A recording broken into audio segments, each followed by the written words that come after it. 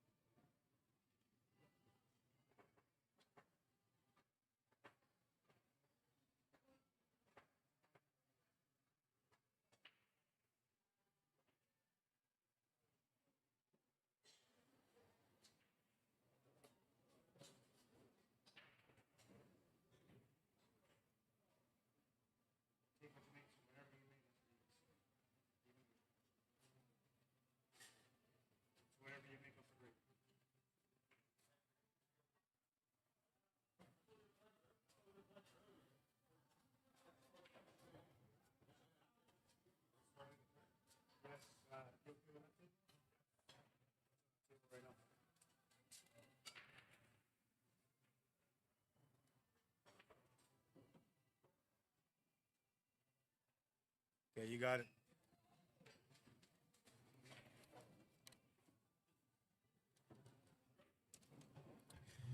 All right, yeah, so crazy. And Juniors won the last game. So that's a 1-1 score in a race to 9.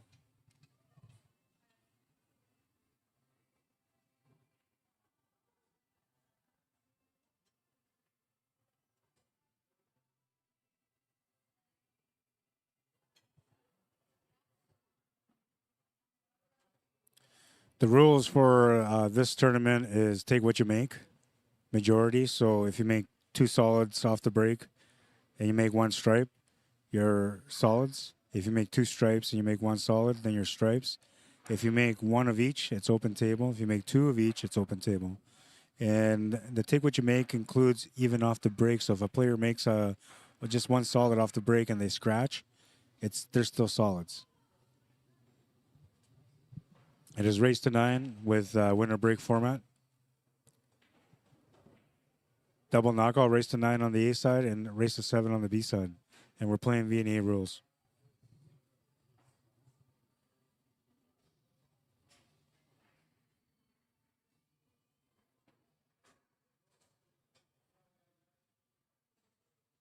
I'm excited, man. I hope you guys are. It's going to be a fun day today.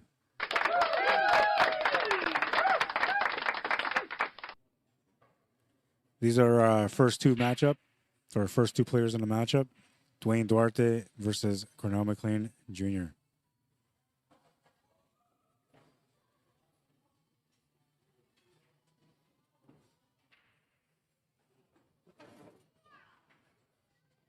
It's Dwayne Duarte working his magic at the table. Going to kiss off that 7-ball slightly and scratch in the side pocket. It's a ball in hand. Anywhere on the table for Cornell McLean Jr.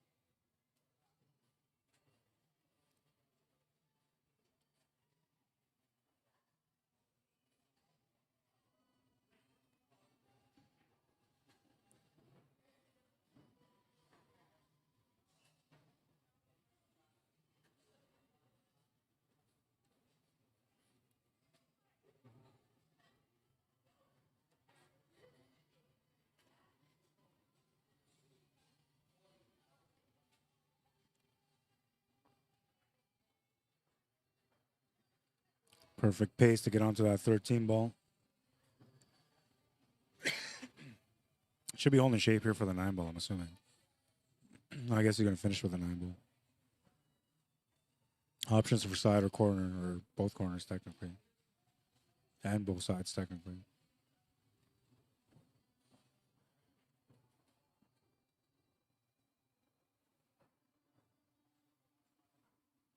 Always a tough competitor whenever he plays. Letting out some juice on that one. Perfect. He pulled to the side to go up 2-1.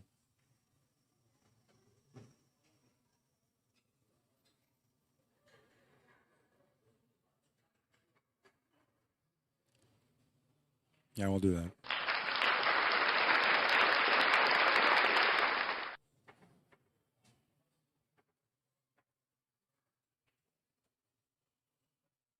We do have another matchup going on at the same time. It's this one here. Oh, that camera froze out. I was having this issue the other day too. I think one of my USB ports is messed up on the other table.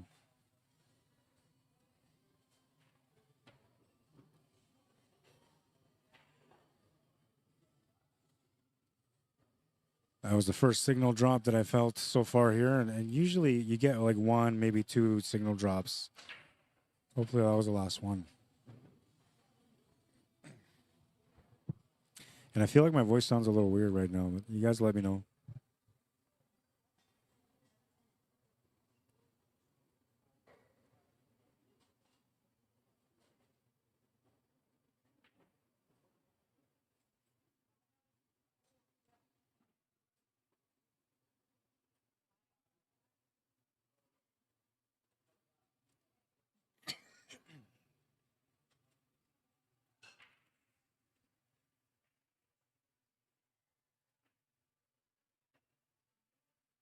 This is still the same rack.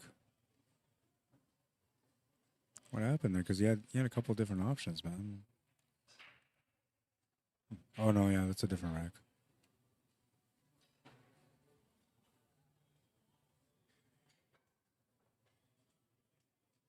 So Dwayne Duarte getting to work at the table.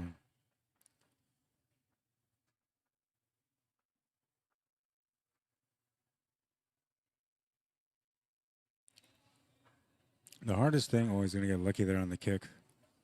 The hardest thing about this format is to take what you make. Because there's no way of predicting how the balls are going to spread out on the table. Now, traditionally, most of these players also like to break powerful, right? So they usually don't have control of the cue ball. As far as like, sorry, they don't have control of the cue ball.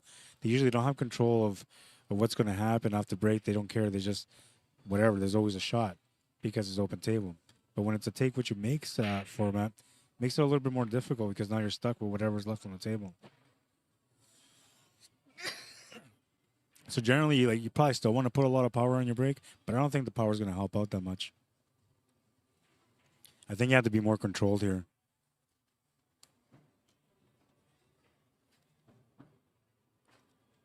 And maybe like a medium power would probably be perfect because you get a good spread, make a ball.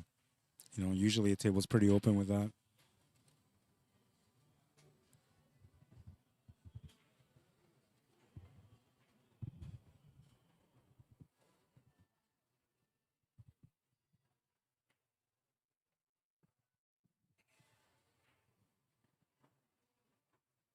Having a hard time fitting in here. I'm working on a little tiny corner right now. Yeah, somehow fit everything in here.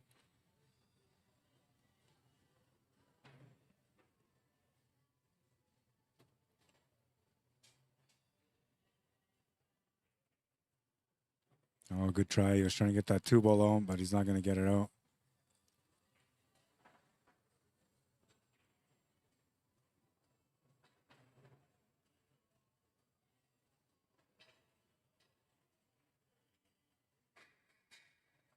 Oh, and I got to share this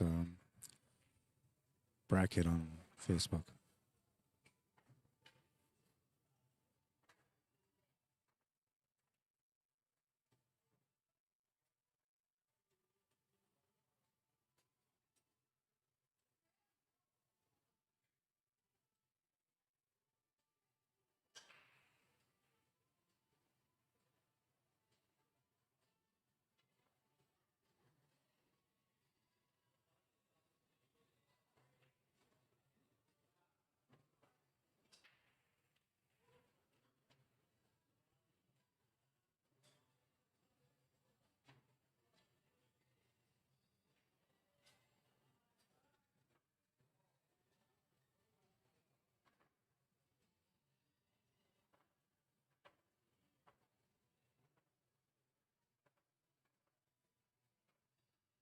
Another one for you.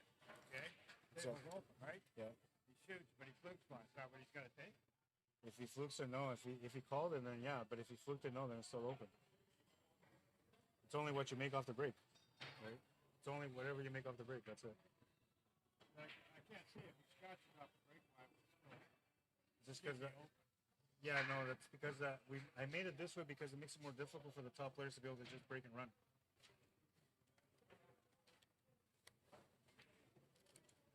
Not happy with the format, man. I don't even know how Dwayne got that two ball out, but it must have been a good shot. 8 ball to tie it up at 2.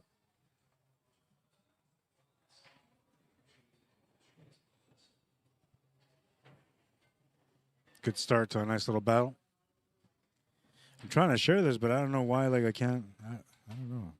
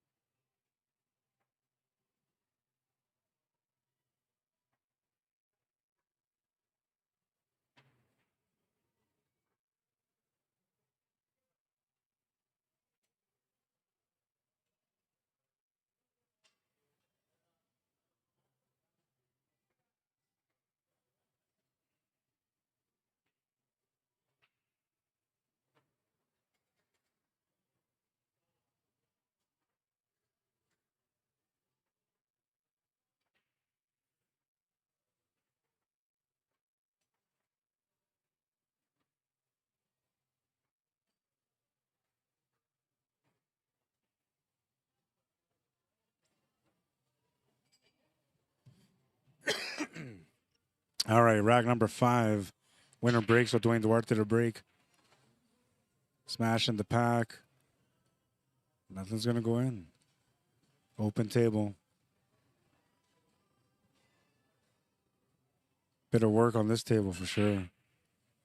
When I'm looking at this table, I kind of feel like stripes are the better option. Just from the glance anyway. But he's got that shot to the side pocket, which opens up that 5 and 1. 7 ball goes to the side. So I like the solids better.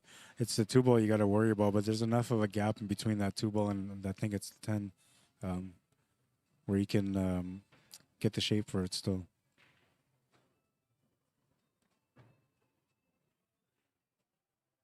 I thought he was just going to that 4 or take the 4 first and just open up that 5 and 1, but he's got different plans here. Oh, he opened them up. It's just a different way to open them up. And he's a bit of a jam here. You can't see the 1. I don't think you can see anything on the 7 ball, so he's stuck on the 5.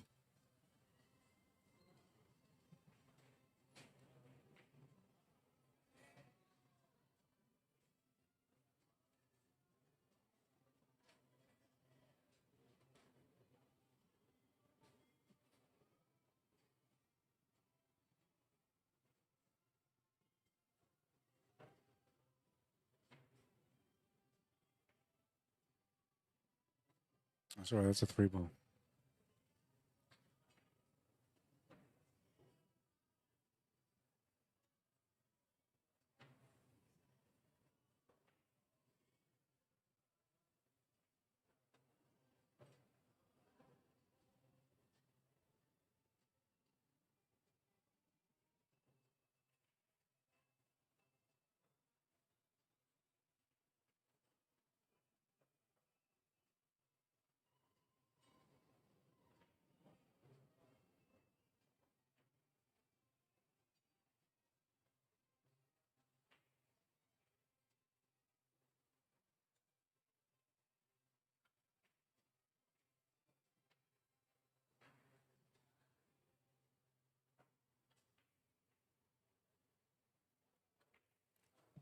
All right, so Dwayne's got everything at the table right now. And really no opportunity here. Maybe, yeah, I can't see much here.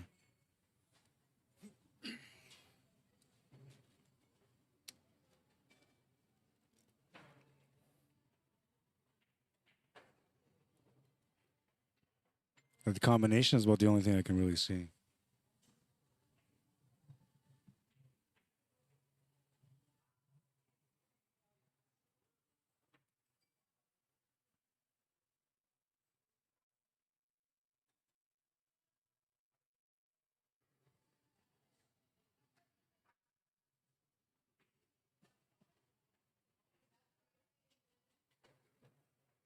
It's just the 2 ball he needs to get onto.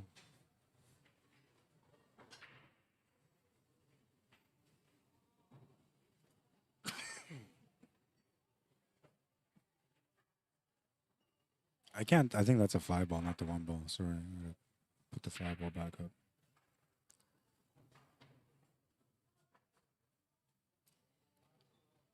I can't tell. It looks like the 1 ball to me, but then I look again at the 13 ball at the top cushion, and it looks like the 5 ball instead of the 1 ball.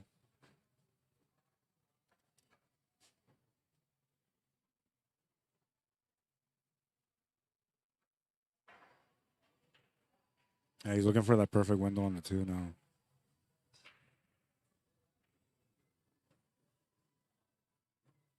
And there it is. Can still take the 7 now if he wants to instead. I'm assuming he's going to go 2, 7, and the 8 ball in the same pocket as the 2.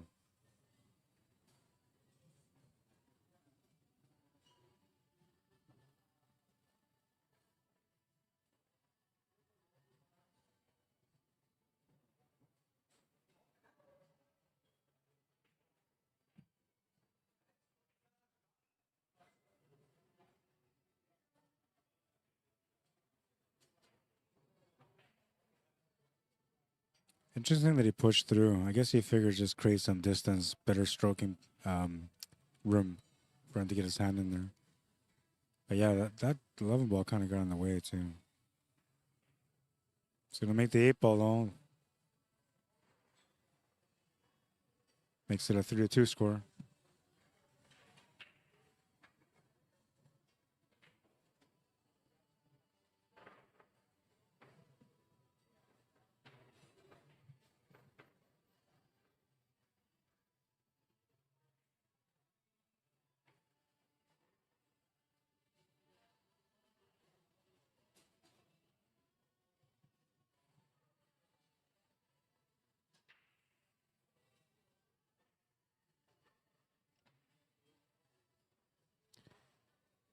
And we continue on the showdown. It is 3-2. Junior in the lead. Winner breaks, so he'll be breaking next. They're racing tonight. I guess I should put that somewhere, so I'll put this up here.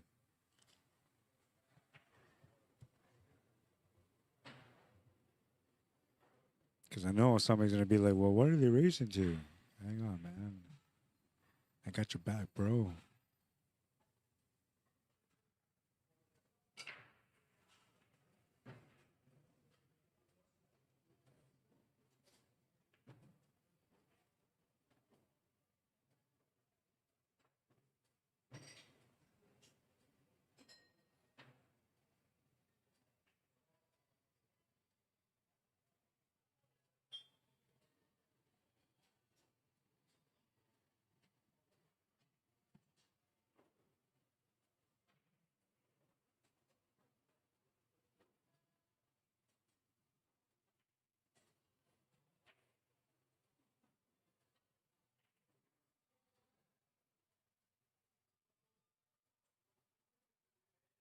All right, so there it is underneath the timer. It's race to 9.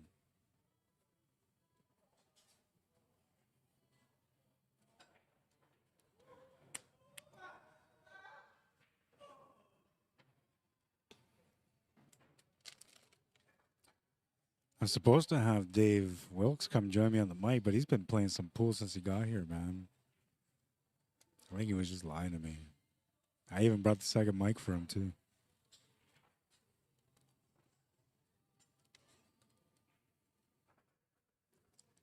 So the ball in hand off the break is still behind the line, but after that, it's ball in hand anywhere. They are playing VNEA rules.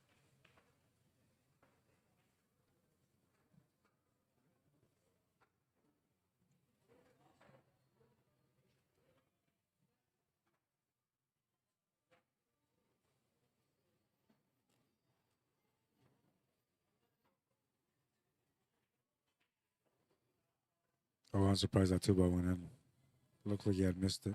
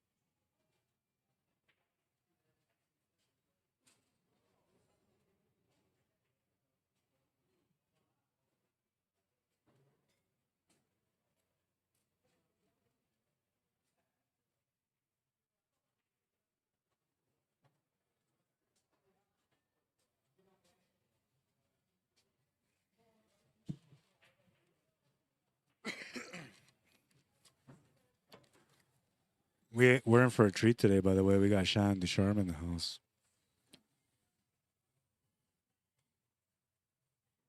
Always a favorite to win. Was once number 2 in Canada.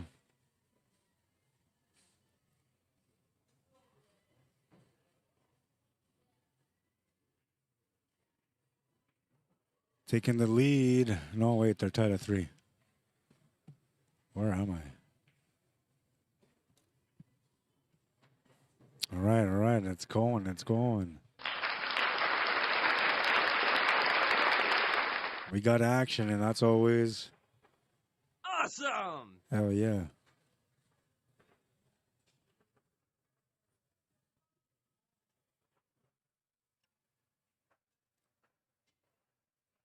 Race to 9. And see, like when you play like masters or higher level players in a tournament and you put winner breaks, a lot of times it doesn't really matter. Like they can get going breaking and running tables, but usually the other opponent will come back and he'll get his turn and they'll break and run tables and they'll just tie up the match anyway.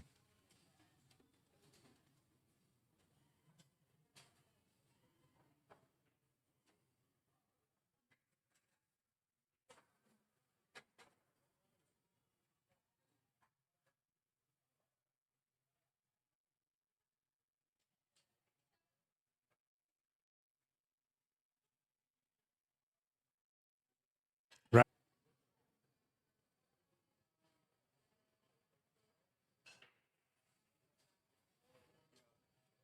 I shouldn't have said that they wouldn't come without it. I should have told you what I meant was I was so happy to see them coming here so much that I brought it here for them because I know they like it. Yeah. You know what I mean? Yeah. And it was just nice to see that they're supporting it, supporting something new and doing something. Yeah. And that they like the place and they were liking food. And then they talked to me about my parents' hot sauce from like back in the 90s. And I was like, oh, I should bring it for them because I should show some appreciation for like the support too, right? Yeah. Because like Makes they started sense. coming here just to come and see me at first, and then they started playing pool, Yeah. and now they're playing pool, and that's addictive, like you said. Yeah, man, And for now- sure. And now it's part of Jay's life now. Yeah, You I know know. what I mean? He was gonna play in this one too, but he had to go out of town. Yeah, and he's forgot all about me now. He doesn't come here to see me now. You Yeah, what I mean? yeah. Now he's coming to play pool, so I just thought I was I said it wrong. That's all. I get you, man. I get you. All good.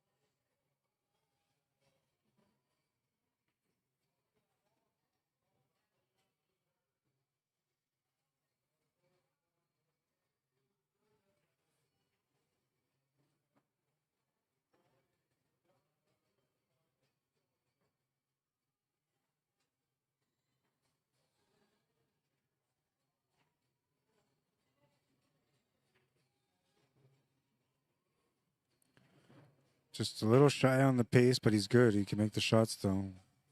He's actually got a nice angle here if he needs to get into 11 ball. I think that's what he was looking at.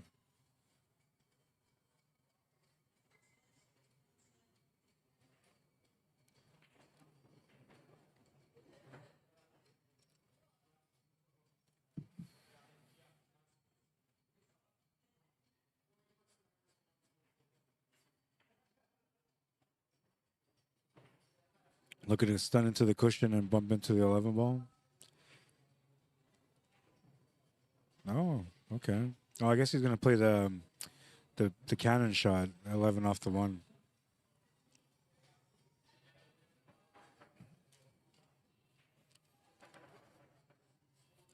Definitely makeable, but you got to be careful on the pace here. And you don't want to contact the 5 at all. At all. You want to hit this clean.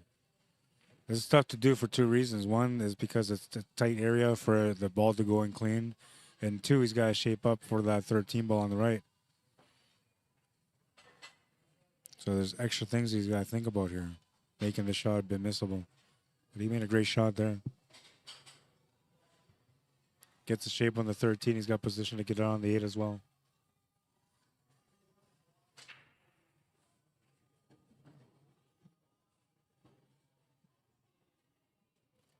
Fam Tuan, Dennis Baptiste, 9-4 for Fam.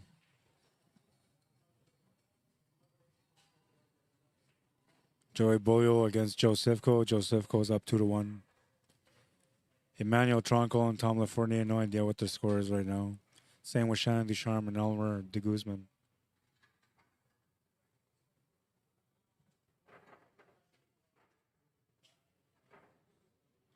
Hi, Kathy. How you doing? Welcome to the stream.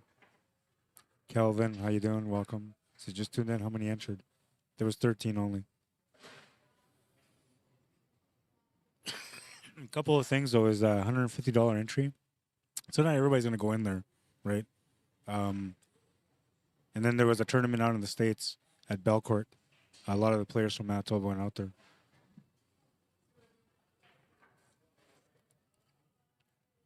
When I set that entry fee at 150, I kind of knew that I wasn't going to get more than 16.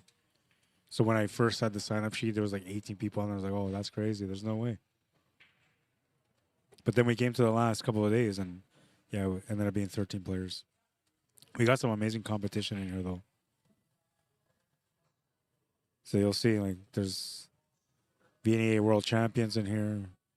We got some heavy gamblers in here. King of the Hill champions as well. It's going to be fun, man. What's up, Evo Pagiel? Welcome to the stream on Facebook. YouTube is kind of chill right now. No comments.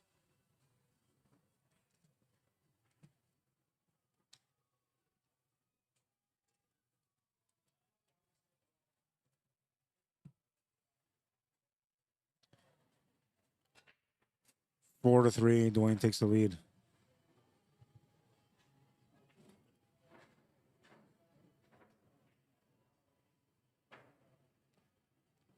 Made a... No, he didn't make anything, so it's open table.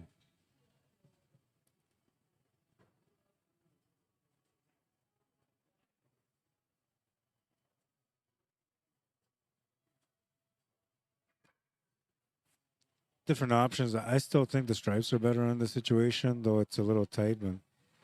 But the only thing I'm concerned about is that 2-ball sitting next to the pocket on the left side middle.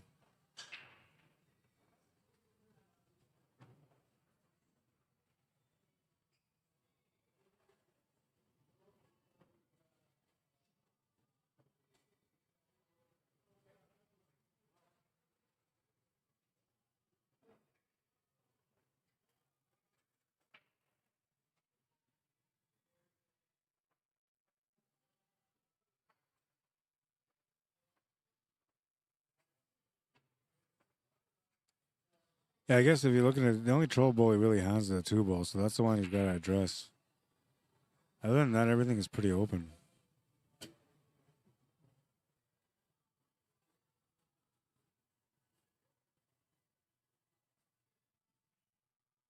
He's got the angle here on the 5-ball now to be able to open up that 2-ball, which was the plan behind that shape setup.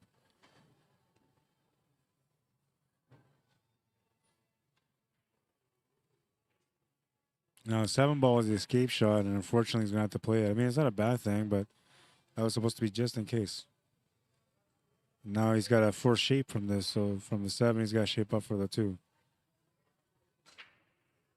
Only because the 3 and the 6 are so close by each other that it limits the angle for the shape. Oh, he's going to get past that angle, though. Beautiful shot, man.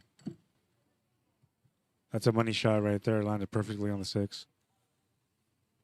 Because that was going to be the problem for him. But now he's got it figured out.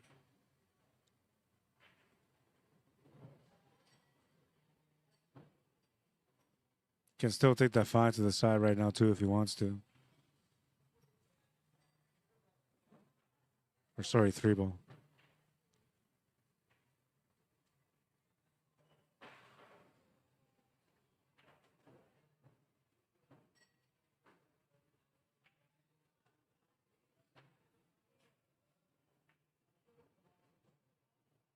He's the former Manitoba Masters 8-ball Classic champion, by the way. Ties it up at 4.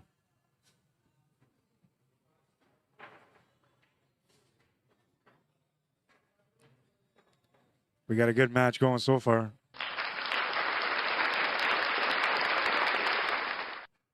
Lots of action, lots of action. I'm starting to get in a mood.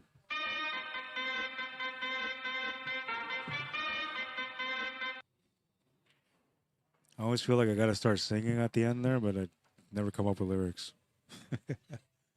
Rack number 9, and we're tied at 4. He's gonna make a stripe off the breaks, gonna make 2. So he stripes on this one. Kinda sorta has an opening shot, but not really. Tough one anyway. Back slice or back cut with no control on the cue ball.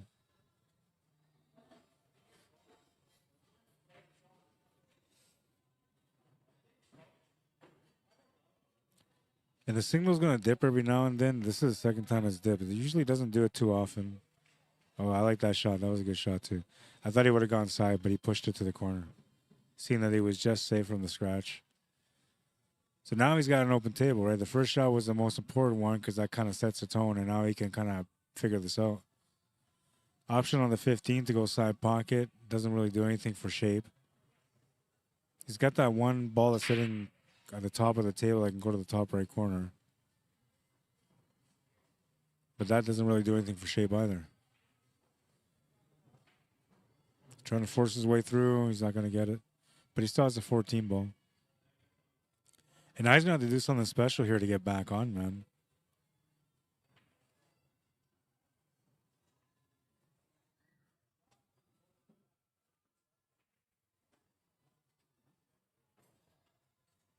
Nice little cut. Perfect position to get onto the 6 ball.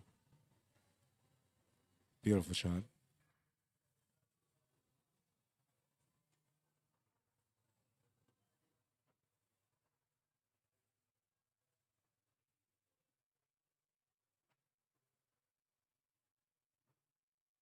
I'm not sure if he was trying to bump that out or not.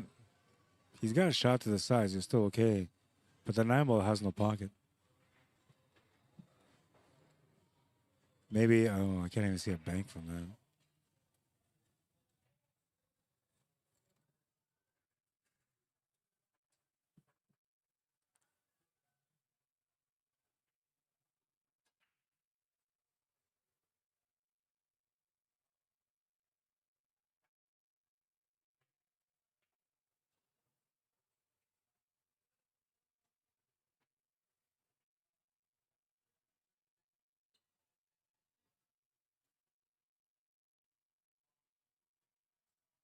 No other updates at the moment. Joe Sivko and Joey Bolio, they're still neck and neck. It's 4-3 for Joe Sivko.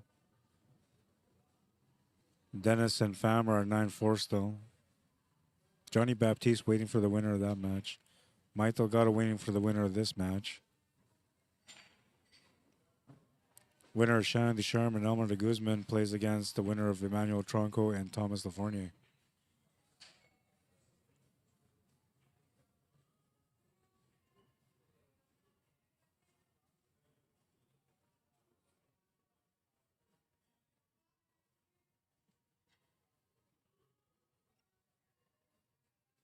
It's going to be a big shot to get onto that 9, man. What's he doing? Bank side with force follow? Oh, yeah. Oh, no, he's going straight to the side with force. Oh, he got enough to get the hit on it anyway. Can he make this cannon off that 1 ball? It's not impossible. It's possible, but the contact has to be light and it has to be firm at the same time. It's almost like a cut, but it's not really a cut. Forcing the table a little bit. It's not going to happen, though. Table's turned over to Dwayne. He'll have a shot here on the solids.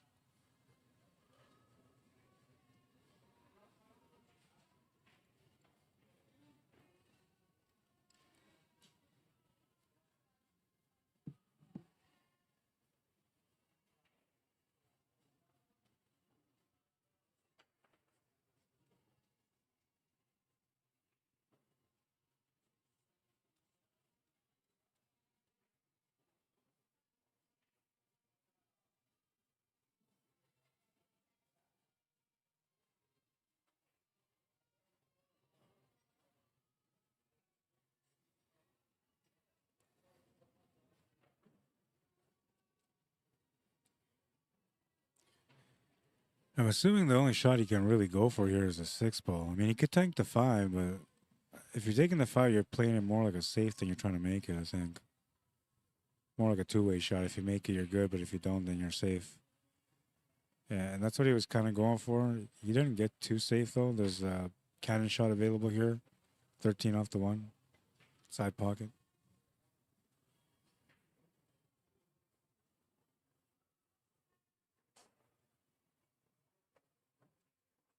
Yeah, he's going to call it. So we're going to follow his point here. So we're looking at this. This ball has to kind of hit off this side here for it to go into it. Beautiful shot, Junior. That was a tough shot. An English billiards player would have seen that all day long, but an average pool player never would have seen that. Beautiful finish. Takes the lead in the match, 5-4.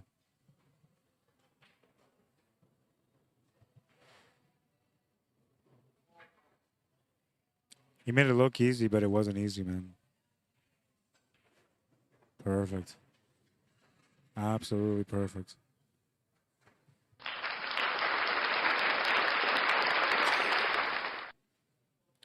And we keep on rocking.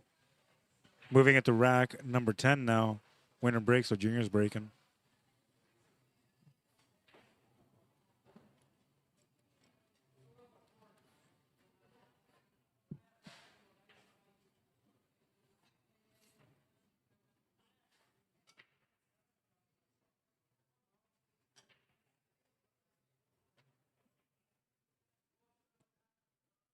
Oh, that's an unfortunate roll there.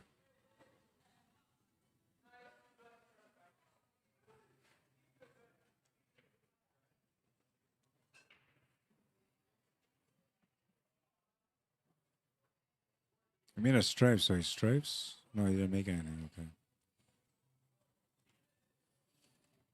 Okay. I'll be right back.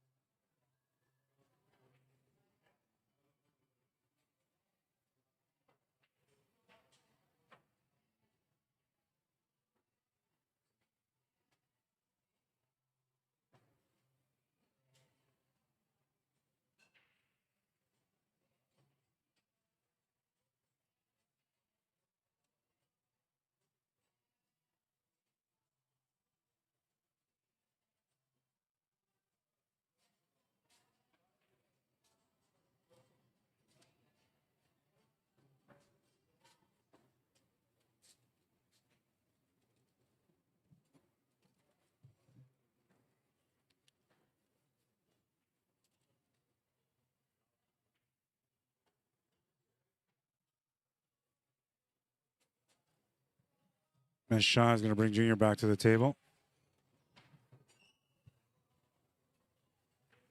Got a little bit of a buzzing noise going on here.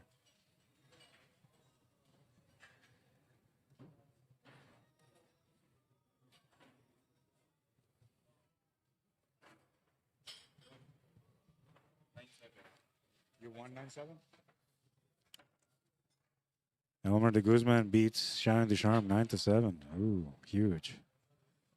Huge, huge, huge.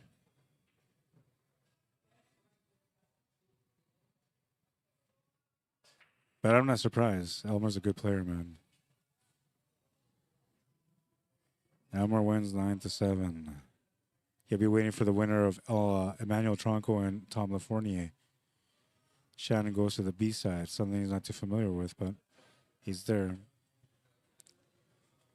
He's waiting for the loser of Emmanuel Tronco and Thomas Lafournier.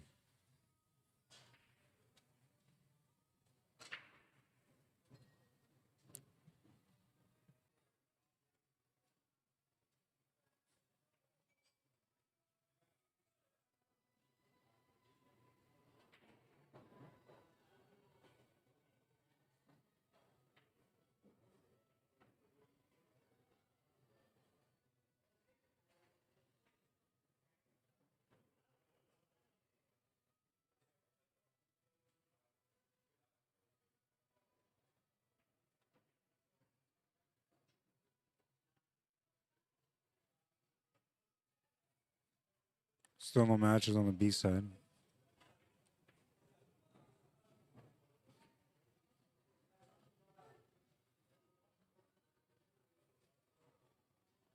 Looks like Junior almost has this figured out here.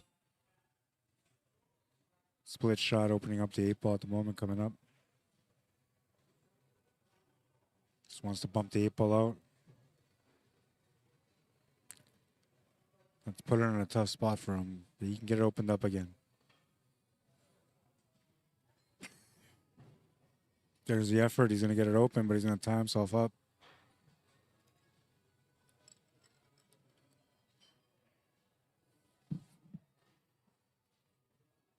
It was definitely there for him to open up that 8-ball. The angle was perfect, but just hit it too thick.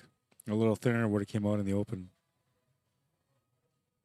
Now he's going to have to come up with a nice jump shot, if anything. Or a good kick shot. Which the side pocket eliminates a big portion of that kick shot. He's going to go for the jump shot to the corner instead. He's going to get a successful jump, but he's going to scratch anyway. Ball in hand for Dwayne Duarte. Crucial time here. They're getting closer to the finish. They're at the halfway point now.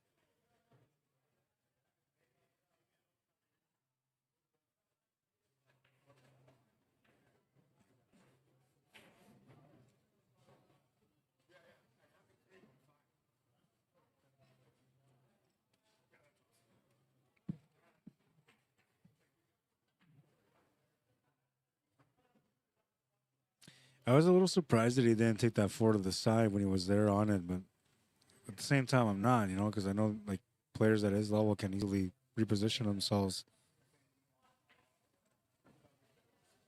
Left himself a little tough on this one, but it's still a makeable shot.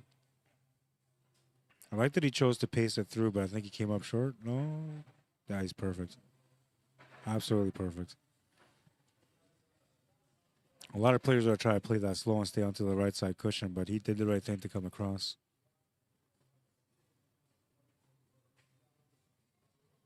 Made sure to get around that stripe so he wasn't in a bad spot. Natural stun line to get down for the 8-ball in the same pocket. Good to go to make it 5-5.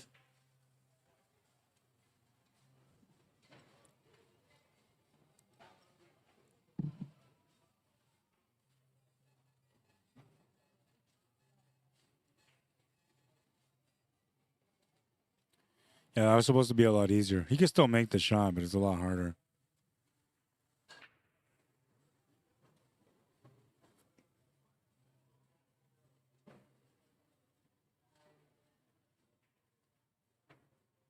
The line should take him just to the right of that 15 ball or whatever it is in the top right corner.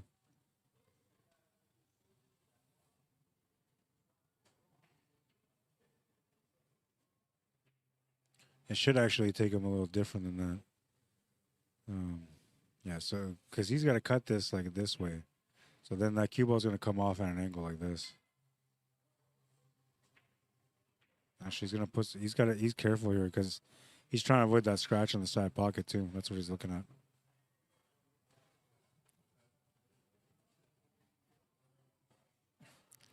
Not that big of a deal if you play with top spin, but if you put center or below center, now you're playing with that side pocket a little bit. And he just missed it, but he also missed the shot. And Junior with a bit of a tester here now. Chance to take a 2-game lead.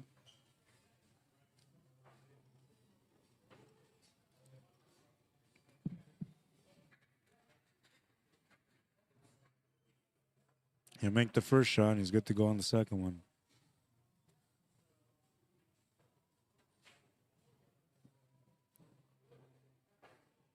Just the 8 to make it 6-4.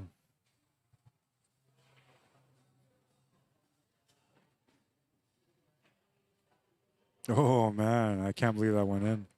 6-4. Drop in on our second matchup that's going on right now.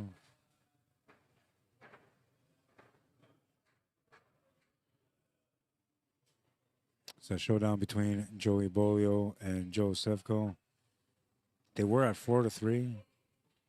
It could be 4-4 right now or 5-3. This is a bit of a nasty table. Lots of work there, man. Moving back to our main match. Rack number 11, Cornell McLean Jr. to break. He made a stripe to the side pocket. And that means he stripes.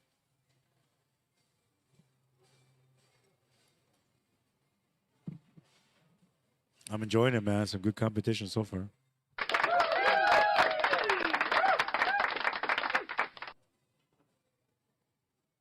I gotta do something here. Give me a sec. I gotta move some bags because I think I'm in the way of the servers.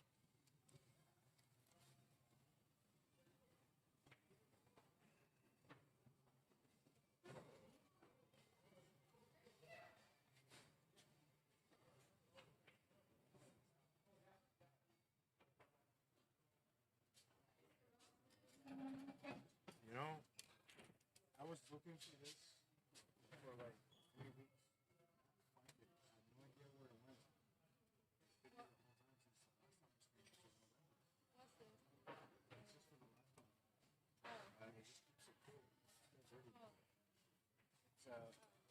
They have, yeah, I know.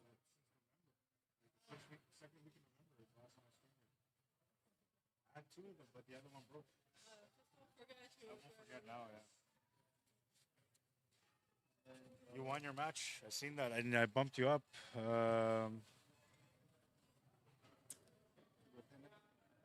You're playing against Johnny. Scoreboard?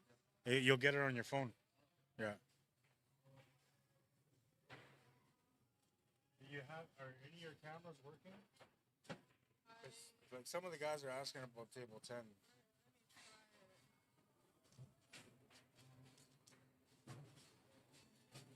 So last Friday they were told me like they still working on fix it.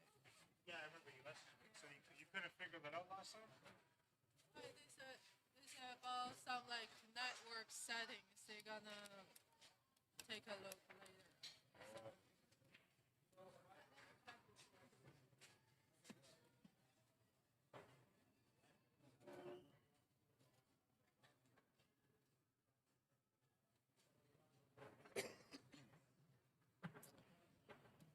Junior doing what Junior does.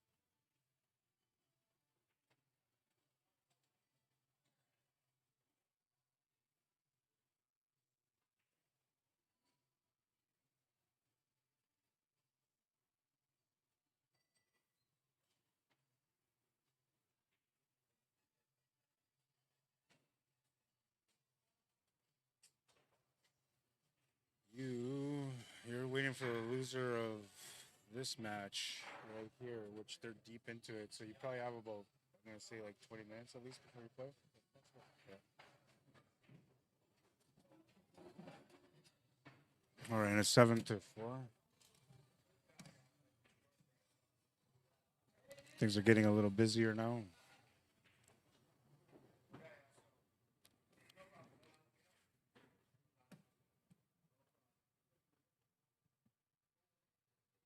Almost an hour into this match.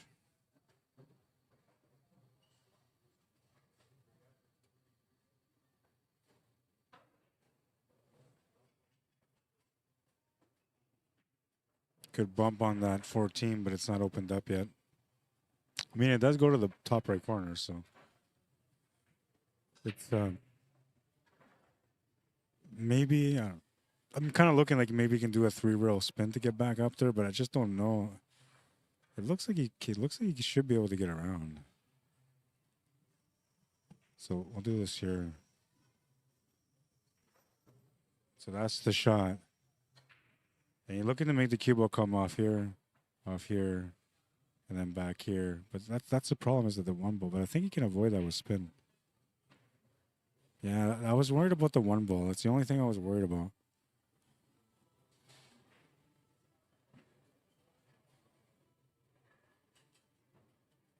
He can see some of this still, so he might be able to cross bank this to the corner. I don't know if he can see enough to do that. But he's assessing right now.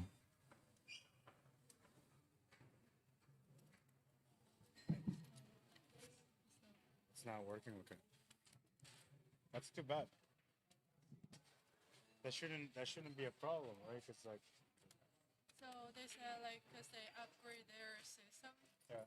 and then they kind of like have the network settings like maybe conflict or what, and then they contact our the IT guy maybe Barrett, Yeah. you know him, and then they gonna work on that. So how long before they get it figured out? No. So the last time like I reported them like actually months ago, but before that they might just check their own coding or something. Oh. And until last Thursday, they realized it's network issues. Oh, I see. Yeah. That's too bad. But that shouldn't be a problem, right? Like, you're providing a service that should be working all the time. Shouldn't be. And it should be fixed as soon as possible. Yeah. They're gonna give you guys a discount. It's a monthly service, right? You guys pay by the month. I think so, but I'm not sure how much. I think that's the way they do it with everybody else too. It's monthly. Yeah.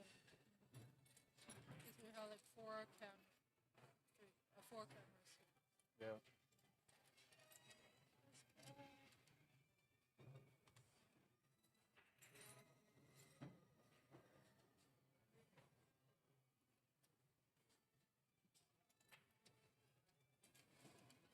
Oh, and that one's gonna spit out, but in a good spot though, because he didn't leave him anything. He can hit the side of the stripe, but that's about it. The one ball not going in the pocket kind of blocks everything from happening there on the 14 ball anyway, other than the kick shot to the top right corner. Yeah, and the kick shot off the top rail to the side, that will be another one, or to the corner. I think it goes just past the 2, but he called the side here.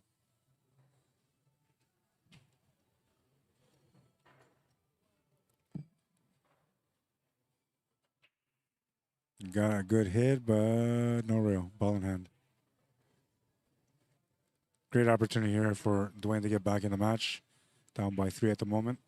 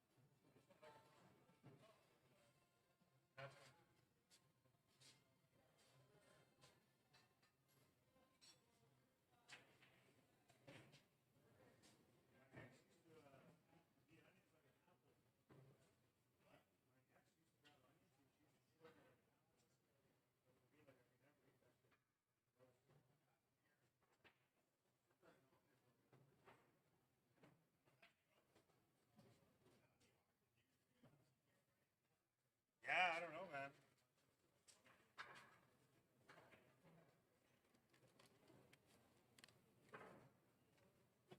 Seven five. I was starting off in a good mood, but I've been getting busy here, man, with a couple of things on the side. Come on. It's not letting me update here.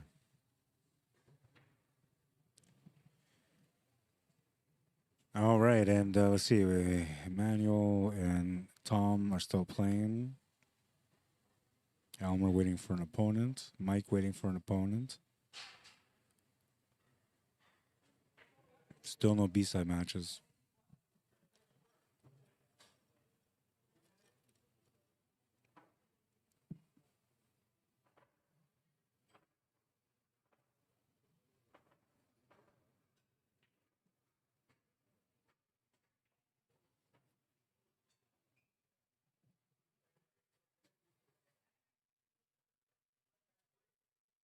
Oh, yeah. What's happening? It says, hey, Rod, how are you? I'm doing good on YouTube.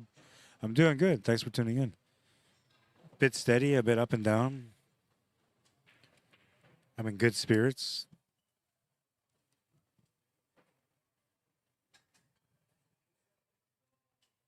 Oddman, how you doing? It says, the draw. I put the Matt Wollstonecroft, how you doing? This is on YouTube. Yes, it's on YouTube. You can find the link for the YouTube channel on the post here on Facebook. It'll say YouTube live stream can be found at, and that's where you go. They're playing on 7 foot, Derek. I know it looks like an 8. That's just the angle deceiving you a bit. Ryan Spence wants to know who to Shannon lose to Elmer de Guzman. BJ Fox says Junior needs to stop leaving the cue ball in the back right corner after the break. He's consistent with his break though, right? What's up, CJ? Welcome to the stream.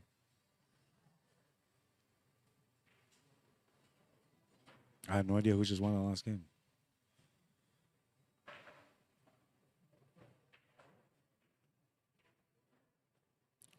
They haven't marked a 7-5 still, so nothing's changed on their scoreboard. Maybe it was a quick intermission.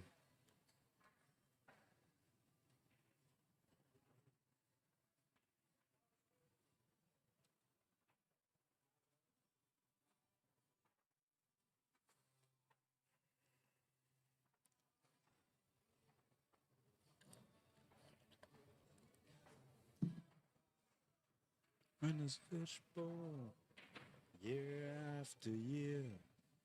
Yeah, both players are on the AWOL right now, man. I'm not sure where they went, so check out the other table.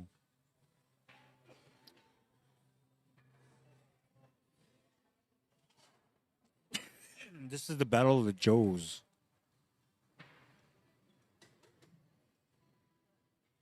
And they are tied at 5, race to 9. Joe Sivko at the table at the moment. We'll pause the timer on this other one.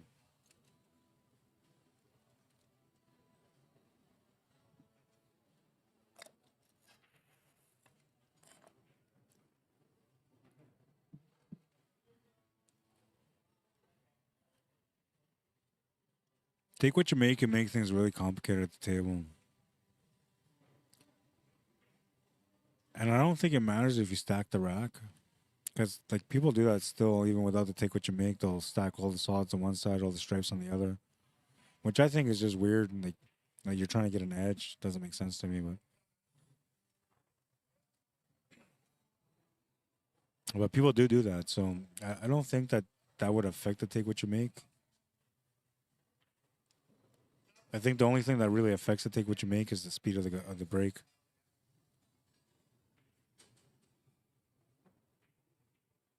Because the goal is to make just 1 or 2 balls, right? That's it, and just have a decent spread, and then you're good to go. Making anything above that, that's going to change whether you're going to be solids or stripes. And it's going to more than likely leave some clutches on the table as well.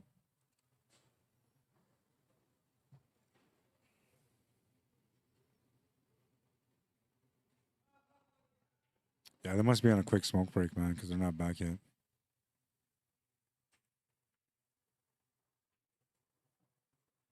Probably the right time, too, you know.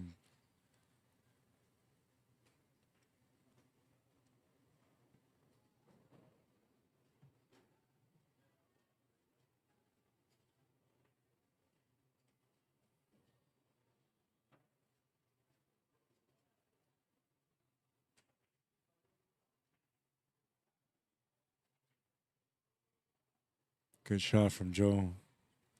Oh, and look at that. He got clean all the way across for the 8-ball almost perfectly, but just short. Still a makeable shot, though.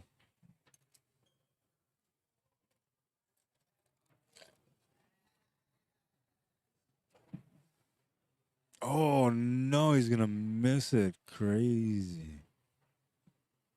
Huge opportunity here for Joey Bolio. And Junior and Dwayne are not back yet.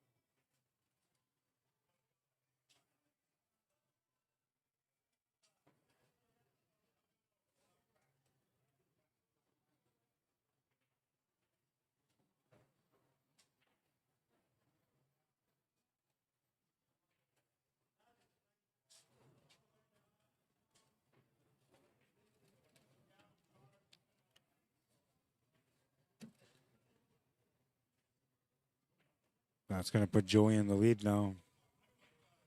They were tied at 5, so it's 6-5 now for Joey.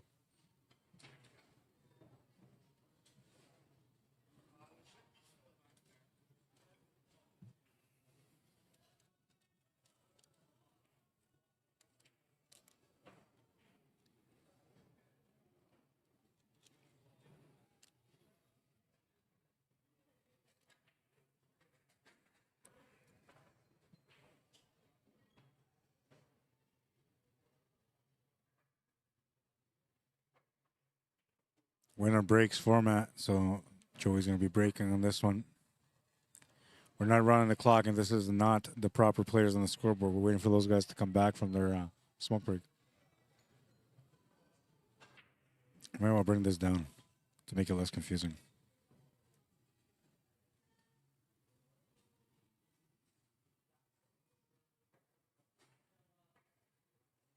No.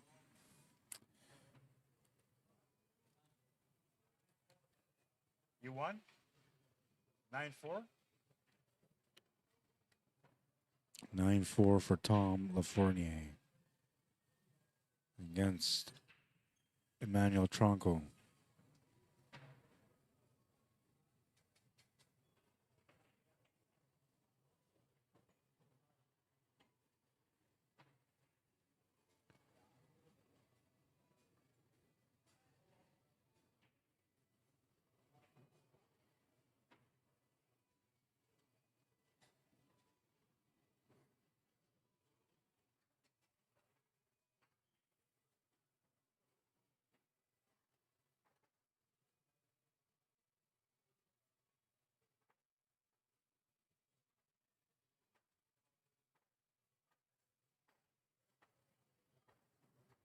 And we have our first B-side match.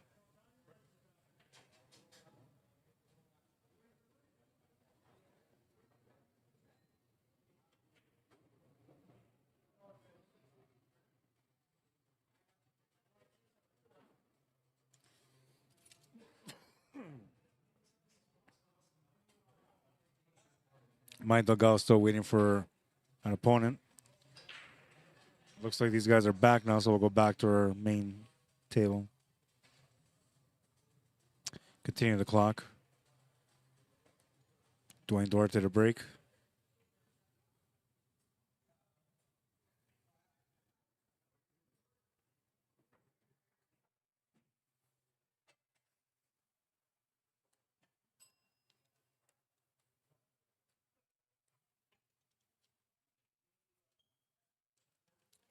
Lots of great players not able to make it to this tournament. Some of them went to Belcourt. Some of them were just too busy. I'm glad it went through, though, because if it didn't go through, I was going to cancel it for good. Last time I tried to put it on, it was kind of the same thing. A lot of players went out to the States. Nobody was around to play in this one, so I canceled it. And it had been 2 years since I had the last one, so it's kind of nice that it went through this time around. I think it's one of the best competitive events besides the King of the Hill format that I have.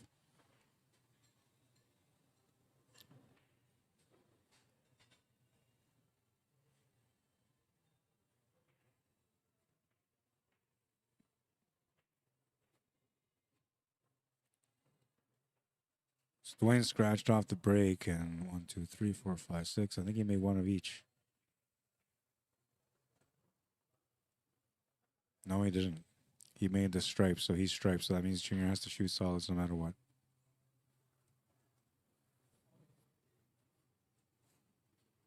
And I think that's what just clusters anywhere with no breakouts. It just makes it that stressful for that player that's at the table at that moment.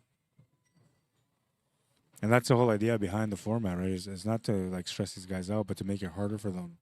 So it feels good when you're winning, right? Like format puts you under pressure, different conditions mentally. And if you can overcome everything and win, great feeling.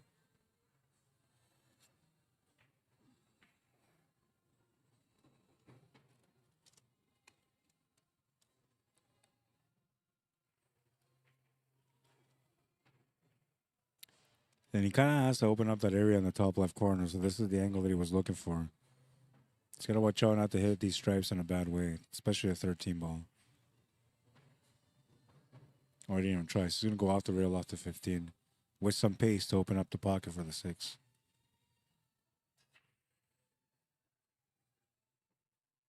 No, he didn't. Interesting.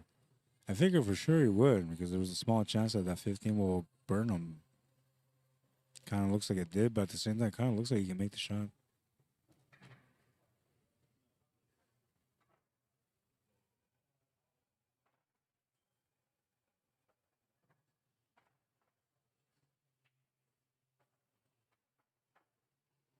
There's a bit of a bank side possibility there if he can't see it clean.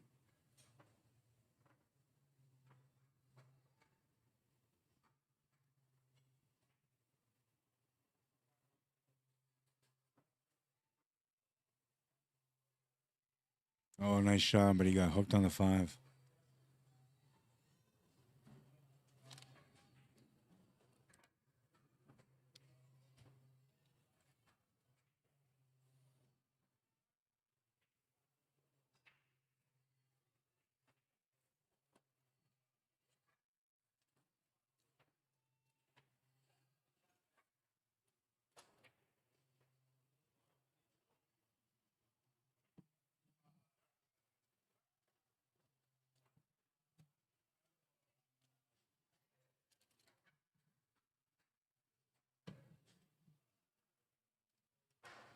I don't see an out. He's measuring stuff, but I don't see an out. All I see is a kick shot with a scratch angle. That's all I see. And of course, the side-to-side kick shot, but that's really tough to do here. So that's what he's aiming for, though. This will be a big shot if he can make it. Oh, he's going to make it right to the heart. Wow, what a shot.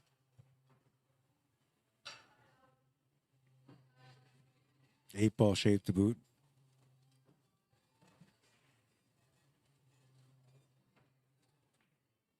Oh, feeling the moment from the shot, man. He's lucky that 8-ball didn't drop.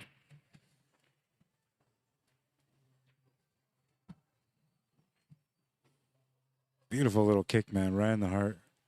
What a shot.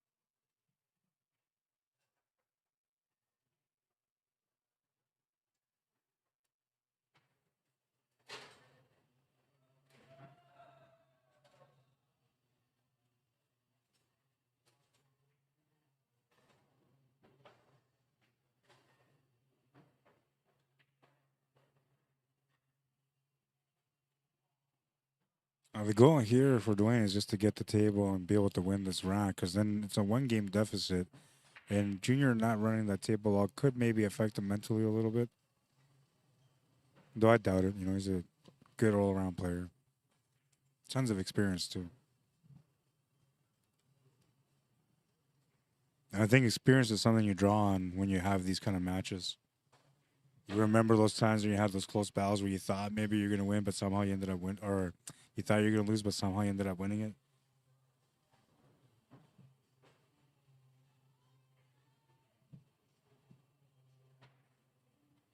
Those close under pressure battles where you're behind and you're trying to catch up, or you're ahead and you're trying to maintain that lead. That's going to be a ball in hand.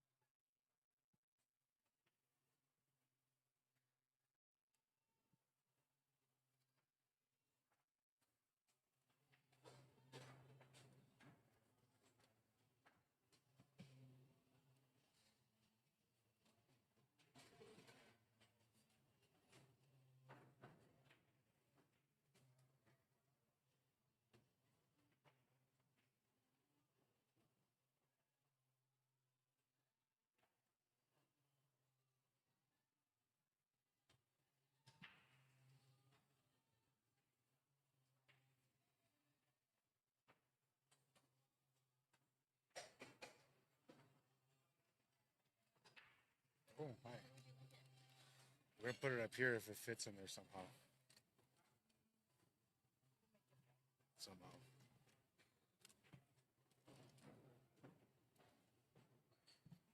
I know, it's such a tight spot. Yeah, that's good. Thank you. What is the sauce? That's ketchup? I thought it was some sort of fancy hot sauce. Oh, nice. Thank you.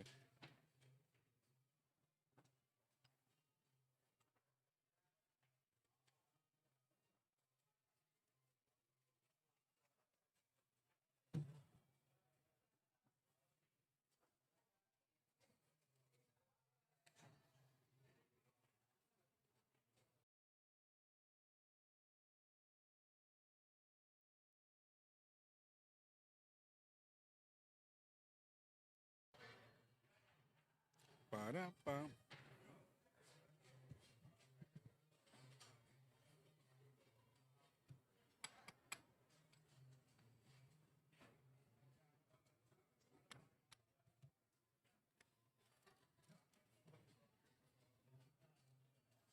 That's gonna make it a one-game difference or deficit. 7-6. Winner breaks. So Dwayne Duarte will be breaking next for a chance to tie up the match. It is a race to 9 between these guys. No handicaps in this tournament.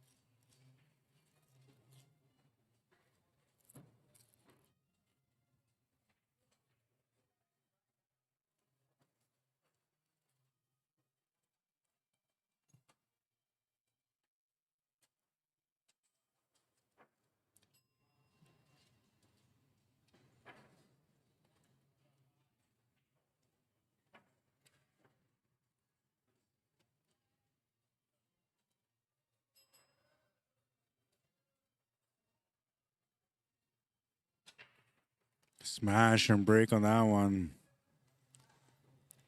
And a couple of balls off the break. I believe he made one of each. 1, 2, 3, 4, 5, 6. No, he made the solids only.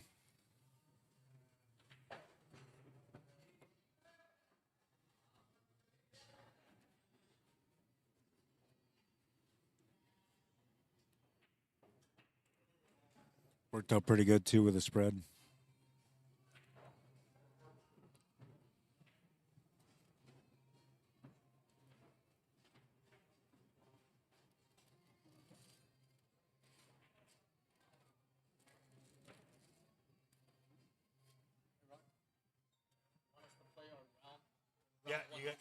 You guys can play now, yeah. Same table? I'm only using the ones on this side. Everything on this side. So. Yes, I'm not using that table.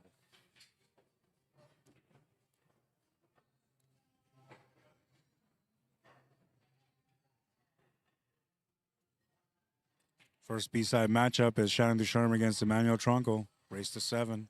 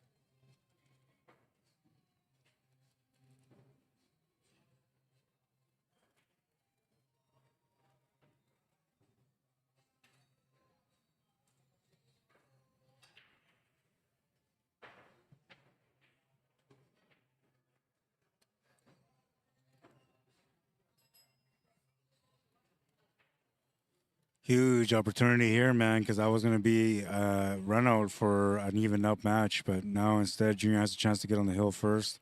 Still has a little bit of work to figure out, but the table is decent, other than the 13 ball being tied up to the 8 ball. Starting point here is very limited. I'm assuming he can only shoot that ball that's sitting here, near the right side middle.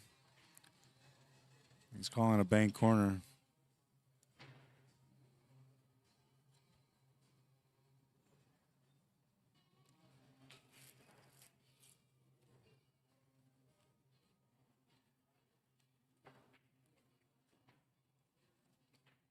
Trying not to leave too much available for the 8 ball.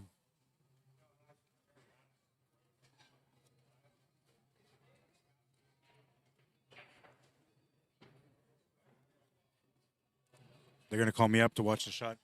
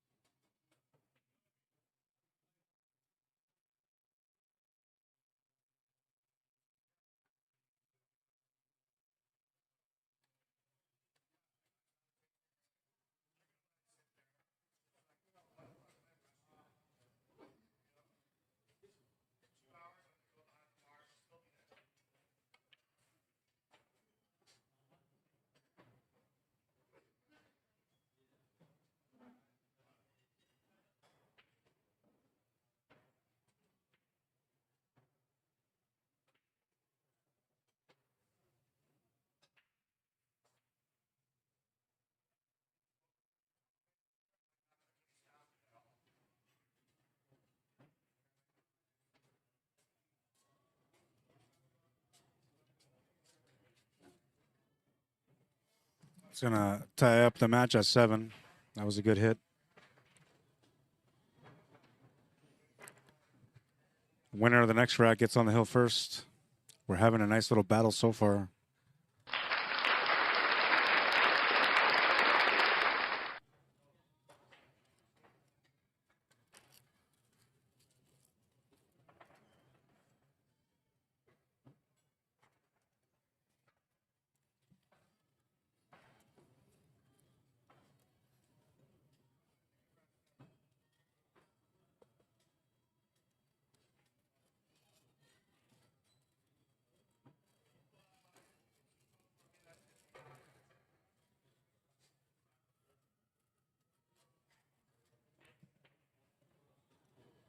Rack number 15. We're tied at 7. It's a huge one here.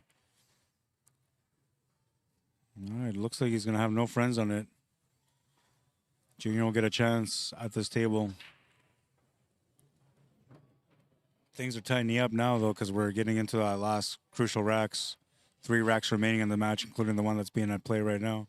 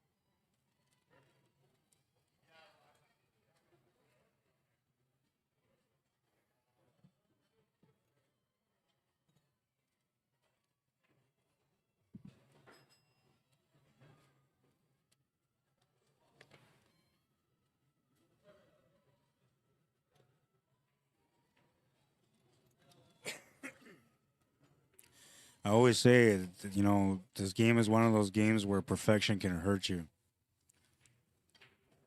But even though it can, we still seek perfection all the time. We want the perfect angle, the perfect shape, the perfect weight. And we strive for it, right? So as pool players, we become obsessed with just trying to be perfect. A lot of times, if you watch higher level players, they don't try to be perfect. They just try to get into a zone, an area where they have a shot and it's makeable instead of an area where it's not makeable or that you have to do something special to be able to get out. But they're always looking at the positive and the negative side of the shot, and they're always staying in the positive when it comes to the shape.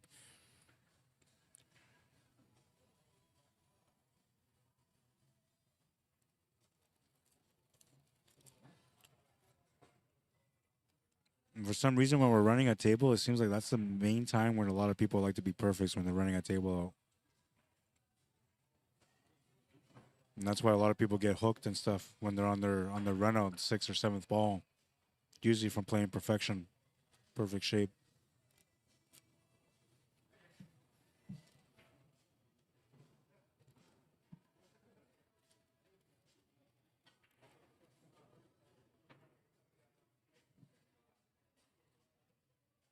Interesting spot to be in here because, like, you can take the 7 for the easy shot, but you actually want to make the 5 ball yard to get out.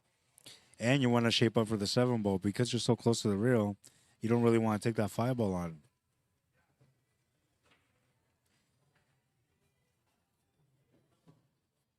I like that.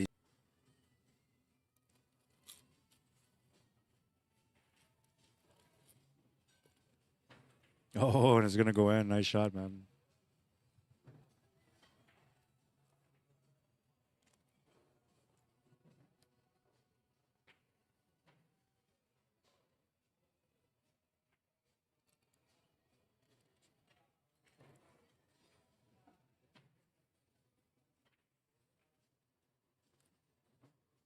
Just a 3 in the 8 to take the lead at the most crucial point of the match.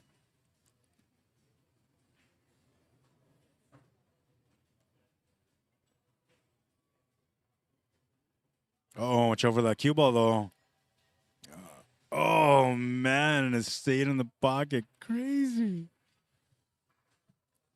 I can't believe it stayed in the pocket, man. Like, how do you get out here? I've seen a shot where you play out the horn to make the shot, but I think the 8-ball's too far. Oh, this is tough, man, because he had a chance to get on the hill, and now he's got no shot on the 8-ball. Likely going to be turning the table over for a loss. Definitely not what he was trying to do.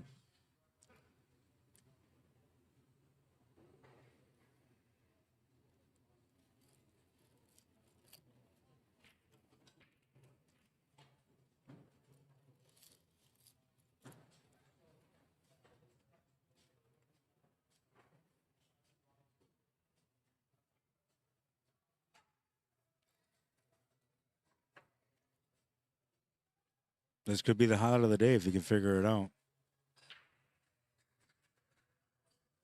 He's looking at a 2-reel kick shot. I think that's even harder, but if you know your 2-reel kicks, then this is a pretty natural shot.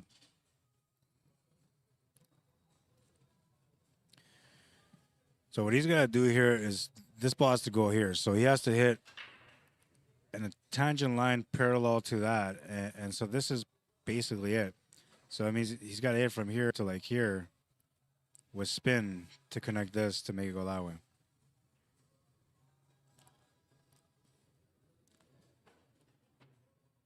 Not enough spin. That's a ball in hand for Junior.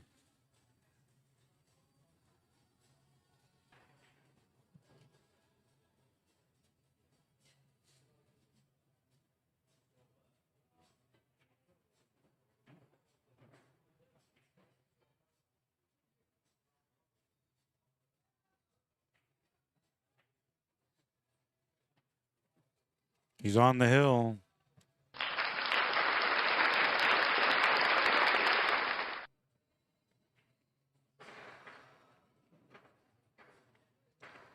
And he's breaking for the match.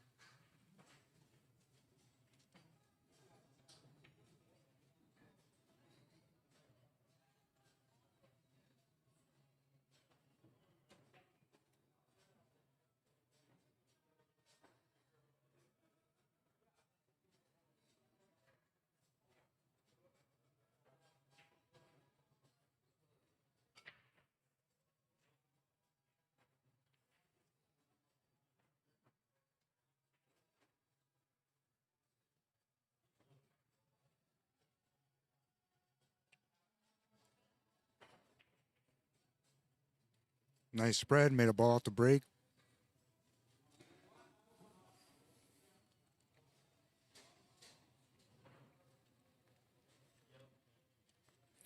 Almost in a position of control, but not quite. A couple of breakouts that he's got to come up with. And the first shot is makeable, no problem, but the shape is a challenge.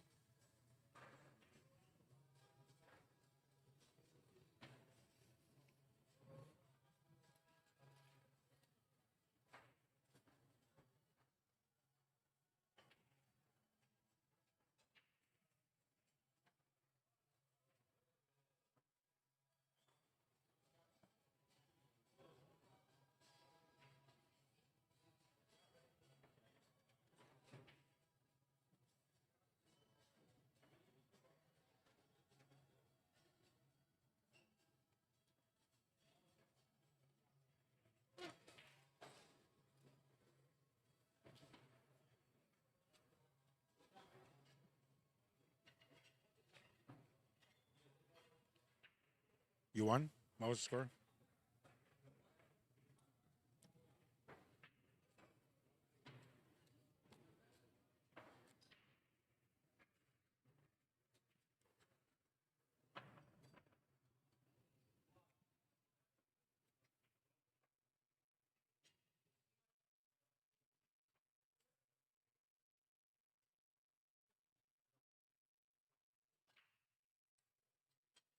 So Joe Sivko won his match against Joey Boya with a score of 9-8 and went to the last game.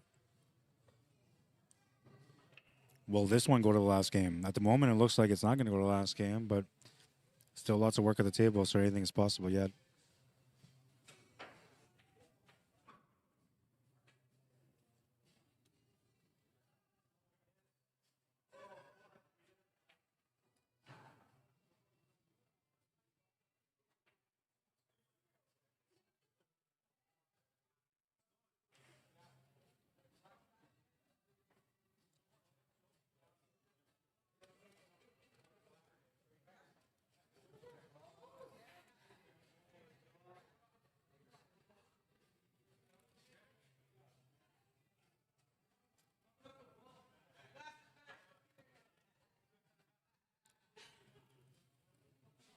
I don't know if that's the 1 or the 9 ball that's sitting above that 15, but that's the only area of concern that I had.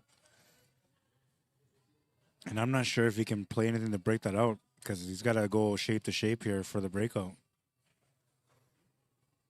And that's a tight window to get onto that 11 ball.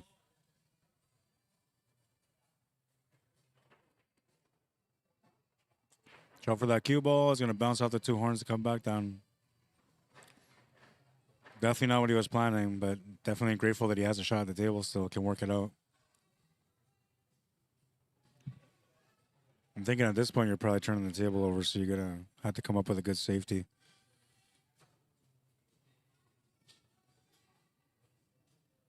Might have to maybe bury that 1 ball a little bit more if that's the one on top of that 15. If it's a 9 ball, you can play this shot, come off the cushions, and play the combo next. It's going to come up short on the shot. Turn the table over. Picked a good spot where there wasn't going to be too many options, but he's left a shot here for Dwayne.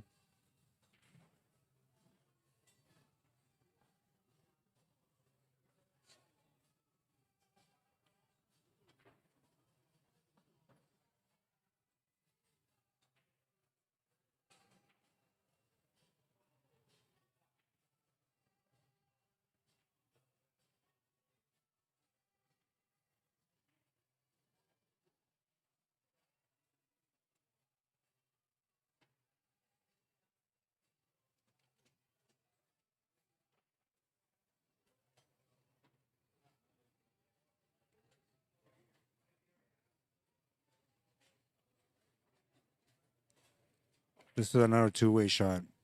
Uh-oh. You didn't want to break that out, though. Uh-oh.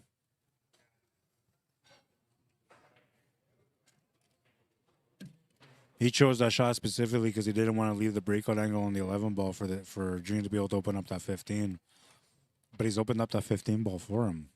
He's left the shot available to the corner with an angle to get set up for the finish on the 11. This match should be over.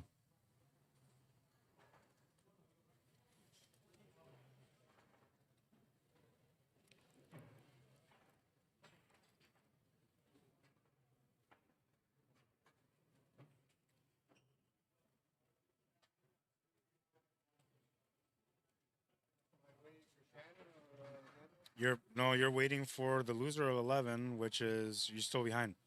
The winner of this plays against Mike. The loser of that plays you.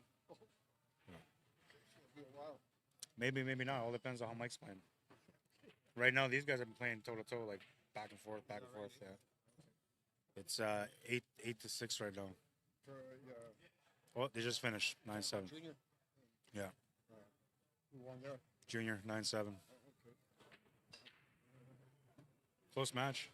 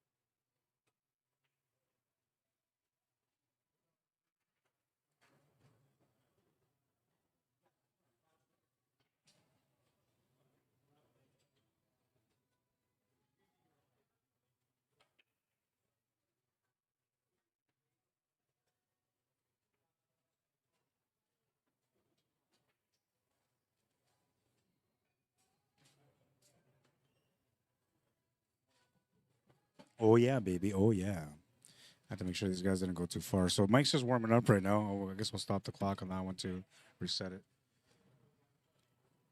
It'll be Mike Delgado against Cornell McLean Jr. now.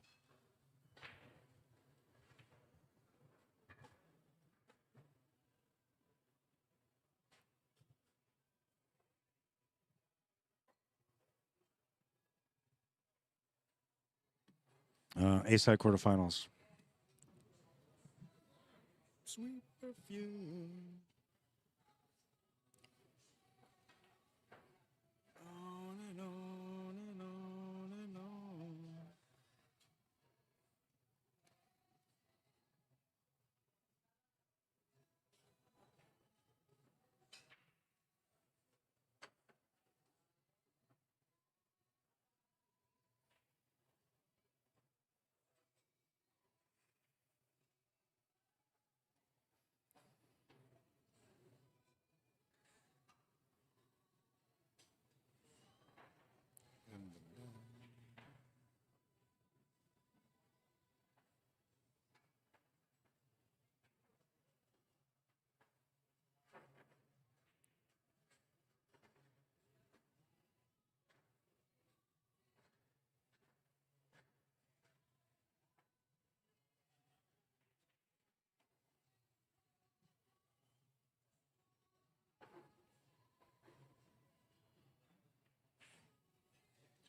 Some will lose, some will lose.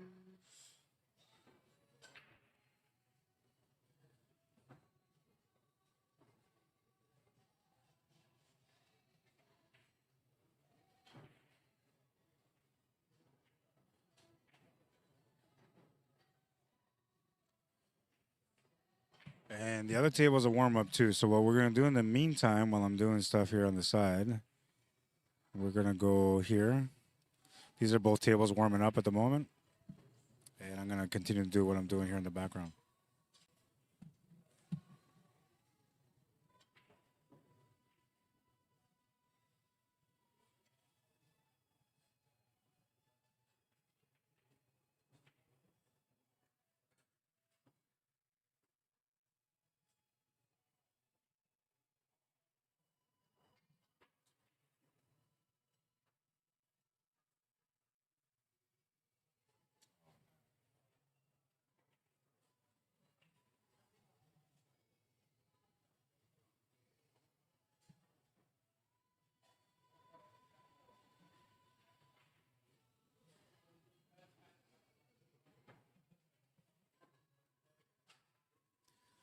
Ron, how you doing on YouTube? Says, hey, Ron. Hey, Cornell.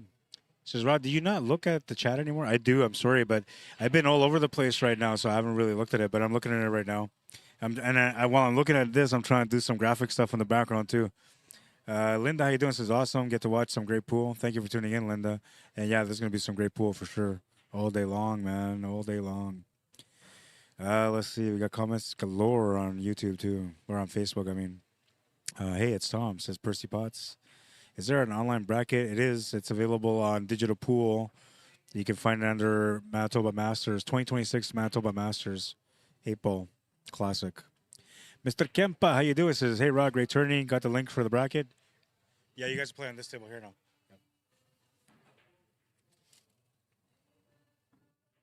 Yep. Ryan, how you doing? Says, Mike here, 50.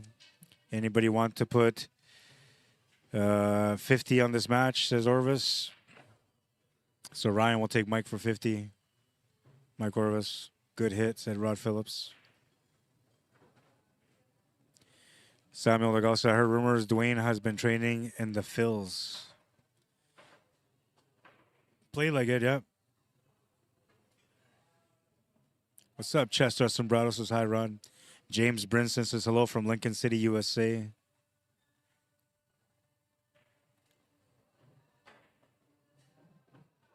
Try not to neglect you guys, man.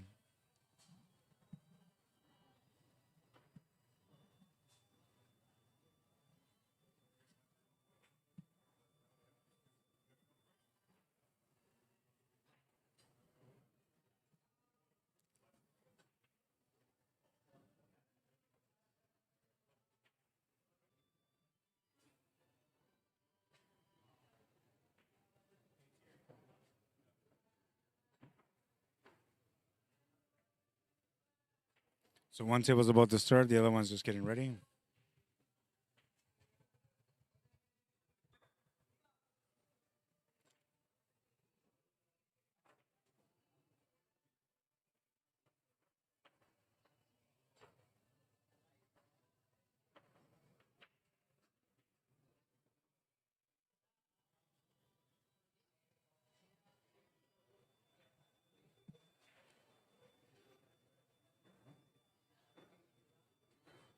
That's Dwayne Duarte on table 2 on the right. He's going to be playing against Joey Bolio.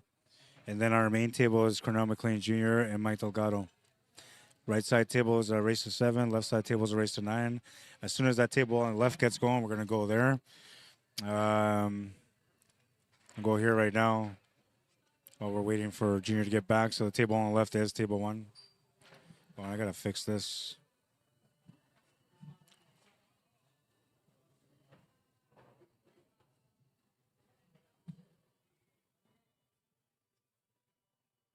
There we go.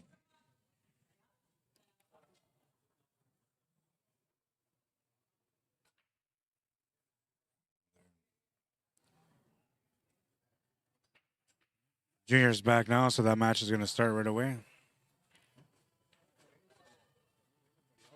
Just because that match here, which as soon as this match is done, you'll play. Oh, wait, no, you got somebody else here. I don't know, yeah. You sound like I gotta wait for one match to finish. Mitch, yeah, you're waiting for this match to finish, which is just starting now. As soon as that match is done, as soon as it's done, you play. Well, I get to take when you're Mike. One of the two, yeah.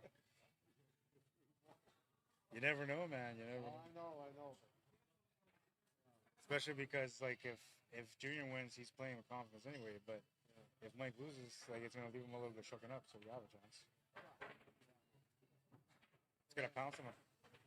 Just gotta pounce on him. There's no pounce.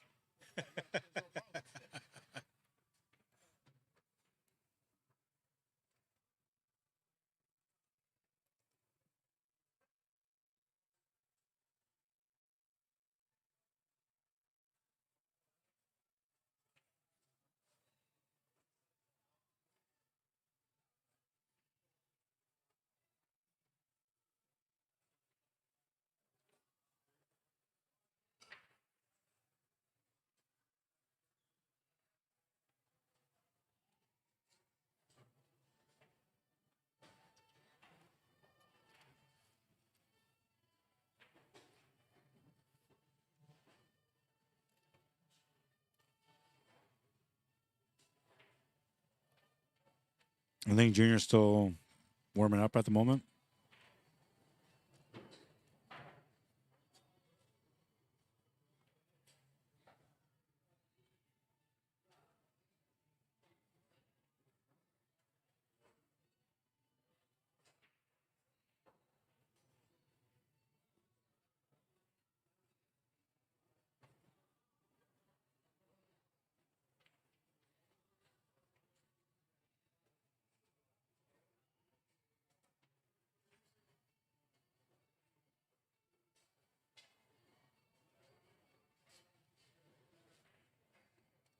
I think this is the actual match.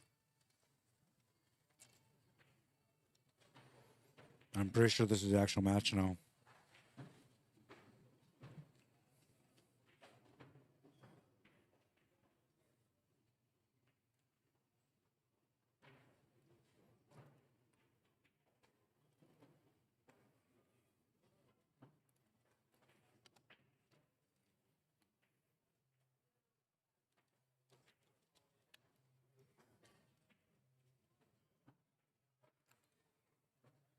And this is a quarterfinal showdown between Mike Delgado and Cornell McLean Jr.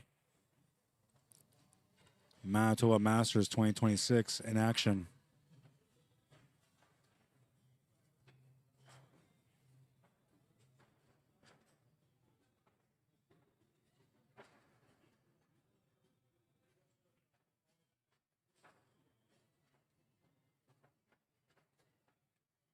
Mike says that's good, and Junior will run out the first table.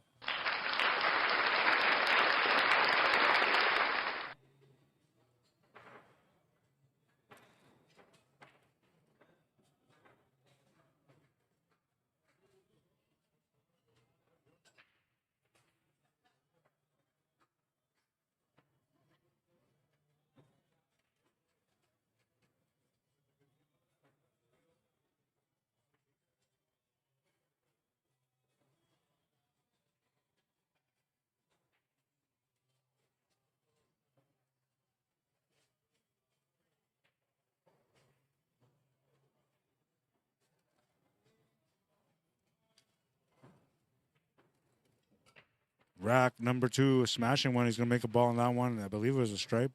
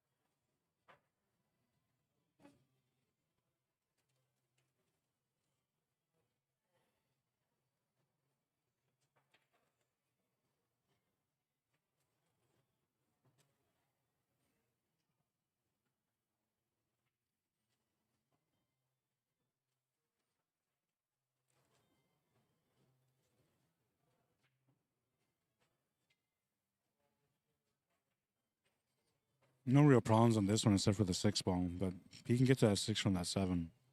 I thought he made stripes, but I guess he must have made one of each.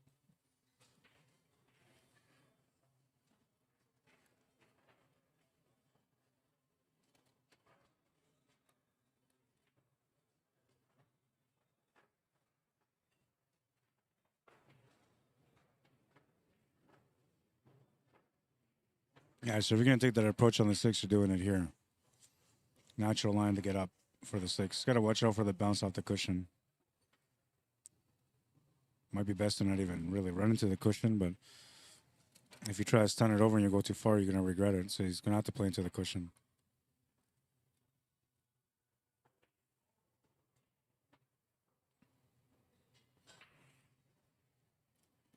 I think he's taking a look to see if he's just maybe set up for the 6 ball in the side pocket, same pocket as the 7. You can also take a stab at just running into the 6 ball here, but then you're changing the table, so I don't really recommend that, and I don't think he would do that anyway.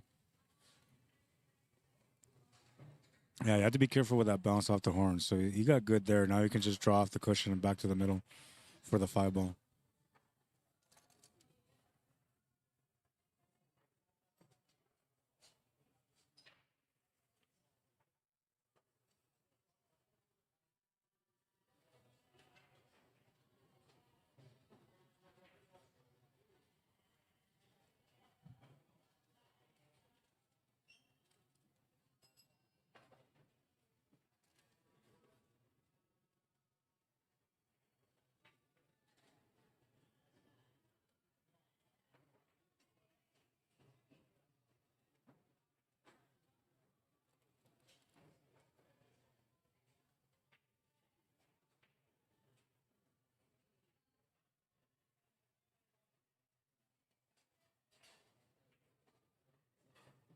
He's trying to force it all the way through to get the shape on the 1 ball, but unfortunately for him, he's ended up hooked.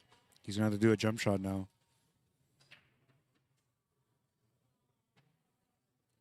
And it's going to be a really creative jump shot, too, if he has to jump it, because he has to get shape for the 8 ball also. That means he has to hit this jump thin with an angle that takes the cue ball up to the top rail and back down.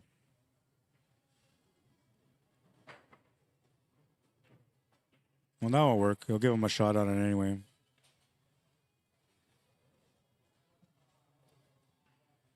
Two-0. Winner breaks. It's a beauty. Cross bank to the side, in the heart. That's money in the bank right there, man.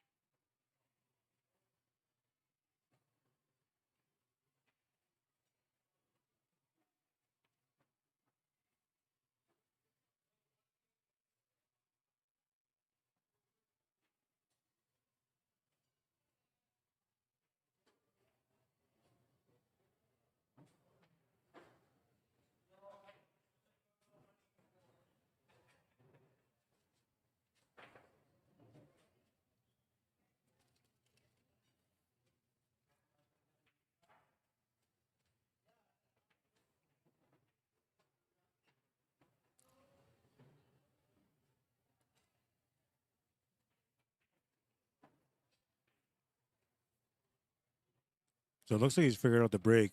A couple of consistent breaks where he's made a ball.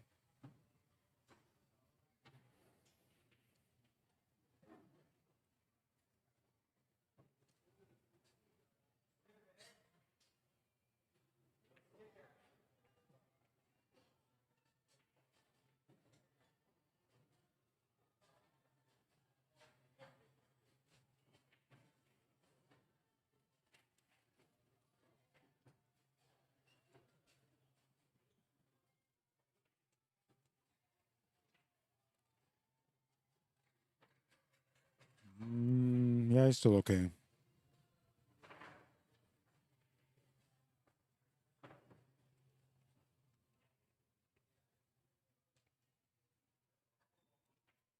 I wonder if he'll play the punch out the top rail to get behind these two stripes to make them in the same pocket.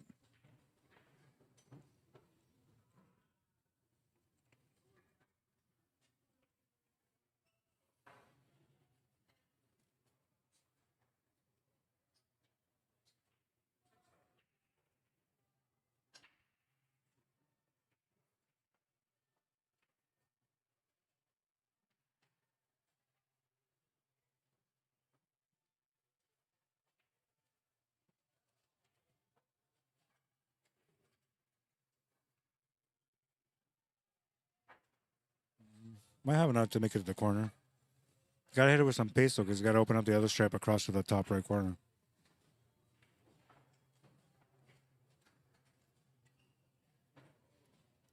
And that was the effort trying to get that 15 ball in the open. Great opportunity for Mike Delgado to get going here. He's been quiet for 2 racks so far.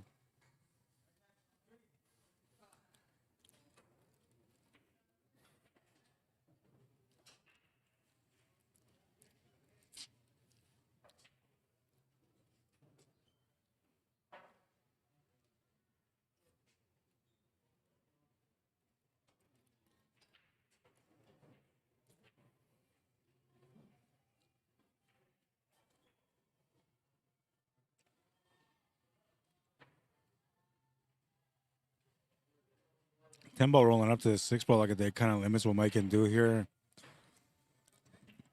because his main focus is going to be getting onto that 6 ball. Everything else kind of goes, right? Except for the 6 ball. Although it does go if you get to the left side cushion, it'll go to the bottom right corner. And if you get to the bottom cushion, you can maybe make it to the side pocket.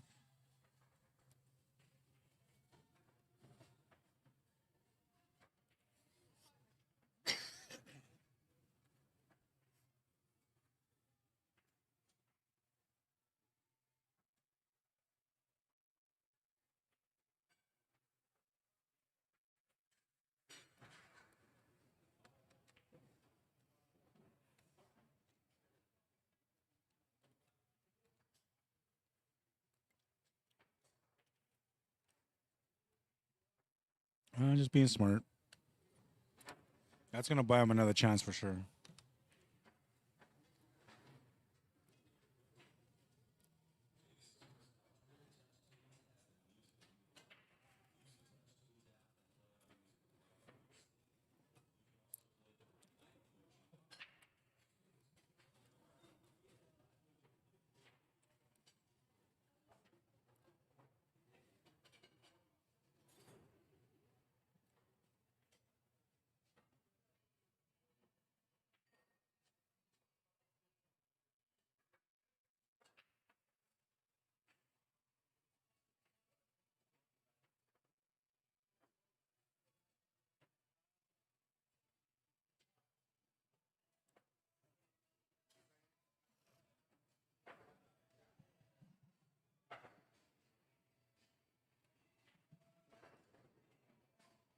Joey, I never got that e-transfer, just so you know. Yeah, it hasn't come through though.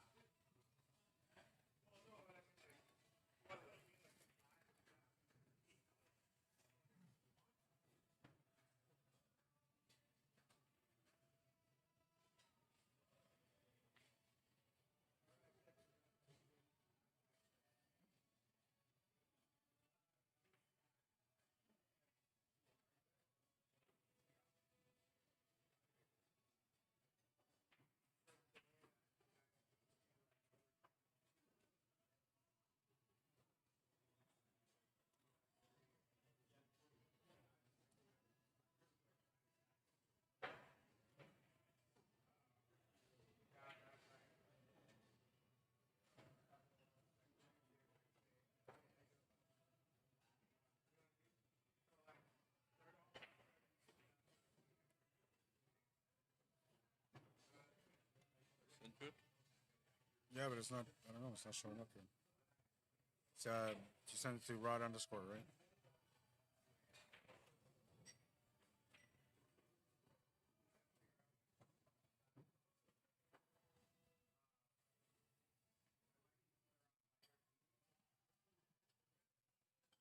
CSL Manitoba. Oh, that's right. Behind you. I'm just gonna grab a Yeah. pen. No problem. Yeah, I see it now. Yeah, you're welcome. What are you wearing? What are you wearing? What are you wearing? What am I wearing? Yeah, the smell. It smells good too. It's from Sephora. It's Really? called Sol de Janeiro Sundays in Rio. It's like a magenta bottle. I can show you if you want to buy It it. smells really good. Yeah. She doesn't wear that kind of stuff. I don't know why.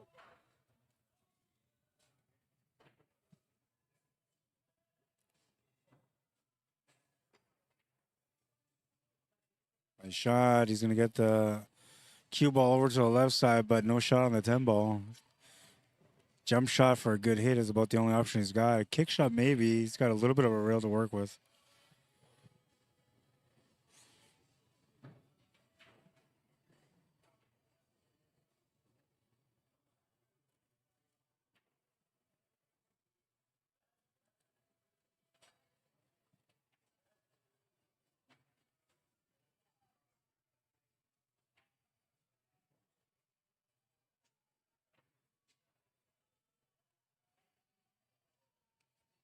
I don't think he's got any kind of kick shot where he can make this ball. He just has to hit it, but it's about to leave more than anything else, I believe.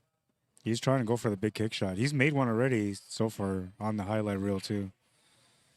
This will be a different style, though, because he's got to hit it more to the right side of center, and he's got to reverse it with some spin.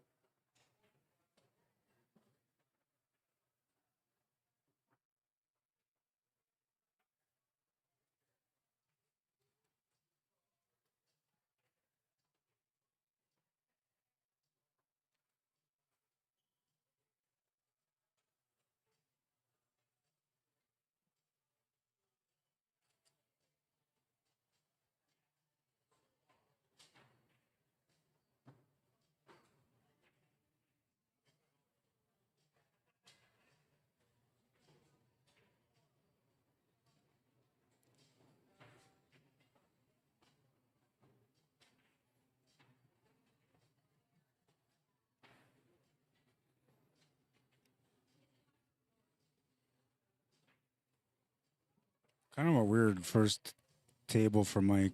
Like, it's not quite wide in the open. And yeah, he's going to be forced to keep having to play smart here. The table is just not working for him at the moment.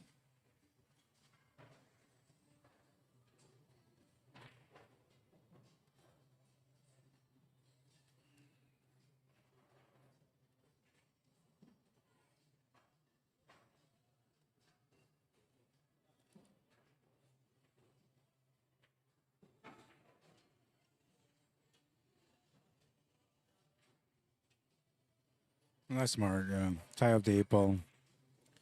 Mike should play a really good smart safety here, but the problem is that June's already shown him he's willing to make a problem for him in that corner. So if you leave any kind of shot on the solid, he's just going to push the solid towards that 8 and 10.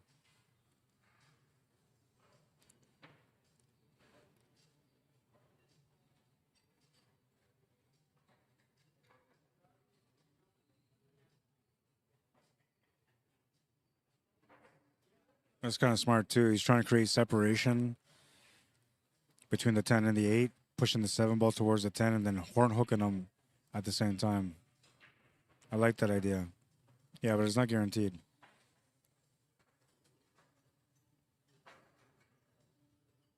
He's going all in right off the hop here.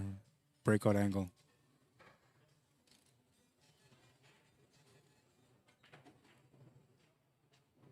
And he's going to split him up pretty good.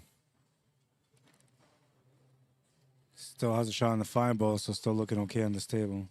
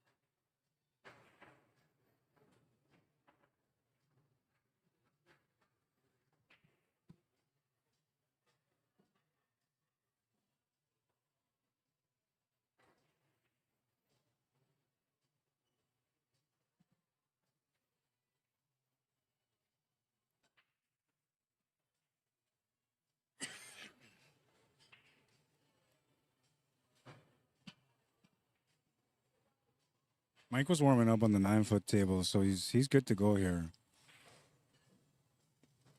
Just needed a chance to get into the battle, which Junior just gave him a chance to get into it.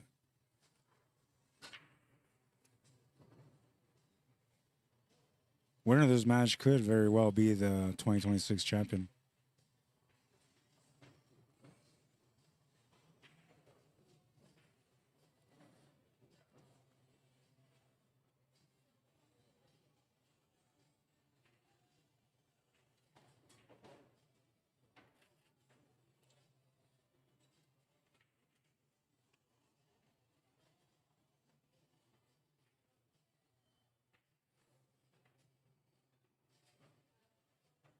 Nice use of the spin there to get onto the 6 ball. He's got a nice stun line to get onto the 7 from there.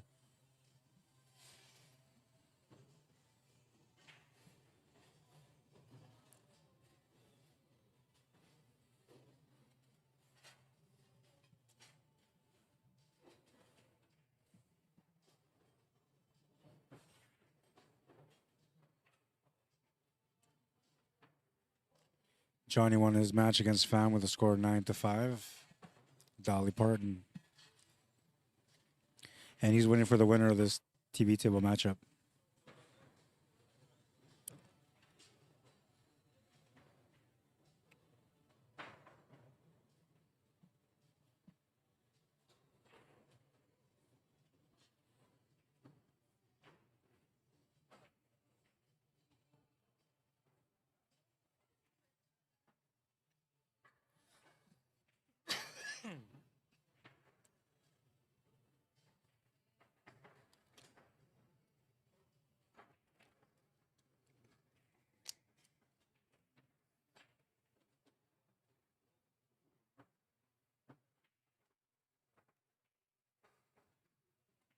You won? What was the score?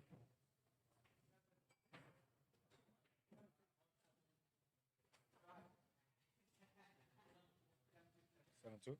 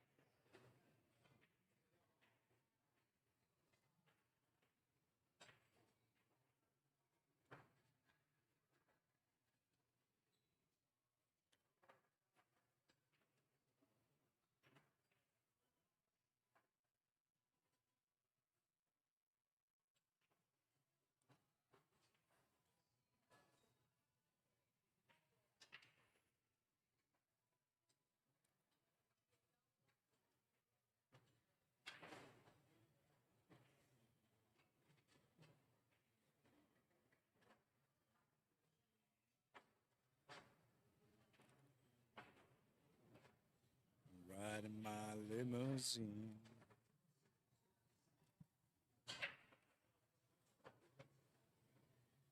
James Brinston says, thank you. Yeah, you're welcome, man. Absolutely.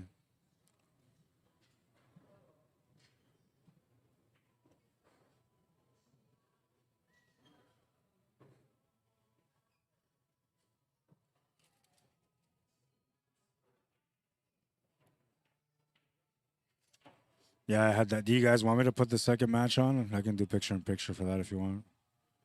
Yes, it is. Take what you make, Mike. And it's take what you make off the break, even if you scratch.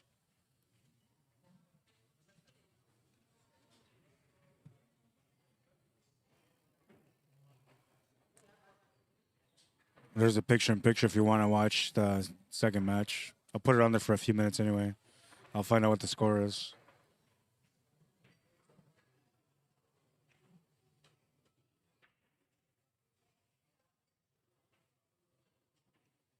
It's 3-2 for Joey, although I think Dwayne just tied it up at 3. They're racing to 7 on the small screen.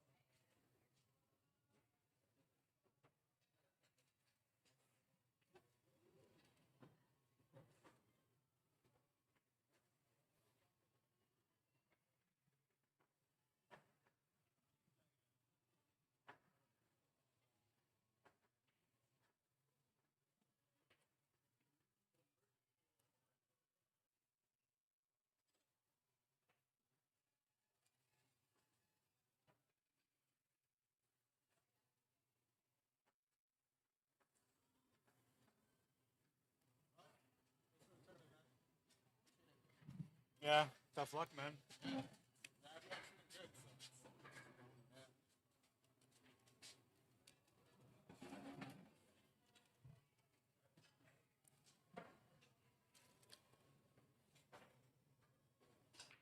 Junior's on a tear.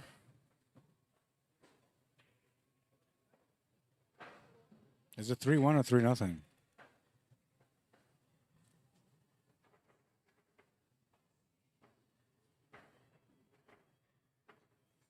Oh, it's 3-0.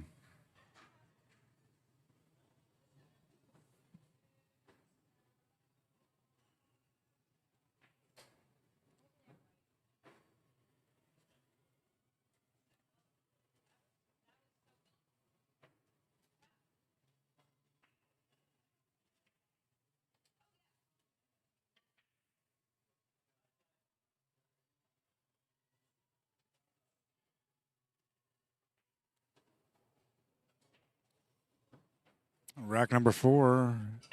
Junior in the lead by 3.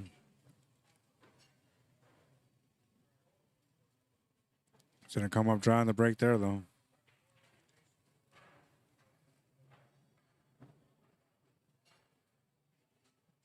Mr. Bruce Jensen, what's happening, man? Welcome to the stream. Skunk Pool Production. How you doing? Says, good afternoon, all. Welcome to the stream. Hope you guys are enjoying the coverage so far. Leon Hool on Facebook wants to know, did Johnny win and Joey? Johnny won his match. Joey's on the B side trying to survive. It's 3-1. Thanks, Mike.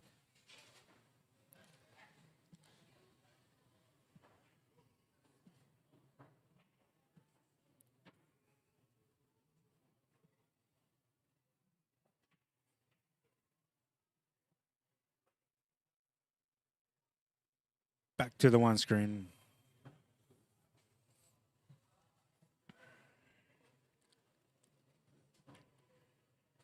I went and watched this on my TV, and I thought it looked pretty good last time, the picture in picture.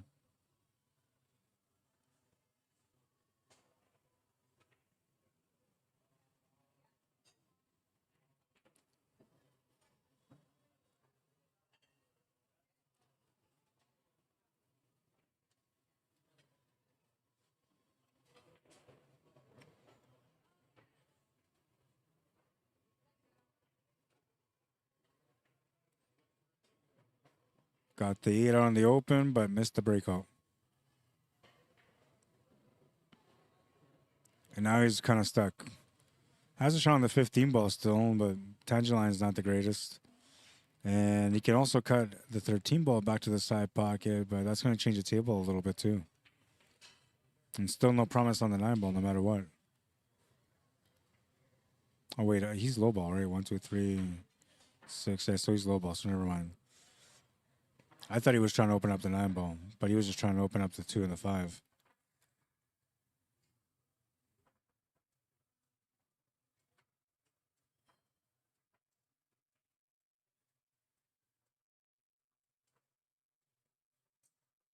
He's gonna try to bank combo this.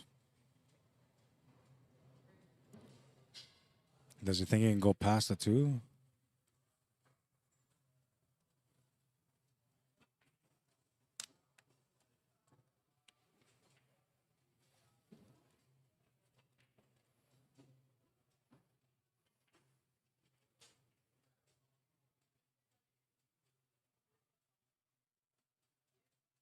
Oh, he almost made the 2 ball.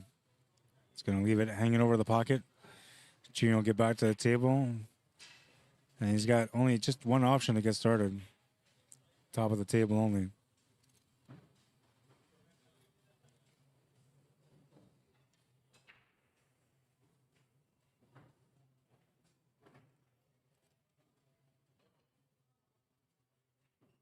Then keep you free from sin till the ceremony comes.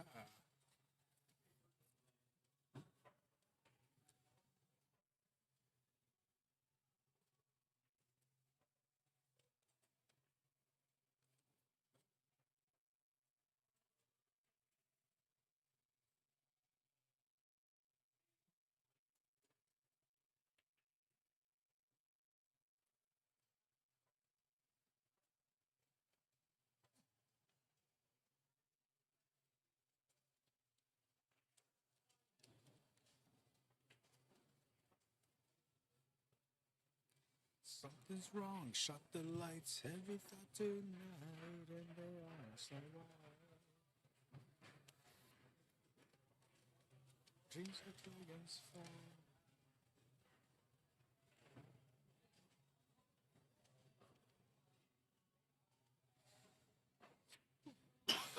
Excuse me.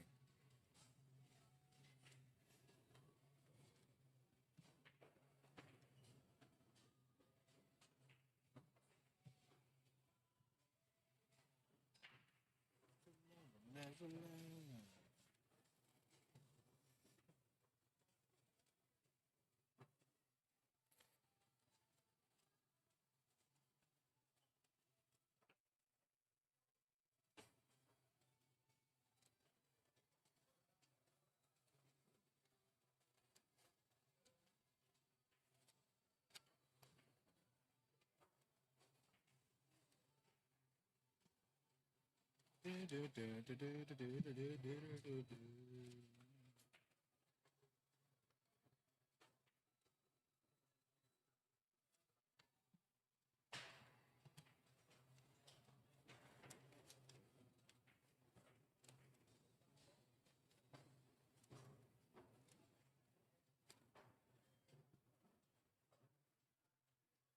If I die before I wake, I pray the Lord my soul to take. This little baby don't say a word. It's just a piece of your bed.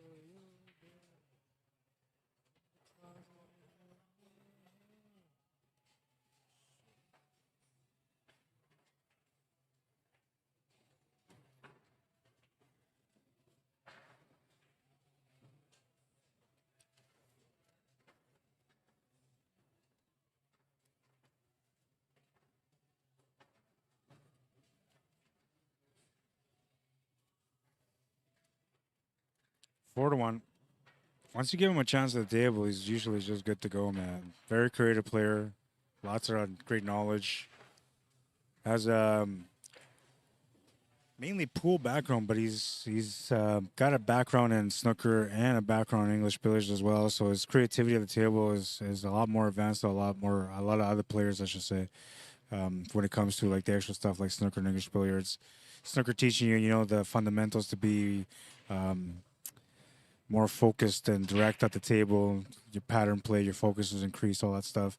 And then the English billiards teaches you all like the cannons, the caroms, the billiards, and the scratch angles. A lot of different information on there that he's got that an average player will not have. And sometimes that's the difference, right? All depending on the situations at the table, though.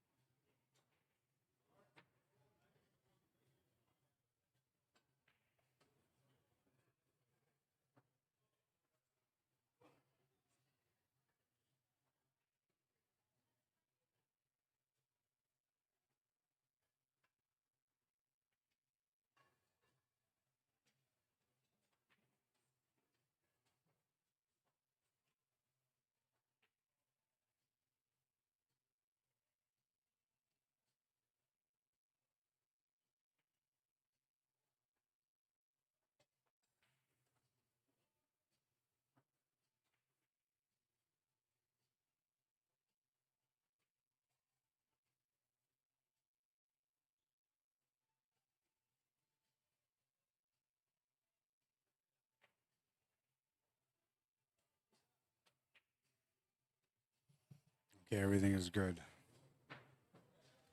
Always important that everything works out as far as your, you know, e-transfers, cash payments, however people are paying you, just make sure that your money is on point. In my case here today, like I'm going to be giving these guys some e-transfer pays and then everybody else cash. Excuse me. I got some weird cough going on right now.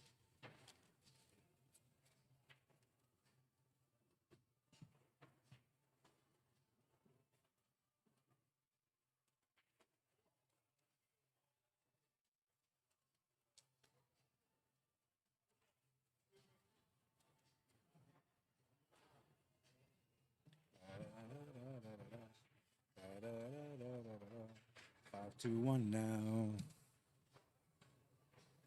He's cruising through this rack or this match so far, but this is winter break, so anything can happen. As soon as Mike gets a chance to get going, And if he can get going on the break as well, he'll have a chance to get back into this match.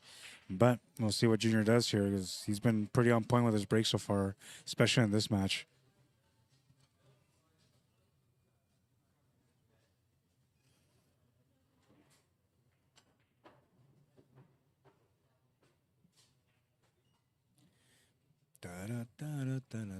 Rack number 7. Oh, he let that one rip. Something went to the side pocket. I think it was a solid. I think it was a 7 ball. Nope. 1, 2, 3, 4, 5, 6. Yeah, so he made a solid.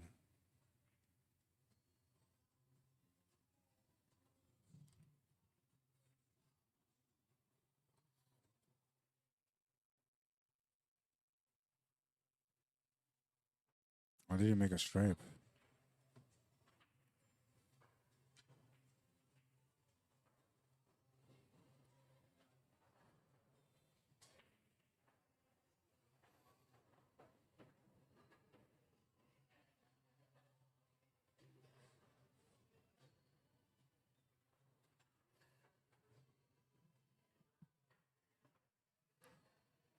Only the good die young.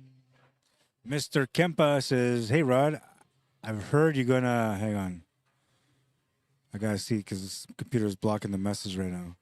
You're gonna have one-arm branded, one-hand attorney. Sounds like fun. Is it true? No, it is not. I haven't been contacted by him, so I have no idea. What I am gonna be doing though, starting, I'm thinking this week coming up, is I'm gonna have a 9-ball tournament at Bourbon on the 9-foots.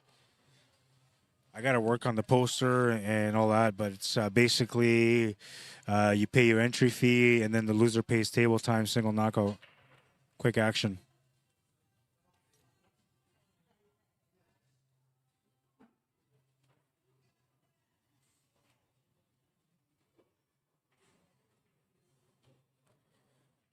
Skunk says, Skunk Pool Production says, "Are you playing too, Rod?" I want to, but I'm in bad conditions right now, man.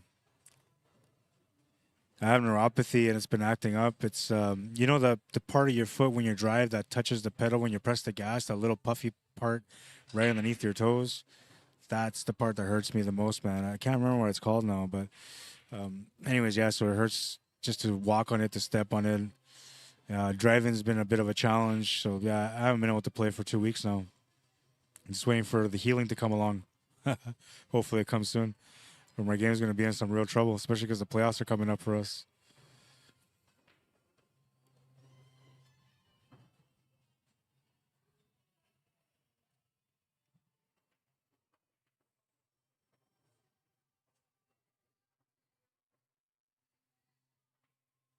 Huge bank, and he makes it.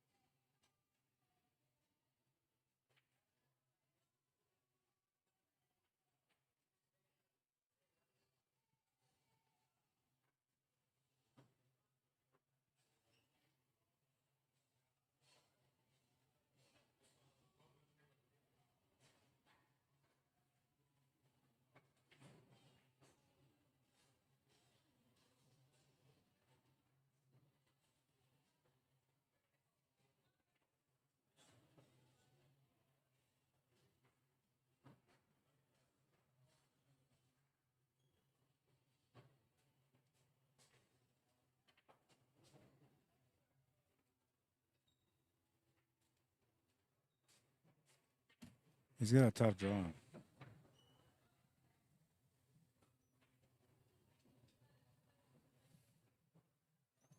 Sorry, there's a little bit of lag, so you're kind of experiencing it here and there. It's a wireless signal. It usually does a pretty good job, but so far it's been acting up today. All right, so 5-1, 6-1 now for Junior. He's cruising to this one, man. He's 3 more to win. And the winner of this match will play against Johnny Baptiste in the semifinal.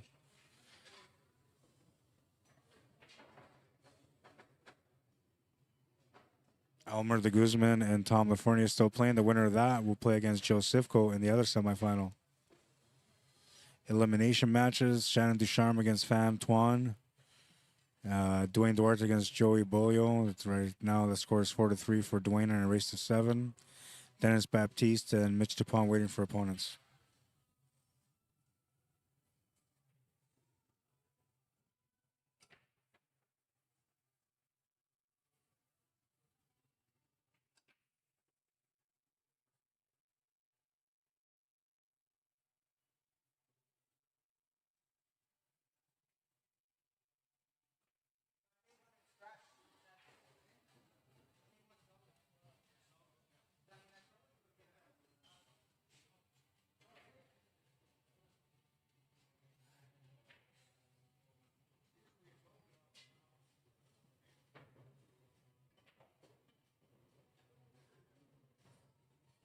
Shannon Ducharme in the house. He's on the B side, though. He's trying to survive, man. Elmer de Guzman sent him to the B side earlier, and Elmer's playing against Tom right now. He's got a couple of tough opponents there. But if he was able to overcome Shannon, he should be able to come through against Tom, too. Tom's a very experienced player. Just had some eye surgery done, I think it was last year, so his vision's sharp again. Former Manitoba snooker champion.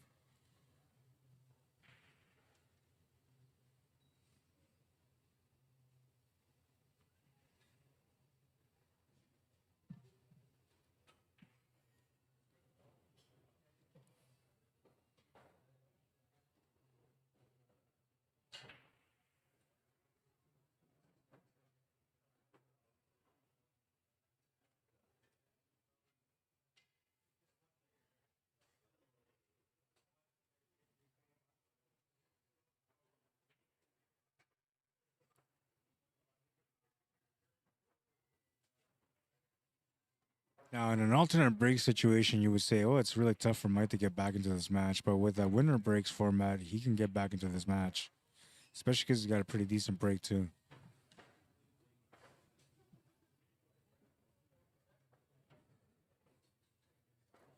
But at the moment, he's got to try to survive a few racks just to get back into the match. And he's got to try to hold off his opponent from getting on the board at all.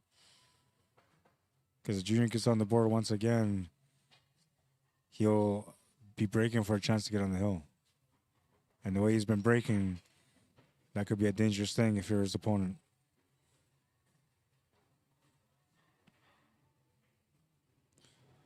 Nice little separation there on the 7 ball. Didn't get a shot on the 1. Has a bit of a shot on the 3. And I'm not sure if you can see any of the 2. He just looked at it, but I don't think he can.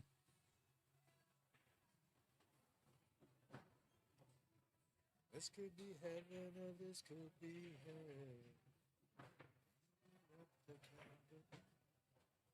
She showed me the way. I thought I heard them say, welcome to the Hotel California.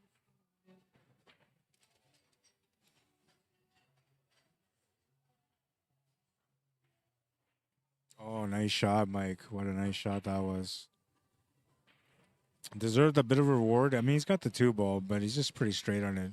There's the 6 ball available, which he can create the angle on to go back up table. So he's actually not bad.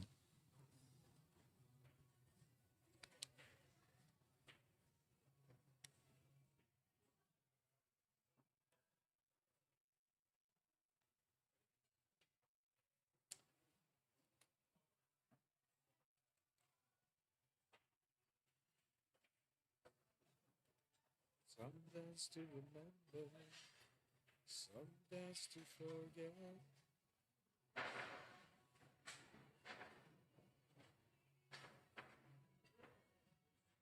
We haven't had that spirit here since 1969. And still those voices are calling from far away. I guess he's taking this for the 5 ball because I don't understand why he's not taking the 2 and the 6. I guess because the 8 ball, that's the only thing that will make sense is he's trying to get the finish with the 6 so he doesn't have to break out the 8 ball.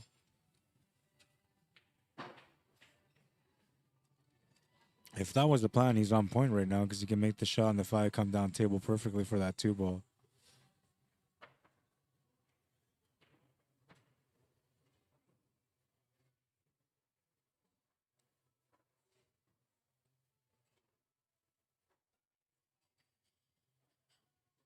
It's a cue ball to stop.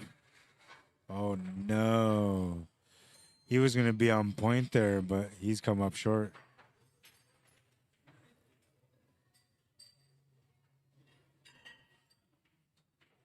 I think he's too close to the 9 for a jump shot.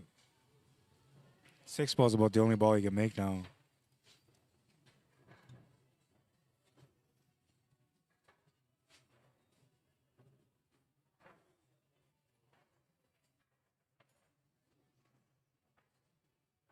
You can check out any time you like, but you can never leave.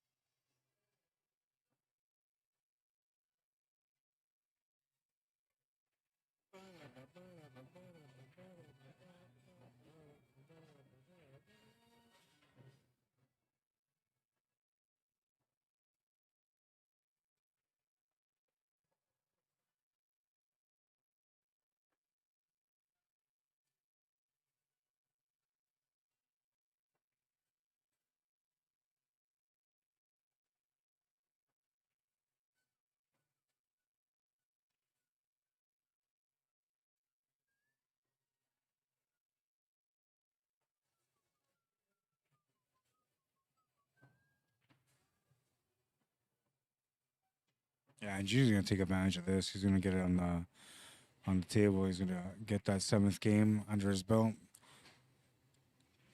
And he'll be breaking for a chance to get on the hill first.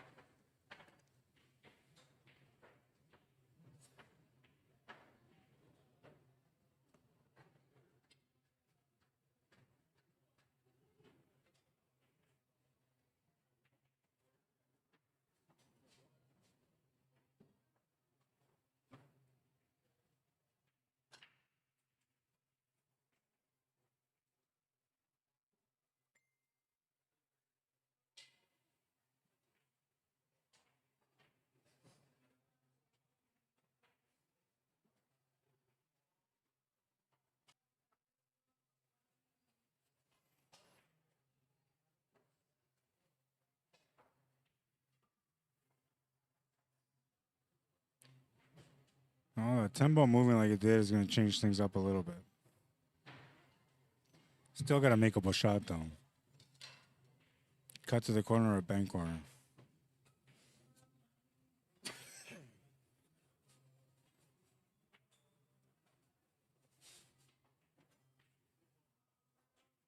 Oh, and a nice bank from Junior. Wow.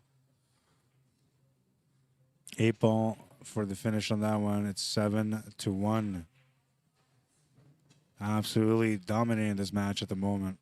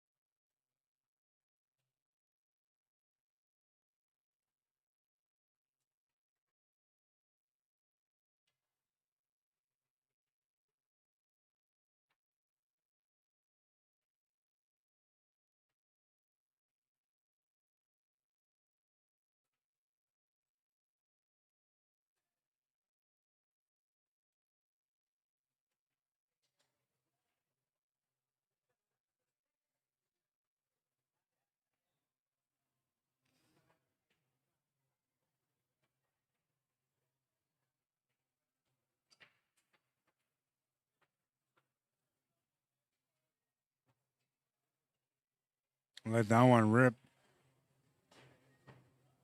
Worst spot to be in right now with the cue ball.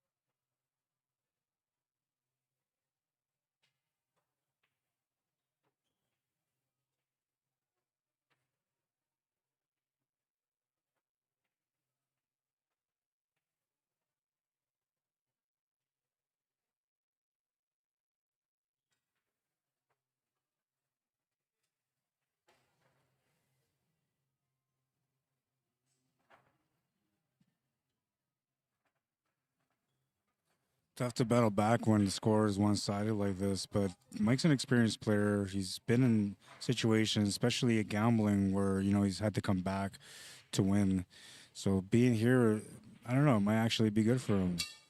It never feels good mentally, but as far as focus and being able to get going and delivering a good game, being under on the scoreboard might help him out here. Might get him in a groove.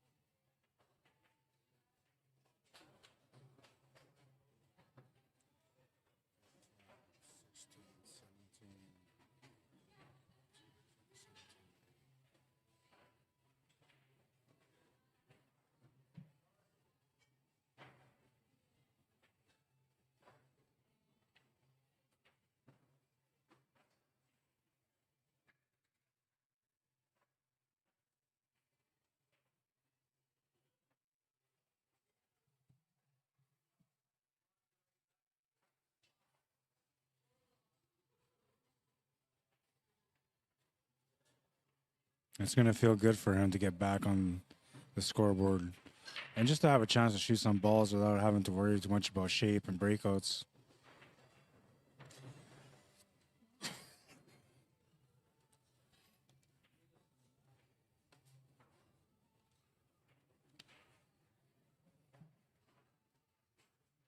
To be true. Monkey is off his back.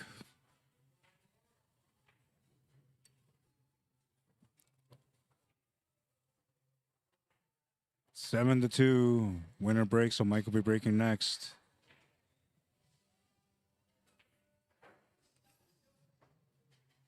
Dun, dun, dun, dun. Dun, dun, dun, dun. Yeah, I wish I was playing, man. I've been worried about my game. My game was getting really good for a long time, and then I don't know. I've been off the table for 2 weeks now, so.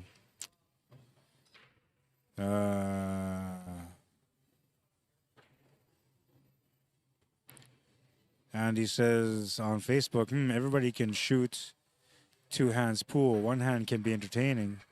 Maybe one day. I streamed him a couple times. It actually wasn't that bad. It was fun watching him. I hear he's a really good, skillful player with two hands, actually. He's like a 700 plus. I've been playing one-handed for sure. Bank pull one-handed. For $10,000.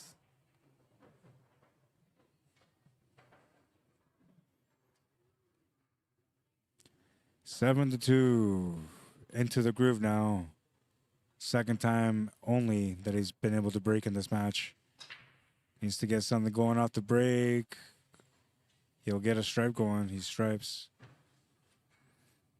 See, in a regular tournament, these guys with an open table, they just run tables out and just keep going, get right back into the match. With take what you make, 8-ball, especially making it off the break, regardless if you scratch or not, makes it so much tougher for these guys just to get up and run out. They actually have to be creative right from the break. They have to be creative.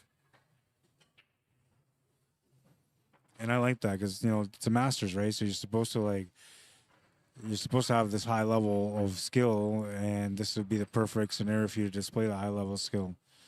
That's the way I look at it anyway.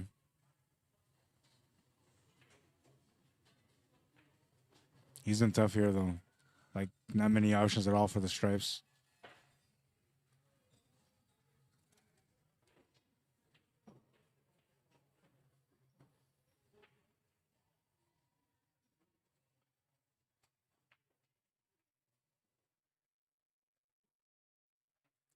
Let's see if there's any other matches concluded so far. No idea what the match between Elmer and Tom is, but they're still playing. The only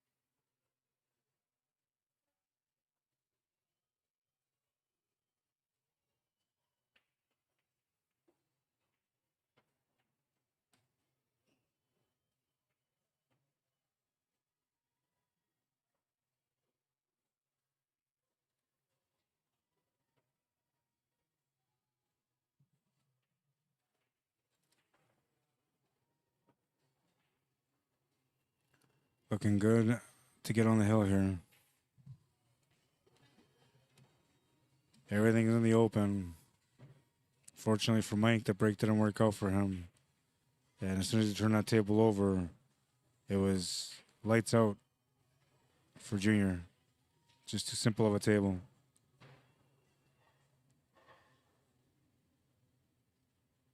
And now Mike's in some real trouble.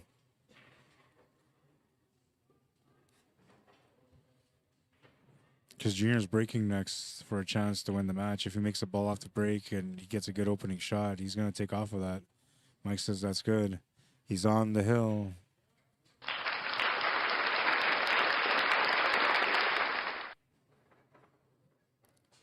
Eight to 2 is the score, and Junior is going to be breaking for the match.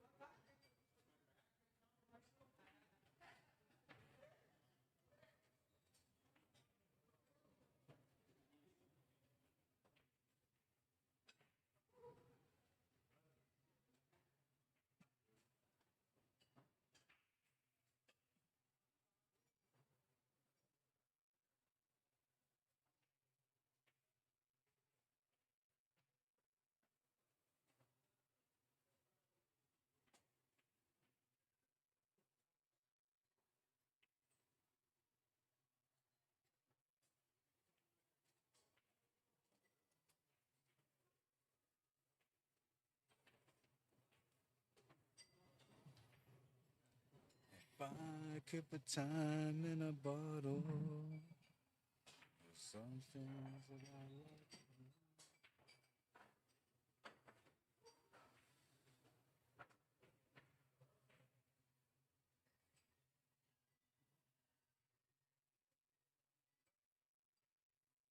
Yeah, this match should be over. The 9 ball is about the only problem he really has, and I guess getting down table for that 13 ball is the other problem.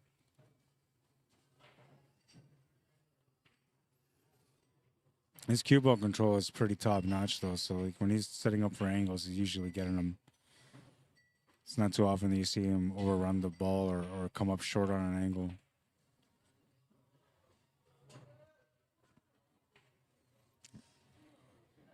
He can try to bump this 9 ball out now or get over to the left side of it now.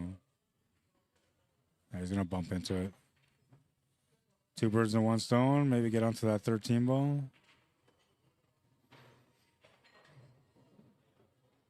There's this tangent line, that's what he's looking at. Gonna have to hit the ball with some pace, which is gonna complement the shot execution here. But he's gotta make sure he doesn't hit anything. I mean, I think even if he has a 5, he still get a shot on the 9 ball, but best not to hit anything.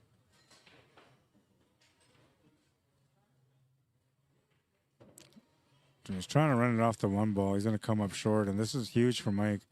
This might be the last opportunity for him to get back in this match. Especially if he doesn't finish this table.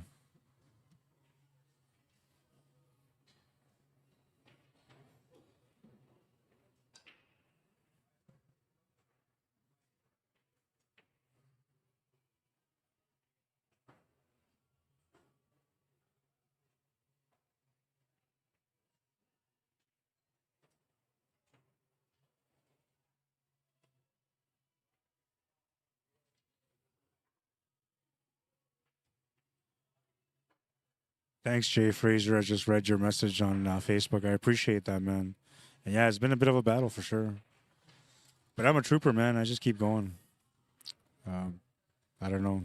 Maybe quit was in my vocabulary when I was young, but growing up, it's never been in my vocabulary. I've always been the kind of guy that just keeps going, keeps trying his best no matter what. And sometimes that's been the key to my success, and a lot of times it's also been the key to some of my shortcomings in life.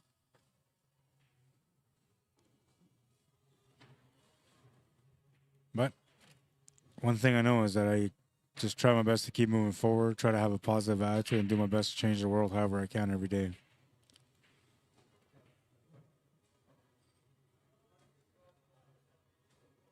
Sometimes all it takes is just helping somebody get across the street, and you made the world better already. Other times it's just a simple smile and hello to somebody that maybe felt like nobody cared or noticed them, you know?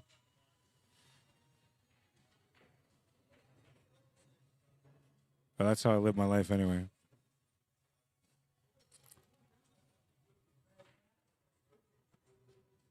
He needed this opportunity, man. Now it's going to be so important for him, like if he wins this rack, because it looks to me like he's going to get out here. But it's going to be so important for him to make a ball and to have a shot on the next rack, because if he ends up coming out dry with a massive break and leaves a wide open table, he may not get back to the table again. He wasn't supposed to get back to the table on this one, though, and he is, so you never know. Anything can happen.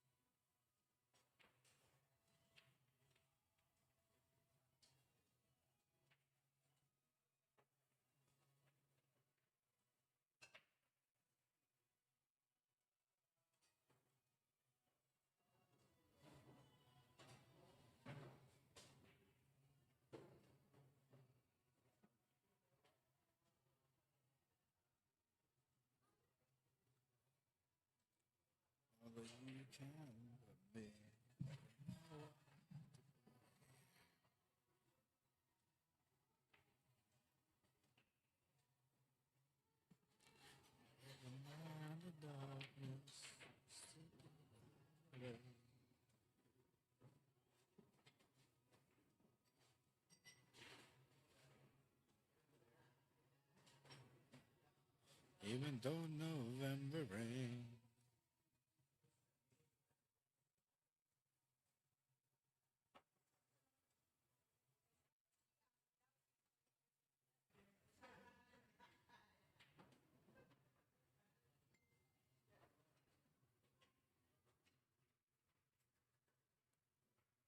Thanks, man. I don't know if I really try to be inspiring, but I try to inspire others whenever I can, however I can too. Sometimes it's like none of my business at all, but I just want to help people out. I think it's important that we do that. I mean, I don't know. It's such a tough world to live in, you know. So many factors in life, and I think being human is probably the most important thing that any human can do. Is, you know, listen to people, be there for them, help out when you can afford to. Not just financially, but also physically, you know.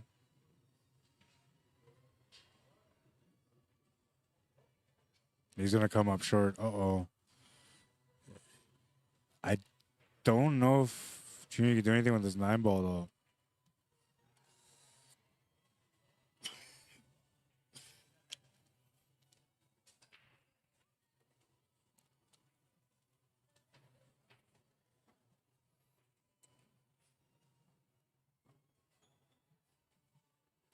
Everybody needs somebody.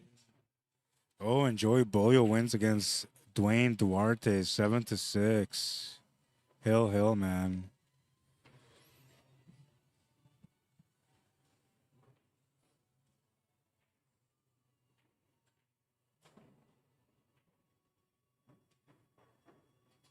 Shannon's still playing at the moment against Pham Tuan.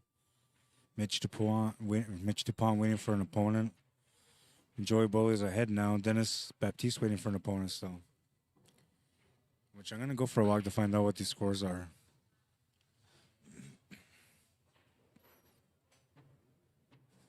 Right after this, though, if Junior makes it.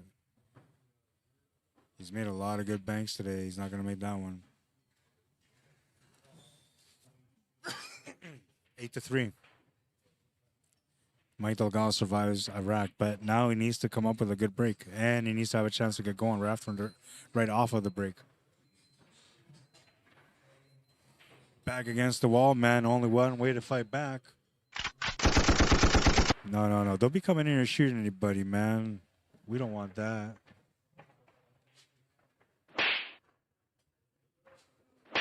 Yeah, I don't know about slapping people either, man. Well, maybe. I'll let that one go. All right, here we go. Rack number 12 coming up. Mike Delgado trailing by 5. It's winner break, so he still has lots of chance here. Just has to make it happen on this break. I'm going to go check out some scores. I'll be right back.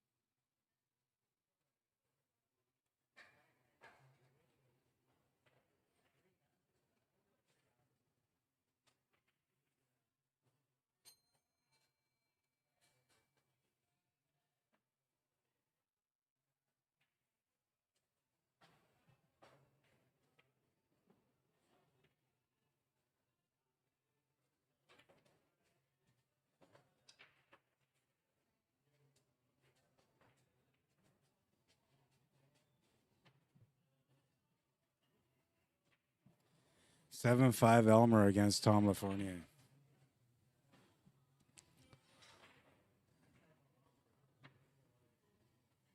I thought Dwayne played pretty good. There was one shot I think that changed the whole outcome, and it was when he got hooked on that 8 ball on the horn.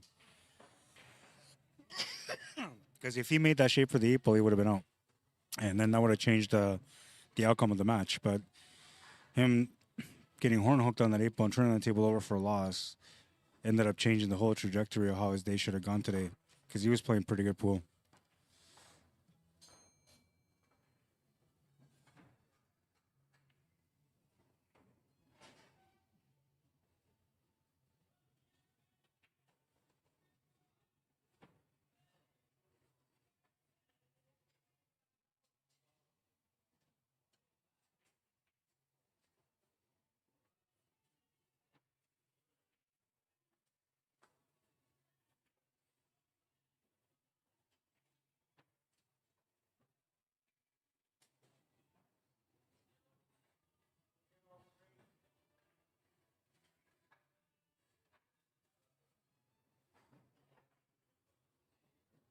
It looks like Junior's out now. Just needs to get the right angle on that 14 ball to get down for the 8 ball, and he should be good to go. Not surprised though, he's been playing some really good pool so far. Came in a little bit late, didn't have much of a warm up, but he's been warming up against his opponents, and I think he's playing almost his game. He's not quite at the junior level that he usually plays, but he's almost there. He's starting to get into a groove. And that's a good thing for him because he's got a tough opponent coming up next. He's got to play against Johnny Baptiste. That's the match. 9-3. Stop the clock.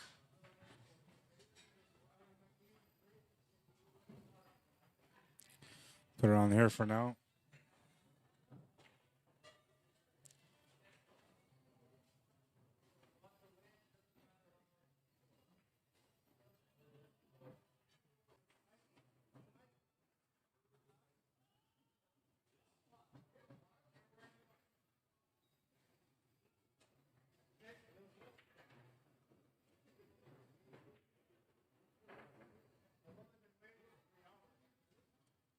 You play on table 9?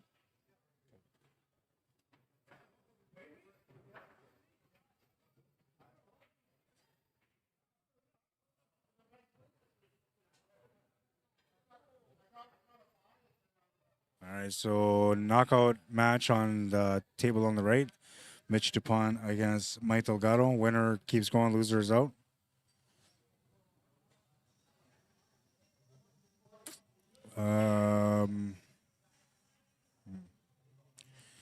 We got to wait for a match to finish, which right now, that match might go to the hill. So what we're going to do is... What do I do here?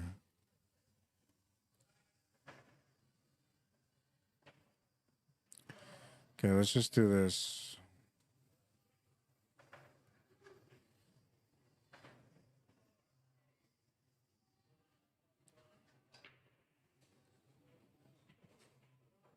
This is in the meantime until that semifinal match runs. But that way I don't stop the stream for you guys. Mike Delgado.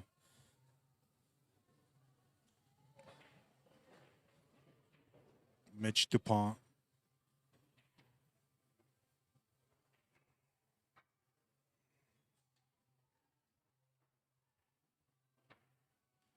Race to 7. B-side match.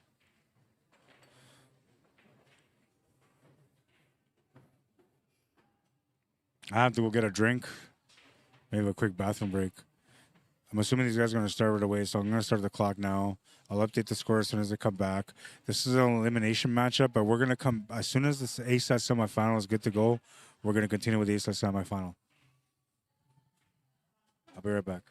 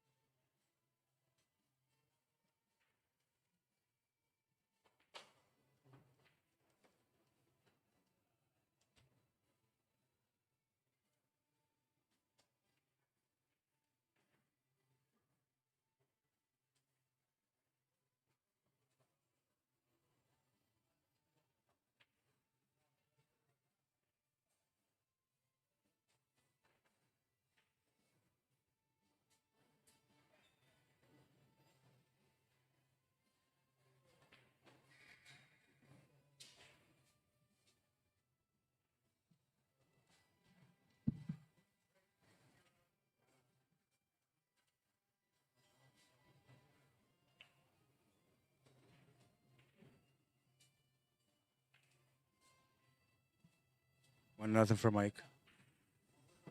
That other match is still going. Yeah, you'll be playing on this table so you can get a feel for it if you want to.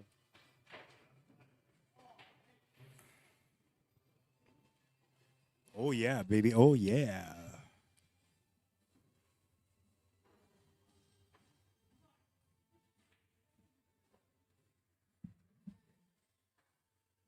And we keep on going. Ball in hand for Mike. He's a tough player to play against. He has so much experience. What's up, buddy? Who? Oh, the one between Shannon and Shannon won. It was Hill. Went to the last game.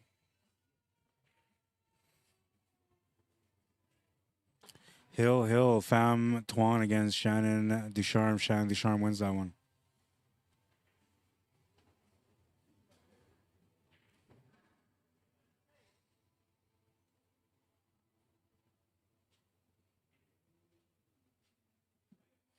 That would have been a nice battle to have on the TV table.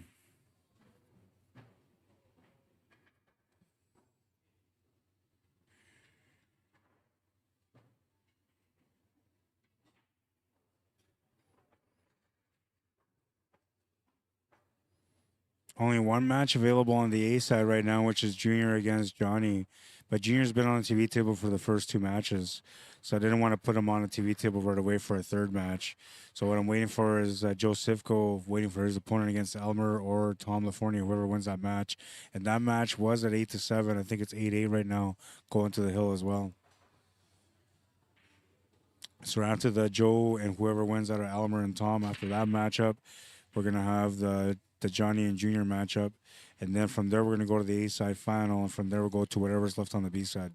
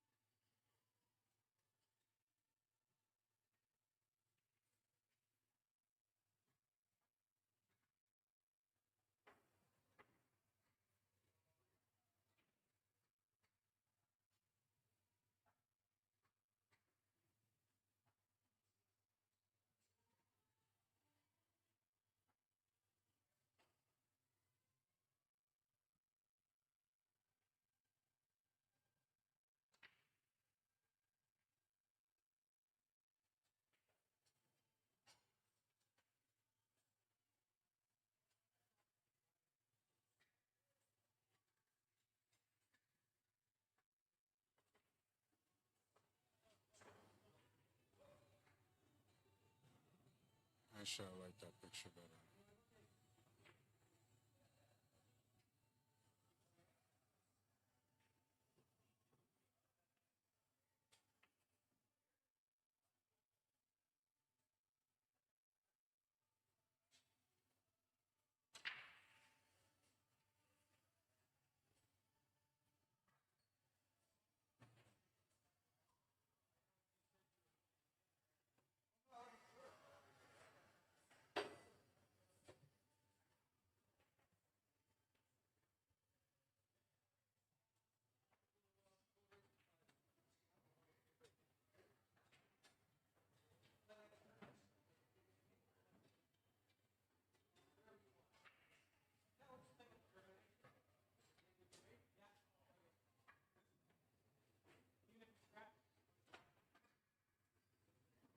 Yeah, the Elmer and Tom match is going to the hill. They're playing the last rack right now.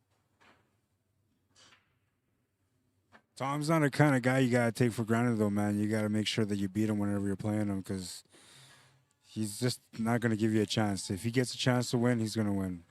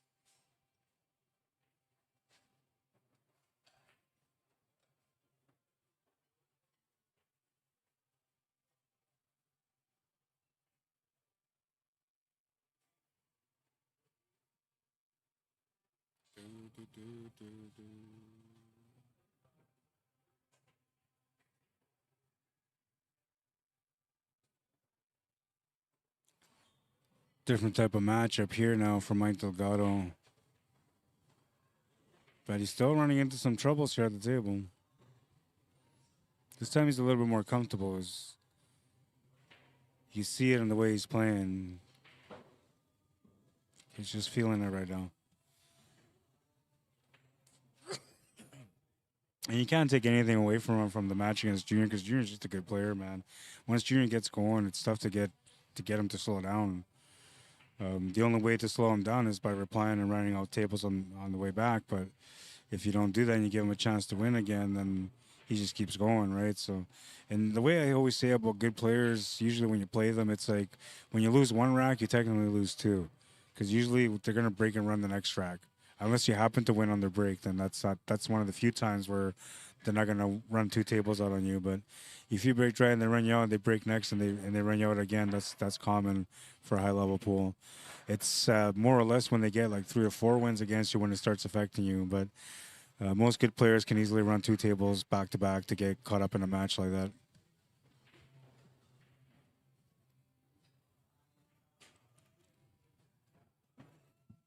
When you're playing against like these high level players, and you're mainly looking at trying to stay within 3 to even 4 racks, because like once you get to 4 rack gap, now you're in trouble. Like this is going to be really tough for you to get back into the match. But with 3 racks, like, you can still get back in. They run 2 tables, you get to that next one, and then you're just trying to either run out or you grind out, one or the other. 3-0 for Mike.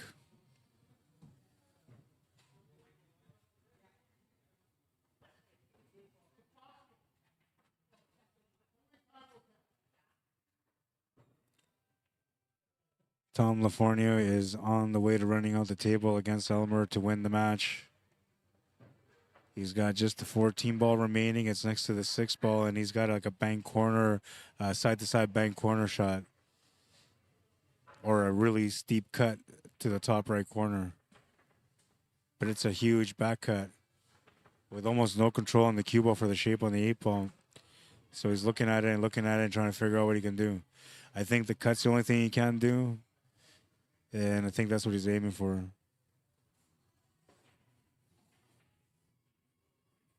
Tom LaFornia just the 14 and 8 ball away from winning the match and going into the semifinal.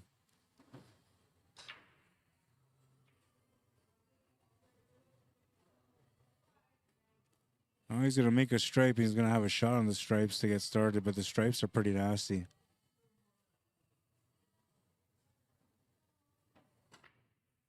He can make this work though. I don't know.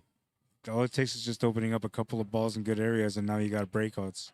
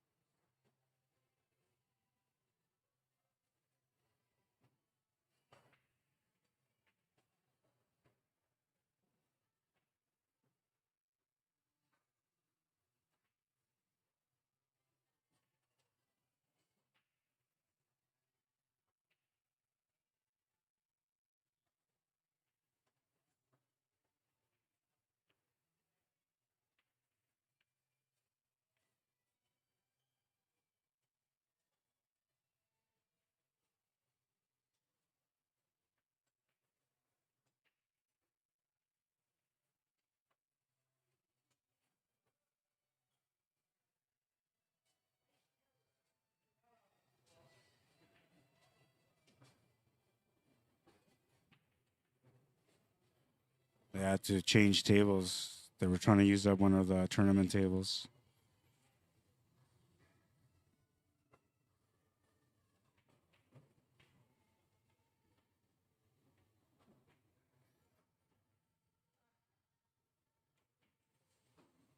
Well, that's a good shot from Mitch.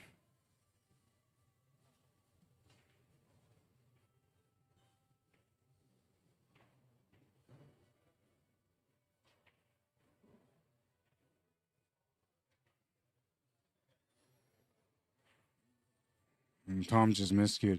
I told him to wait, man, because like he's complaining because people are trying to jump on the tournament tables. So I said, okay, I'm gonna let him know that's a tournament table, and then we'll switch it up. So they switched it up. They got those customers away from that tournament table, but as they were getting away, he was already getting down to shoot. And I said to him, just wait, man. Like they're gonna switch tables. I don't want him to like be thrown off on the shot or whatever. But he decides to shoot anyway. And sure enough, he miscued on the shot, turned the table over to Elmer. Now Elmer has a chance to win that match. Crazy. And if Elmer wins that match, Tom's going to be sour for a while, man. But I told him to wait.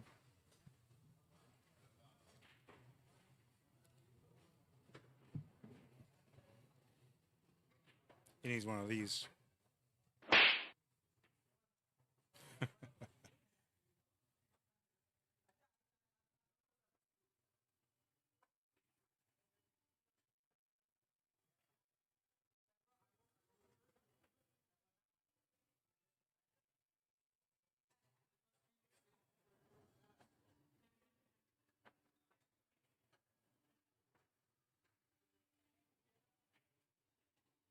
Good shot. Come on, give him the 5. Oh, man, he just missed the breakout.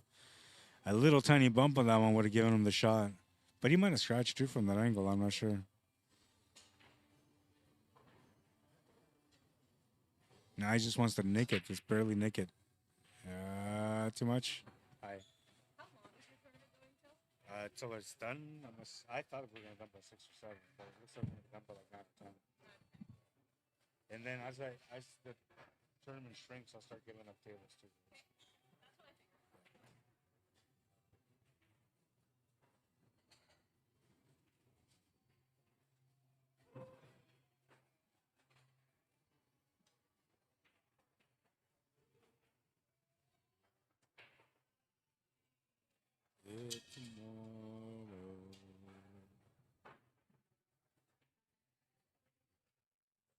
Oh, it was going, but it gets kicked out. Man, he would have had a tough 8-ball though. But still, it would have been nice if he got that one in.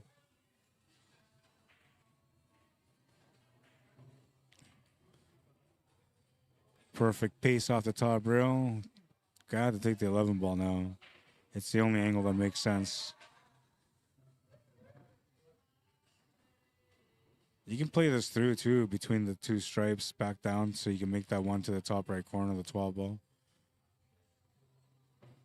But this is the way that most people will play it, the way he played it. Now you can play out the two rails, same pocket as the 12.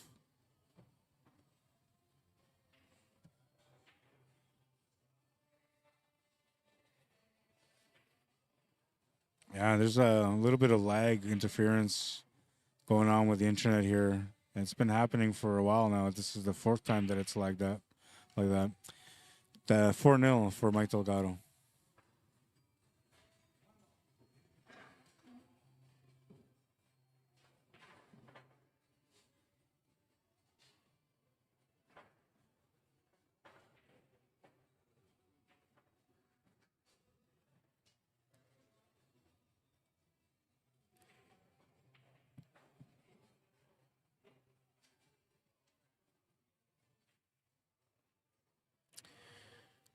Brian Sterling, how you doing, my friend? On YouTube says, "Hello, Rod. 1, get well. 2, is this the bracket? Is this bracket on digital pool? It is. Okay, I'm gonna see if I can do it here.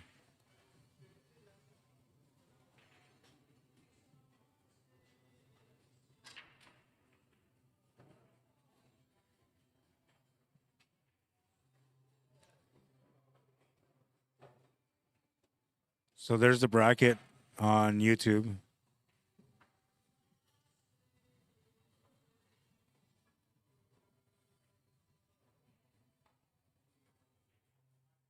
And there's the bracket on Facebook.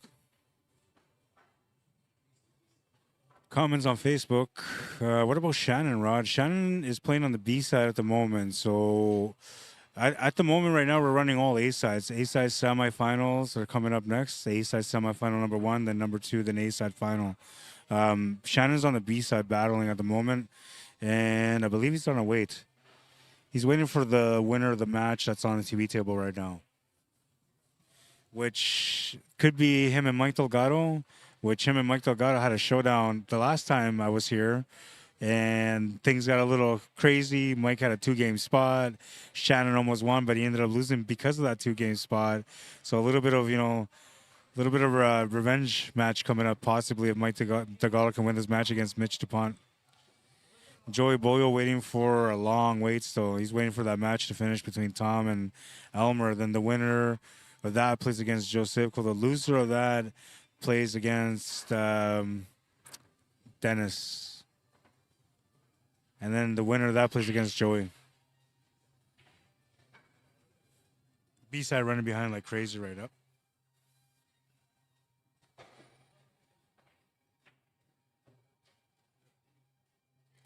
And for some reason, I didn't think I was going to see that issue today because I figured all these guys are higher level players, so it's, matches shouldn't take that long. I even said to my wife, I said, yeah, I'll probably be done by 6, maybe 7 at the latest. It's 6 o'clock, and we're only starting the second round of the B-side. Might be here till like 12.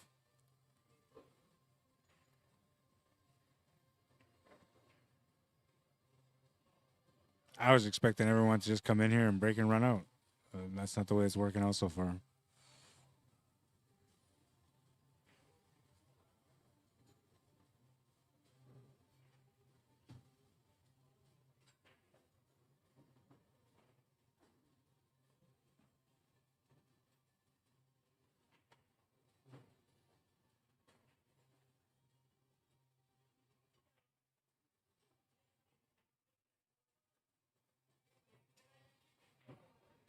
Looks like Mike's got this one figured out as well.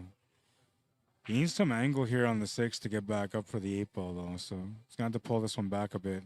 Try to avoid that 12 ball. Oh, he's going to go through instead. That works too. Yeah, that works out pretty good. He's got the nice line here to get across for the 8 ball. Bottom right's 5 o'clock spin. Check off the cushion. And gently come across for the 8 ball.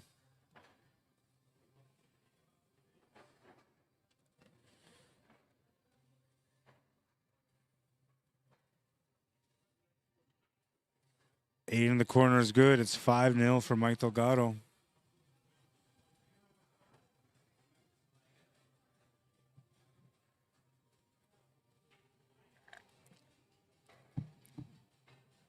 I'll do a shout out to my friends.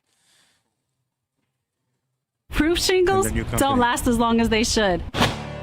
After 10 to 15 years, they start to lose their flexibility and need to be replaced. That's expensive.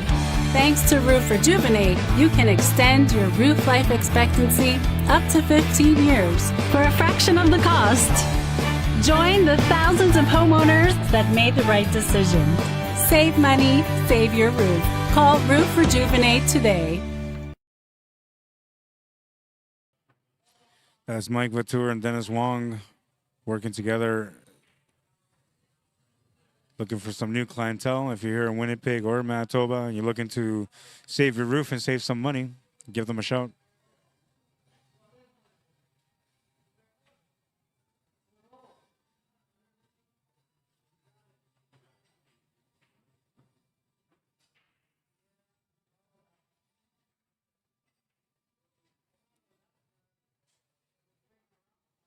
Trying to win a doll for my daughter on the machine, man, and I haven't been able to. My wife always says, don't win any more stuffed animals, because I always come out and I win them all the time.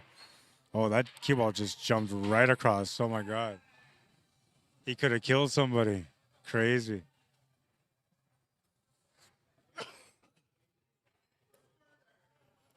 He tried to kill you, Herbert. I seen it. Just a deadly break. What's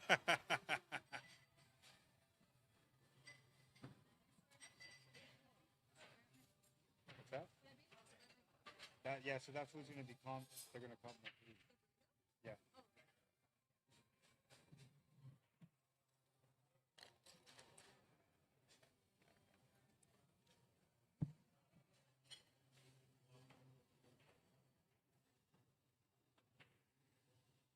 Mitch is a little rattled right now.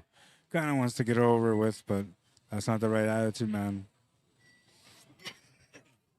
This is where you're supposed to battle.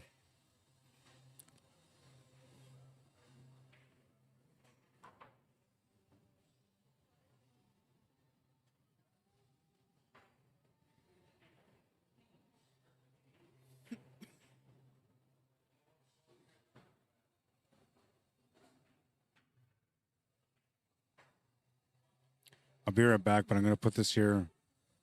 Stream is currently unmanned for a few minutes. So that way you guys know that I'm not here wondering why it's quiet. See, I'm trying to communicate with you.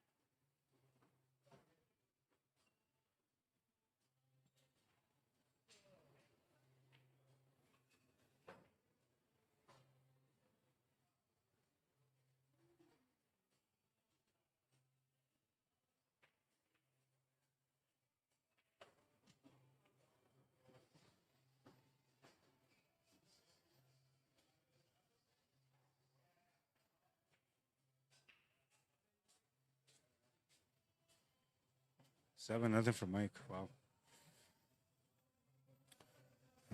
Let's see. So I'll make it official here. Yeah, you guys can play on that table. Yeah. It's on the stream right now.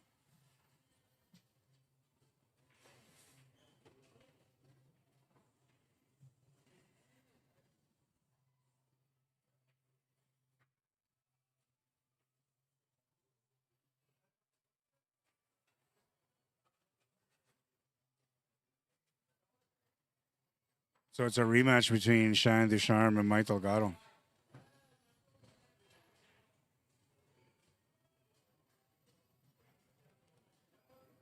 And we're still waiting for that match to finish, so we'll just keep this going for now. Mike Delgado, Shannon Ducharme.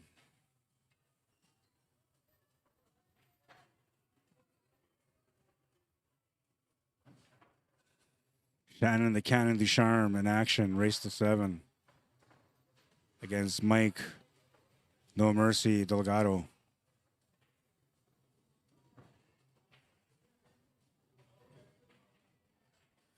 It's on, baby.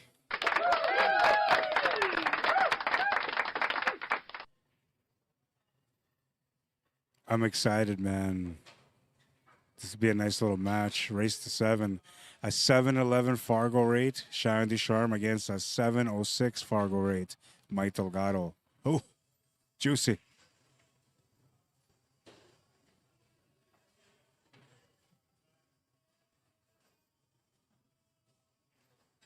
We might have to go picture in picture, man, at some point. I don't know. Because Shannon's mom's going to be watching Shannon play. She wants to watch him play, but we got the A-set semifinal coming up right away. So I might just go picture in picture.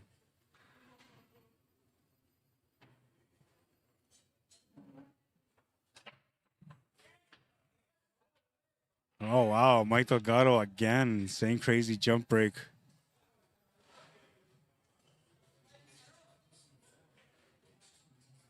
Hey, you're not playing on a 9-foot, man.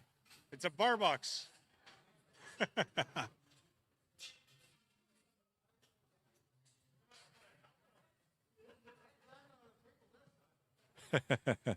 Oh, like he lost the cue ball, but look at the spread. It's like not very good. Not a very good break, Mike. If you're putting that much power, you're not getting the action in the middle of the pack. You're not racking it right. It's a little too loose.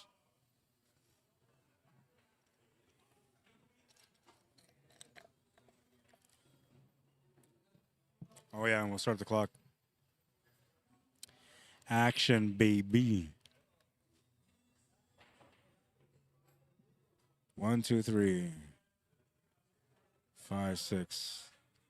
What was the score? Hill? 9-8. Tom.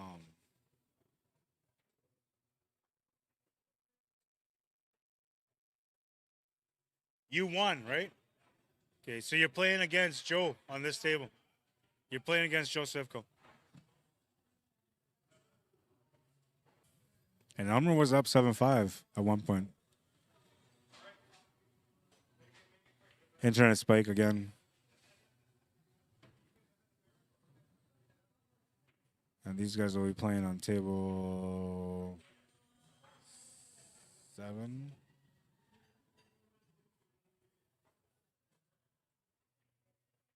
And now we got a B-side match. We can put these guys on table 10.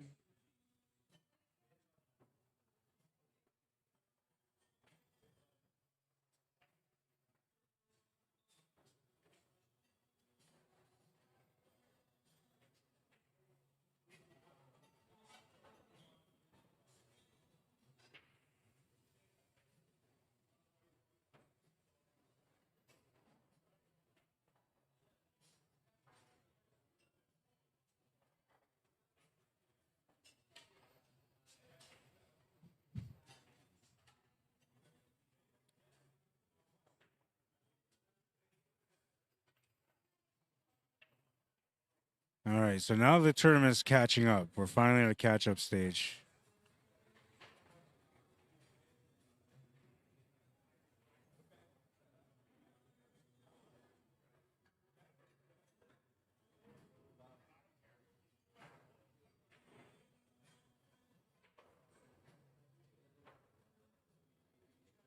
Yeah, nobody's warming up on that table yet, but that's where the match is going to be. I believe Tom's a smoker, so he might have gone outside for a smoke before they start their match. And what I'm going to do, so right now it's like this. Right now this is the Mike Delgado and Shannon matchup on a big screen, and then on a small screen is the semifinal. But when they start playing, I might go this way.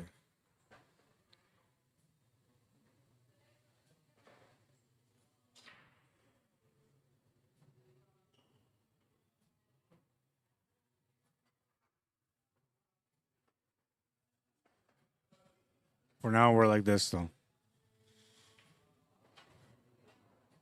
Shannon the Cannon Ducharme, also known as Shannon Ducharme.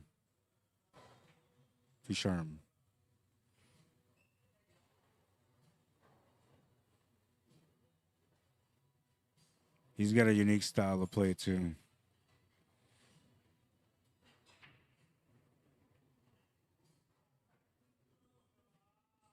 One of the best in Canada at one point. I still think he is. Obviously, he's a little rougher on the edges. Hasn't really been playing a lot of pool, but this guy was born to be a champion.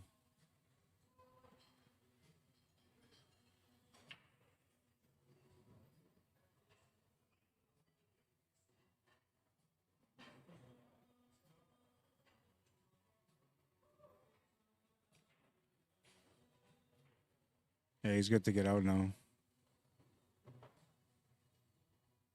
Big pocket at that top right corner. Let the stroke out a bit too much on that one, though.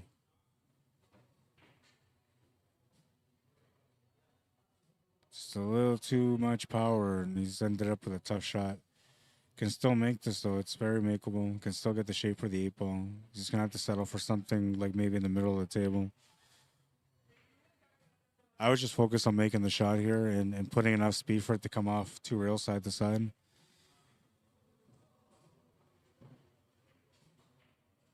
Oh, man, that's what he was focusing on, but he focused too much, so he got that 3rd rail in, and focusing on that extra rail took him away from the shot itself.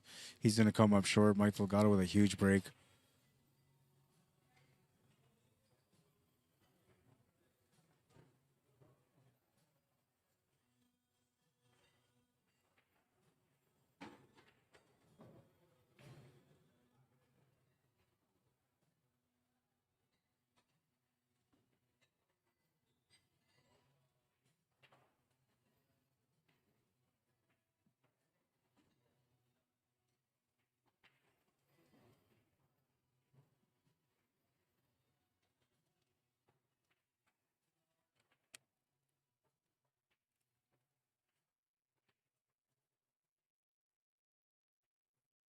Oh, and this is interesting how this worked out.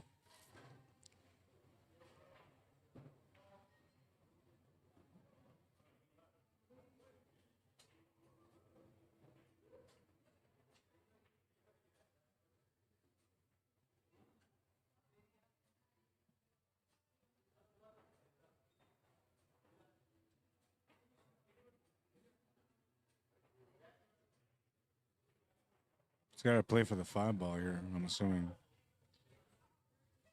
He was playing for the 5-ball. I'm surprised he missed that shot. Maybe he's just trying too hard to get onto that 5-ball. Whatever the case, though, he's missed the shot. Shannon with just the 8-ball here. Looking to take the first game in a race to 7. He's going to miss the 8-ball. Cue ball's coming back up table. Is going to run to the 8-ball, but it's going to leave the shot for Mike Delgado to the corner on the 2-ball. He's got some angle, too, so he can get down for that 5-ball if he wants to from here. Can also play shape for the 6 and just come down for the 5-ball from there, which is what he decided to do. And he's off angle now, so he's going to have to 4-stroke this. Maybe he can get past that 8-ball, but I think he's going to have to draw this back. 4-stroke draw, right side cushion. It'll be tough to get to that side cushion, but if you 4-stroke it enough, he can get there. No, he went around, okay. I thought he was going to end up running into that 8-ball, but he just avoided it perfectly. And he's got a great angle here on the 5 to get onto the 8.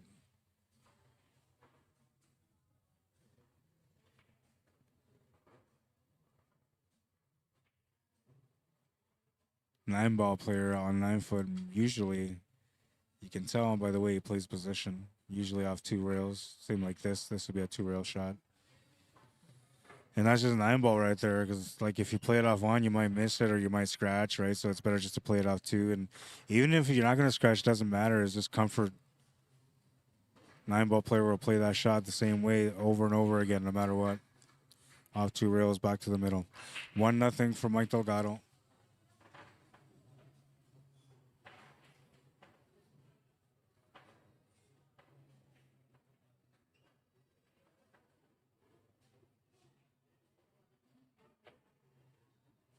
I gotta look at this, see if it makes sense. Okay, so these guys are playing right now. The loser will go to 26.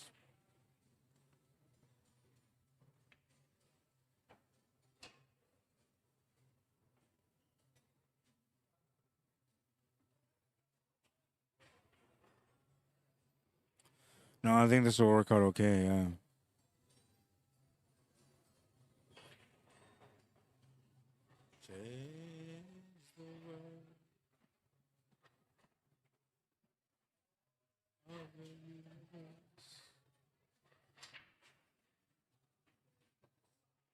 Smashy, smashy. He's throwing his hands up, man. So either he didn't make a ball or he's not happy that he made the wrong ball. Yeah, it looks like he made solids. He's got to shoot solids.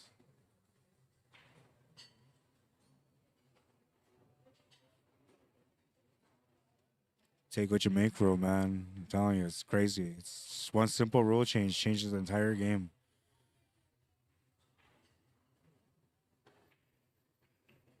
Very nice shot. Very nice.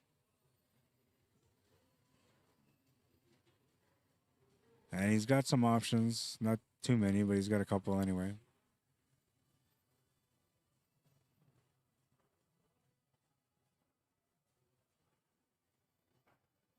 Hi, Micah. How you doing? Did Elmer win? No, he didn't. He lost on the hill, 9-8. He's on the B side now, playing against Dennis Baptiste. And I think Dennis just won the first game. They're playing race to 7. Darren Mayo, what's happening, man? Says, I played Mitch once at the hangar. Yeah, Mitch is a good player. He's fun to play against. Slamboni, what's happening? Says, what are their ratings? So 706 and 711. Shannon's a 711 and Mike Delgado's a 706. 700 pool. Always a good time. Val, I hope you're watching. Shannon's on the TV table now. Graham Dodsworth says, Langley in the house. Graham, Rod, thanks for the stream. You're very welcome. Thanks for tuning in, Graham. Val says, thank you very much, and I'm watching it on TV. Right on. Good for you. It always makes me happy whenever I see your boy come out and play. He's like the schoolyard bully because he's just one of the best. So whenever you play against him, you don't really get to play. You get to watch. But it makes me happy every time he comes in through the doors to play. And I'll keep saying it over and over again. That guy was born to be a champion.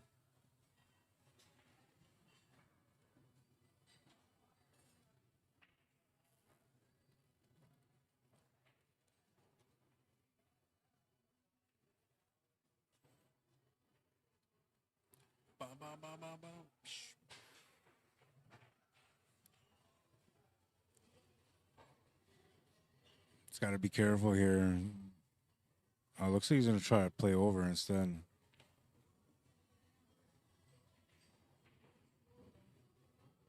Nice, nice. He's just jacking up for the extra angle. That's the only reason it looked like he was going to jack off lots there. But, I mean, even here when he's shooting this shot, looks like he's jacking up on it a little bit too. Strikes twice. 2-0. And his winner breaks, man. If he keeps this up. he can have another one-sided match. Shannon looking for any kind of opportunity in this next rack coming up, rack number 3.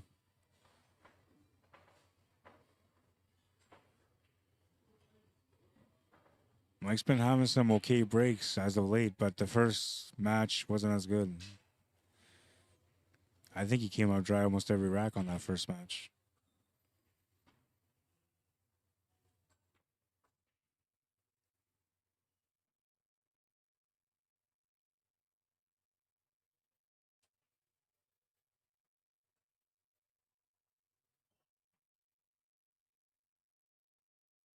Rack number 3, Mike Delgado to break.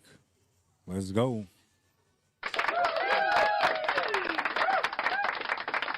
He's gonna make a ball off the break,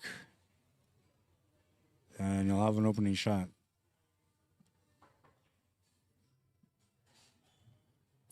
And Tom and Joe have now begun their match. So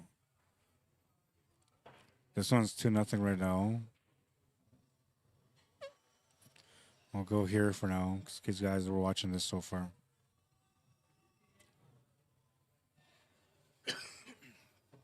That's Tom LaFornia on the screen on the left. That's A-side semifinal match. Race to 9, winner breaks, and they're on the first rack.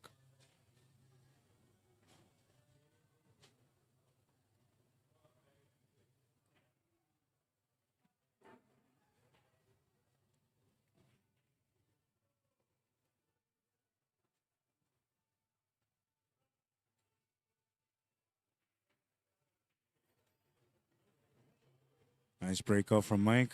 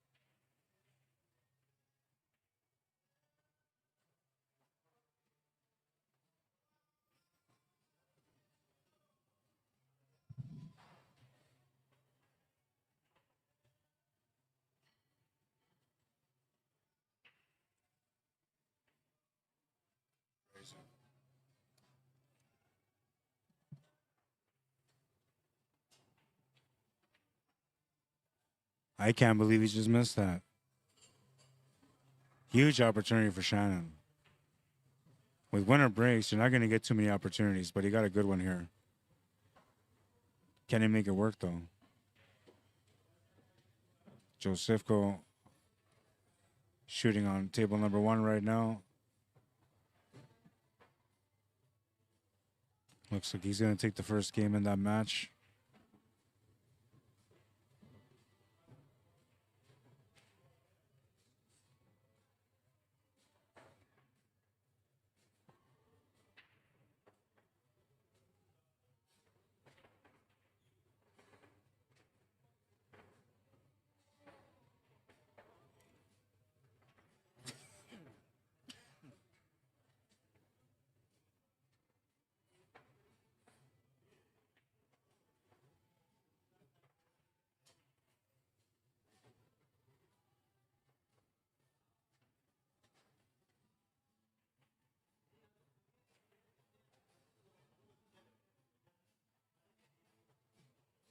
Oh, no, no.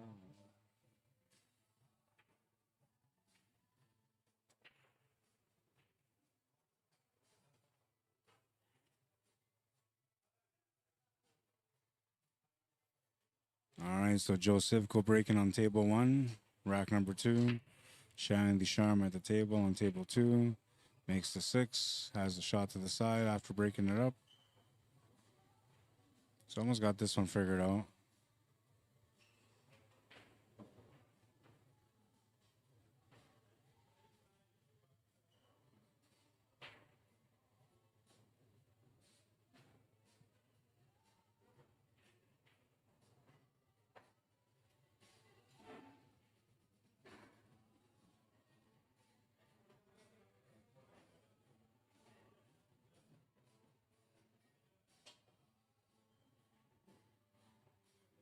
Almost got the perfect speed, but he's come up a bit short here. He's going to have to play the hard draw into the bottom cushion, I think. Unless he can get by the stripe. No. He didn't draw it either. He just punched it down off the bottom rail. I believe he can make this to the other corner, but the 8 ball, I mean. If not, then yeah, he's going to have to come across. Which he did come across just enough to be able to make the shot on the 8 ball.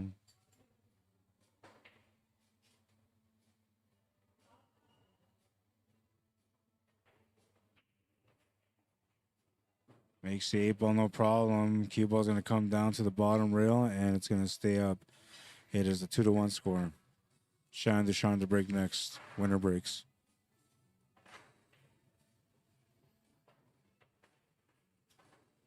Meantime, let's check this one out here.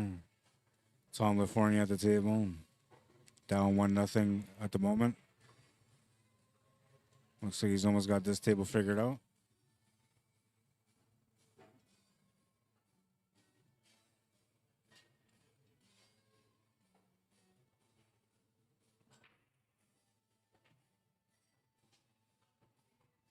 They're looking to see if it's frozen or not.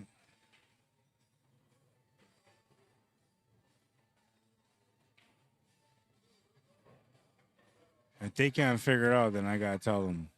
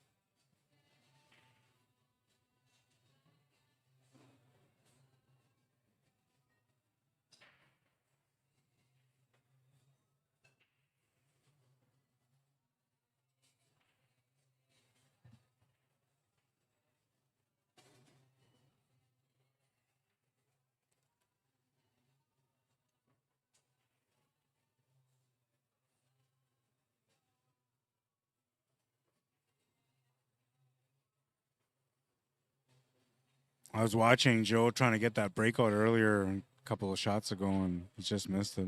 But I'm looking at the table now, and it looks like the combination went the whole time. So he didn't really have to break it out. Tom's been playing some good pool, man, for a while now. He competes a lot, too, so he's got tons of experience. Former Manitoba snooker champion as well.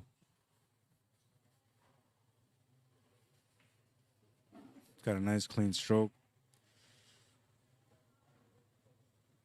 Usually has spot on aim, but that time he's going to come up short on the 8. Joe Sivko with a chance at the table now.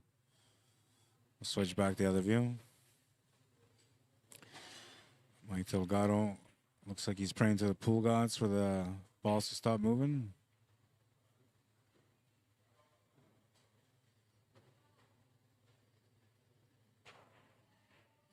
What do you guys think of that take what you make format?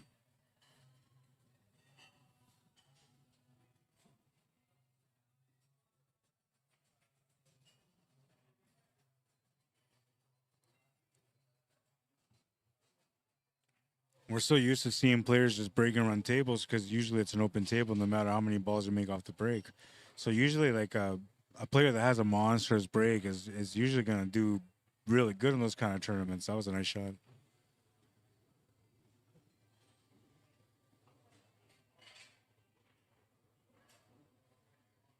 But with the take what you make, those big monster breaks can actually be bad for you because the clusters are going to get you, man, especially if, let's say, the solids are all clustered up in your solids, right?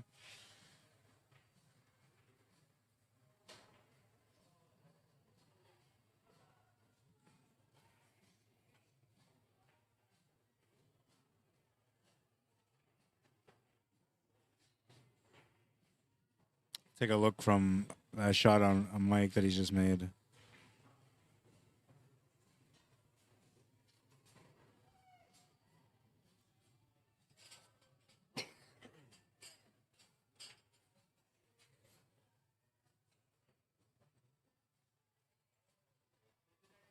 Very nice shot.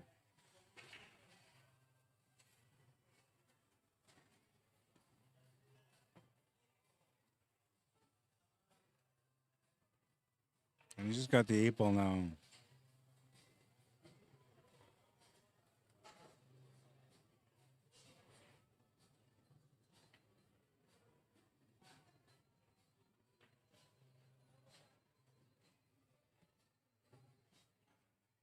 Three to 1.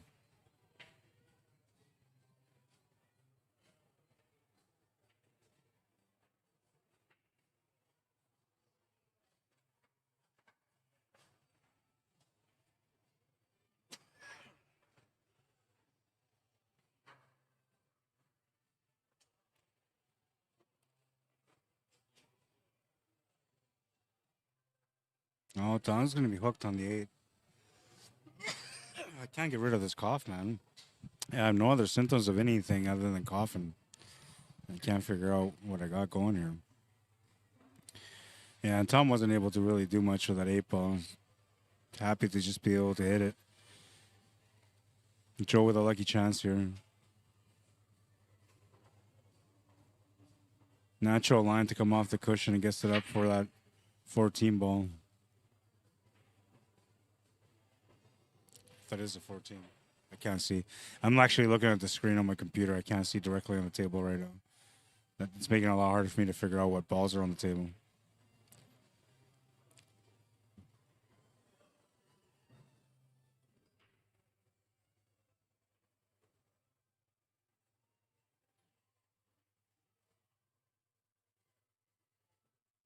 I like the way Joe plays too. Nice, smooth player.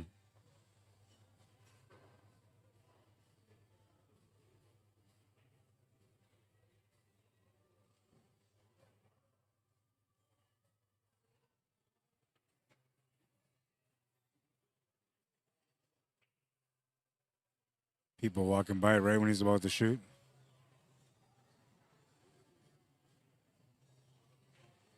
Eight ball's good.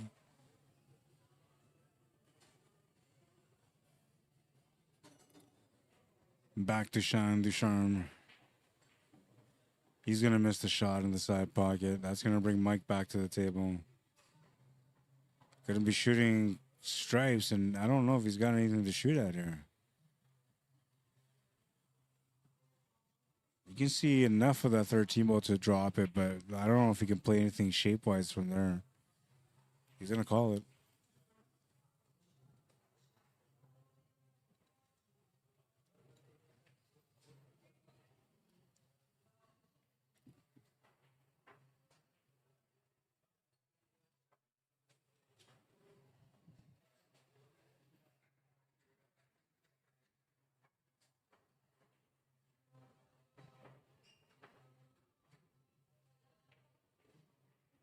Yeah, he had enough room to make it, but 13 got spat out. So Shannon with a golden chance. The only area he's got to work on is that 2 and 4, which I think if the 2 goes, he's actually okay on that. But the 4 ball is blocking the shot on the 2. The other shot was a 7 ball, which he's going to address there, and he already has. It's all about this 2 and 4 now. The 3 and the 5 both have pockets.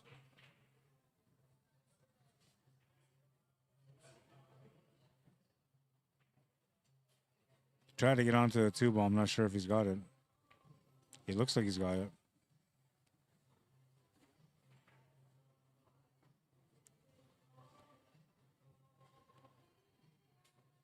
He's got the shot on the 5 still. The 3 still at the table as well.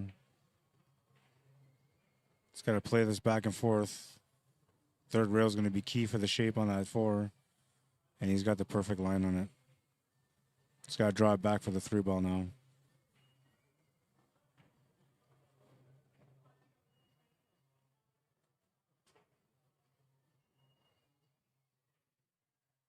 Could follow this through for easier shape. Longer shot, but smoother on the delivery on the shot to the corner. Plus, it gives you a nice straight shot on the 8 ball. 3-2.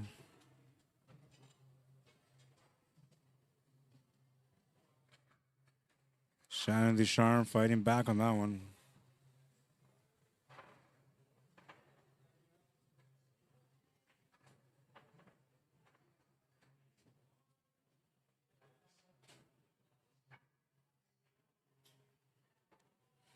Dennis Baptiste, Elmer de Guzman tied at 1.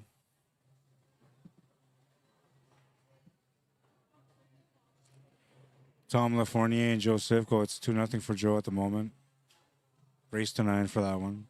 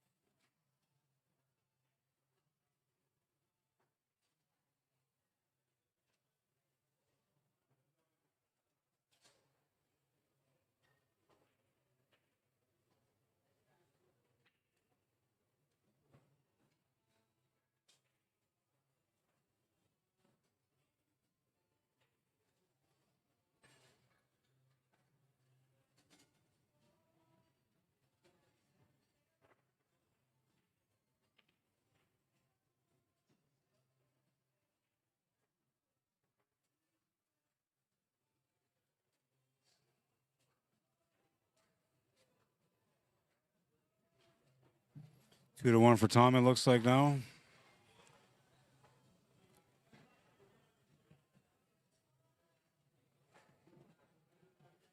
Shannon just turned the table over to Mike.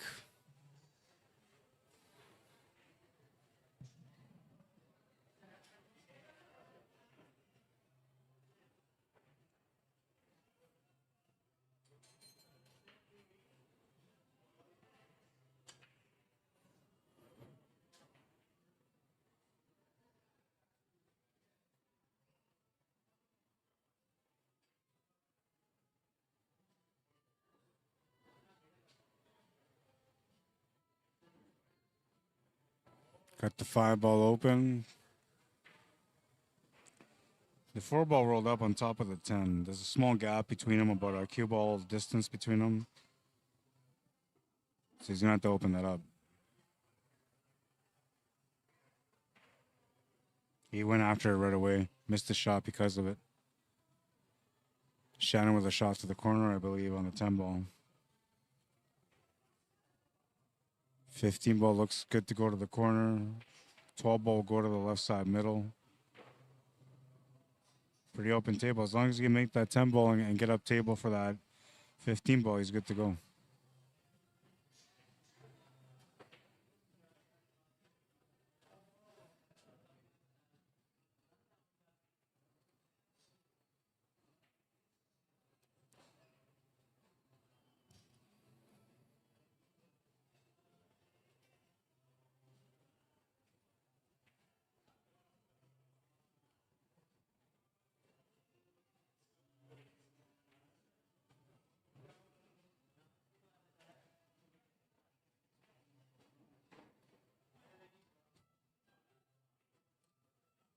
Not sure what he's doing. He's grabbing something anyways right now, Shannon.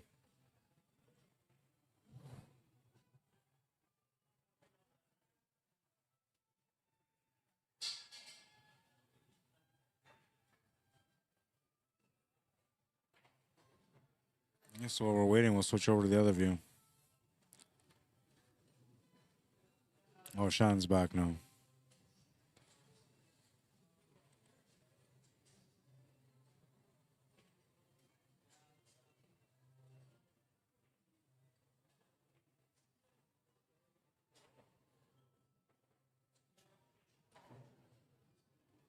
He's got the option for the 15. Can make the 12 ball as well. He opened up the 15 from there, so now for sure the 15's open.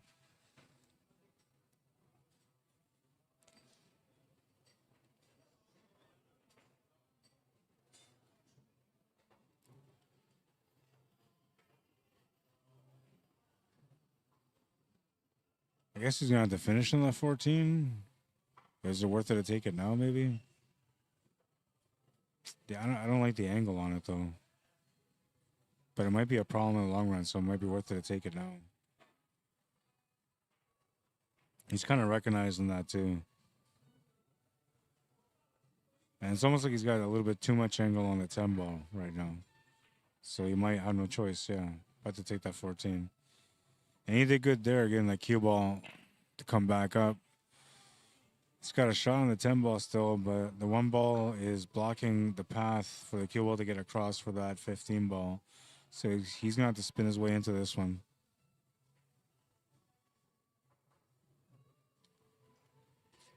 He did nick the 1 ball, but it wasn't in a bad way. He was able to get the cue ball clear across to the right anyway. The shot that he's left himself here on the 15 ball isn't easy, though. I'm not sure if he can actually make a shot from here other than a cut. Bank's not available unless you go reverse bank to where he's standing. Cut's available to the top left corner. Oh, he just nails it. What a shot. What a shot. That's some do harm stuff right there, man. That's some do harm stuff right there, man. 3-3.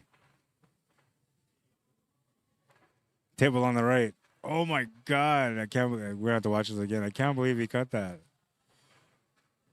Like nothing. Like he's been doing it all his life. Oh, on a diamond, man. What a shot.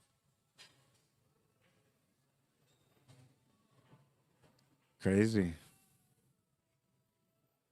And I guess we'll go to this table while we're waiting for the other table to get going. Joe Sivko at the table at the moment, up 2-1 against Tom LaFournier.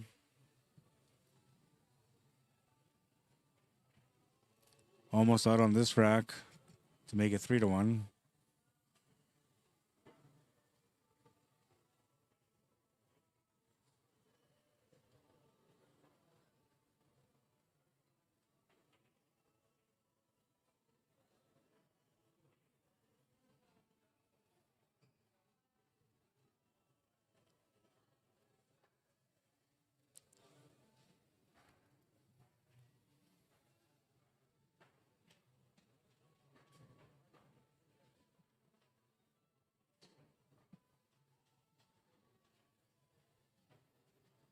Didn't get the pace that he was looking for.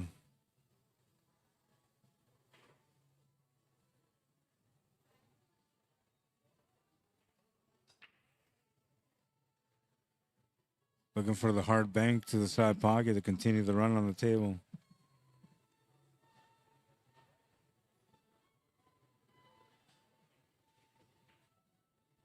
Oh, and he nails it. What a shot. With some shape to boot. Well, not really, but I mean, he's got to make up a shot, so we got to be grateful for that, right?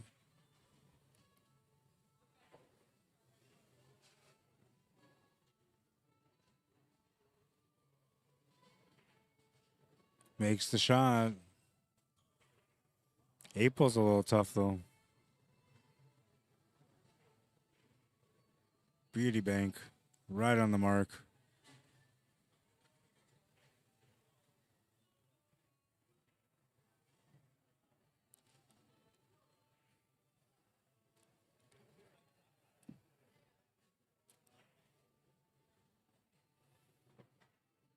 Oh, and then he makes the beautiful 8-ball. Wow. Who is that guy? He's up 3-1. Back to the action. We're tied at 3 in a race to 7 here. Mike Delgado at the table. Running 40 minutes into this match. 6 racks in. We're on the 7th one already.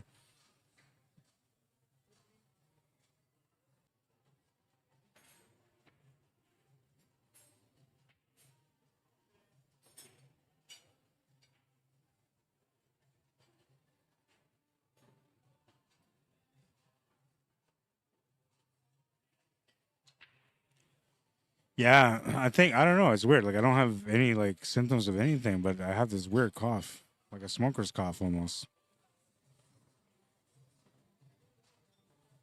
Thanks, Val. I'll try it out. Usually for us, like, when we're streaming after a few days, we start losing our voice, so we usually have honey all the time. But I didn't bring any with me this time.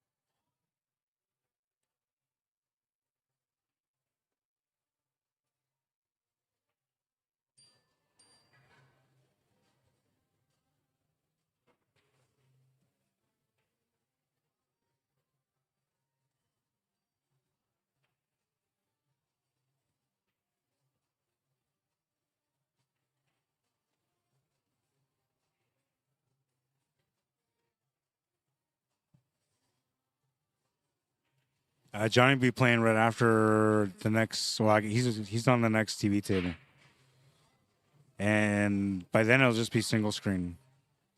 I'm only doing picture in picture here because Shannon's mom's watching and she wants to watch Shannon play. So I'm doing picture in picture for this match.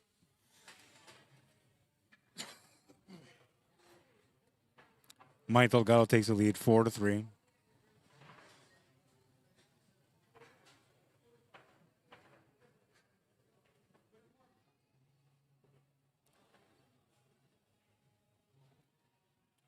Race to 7, so he needs 3 more. Shannon looking for 4 of them.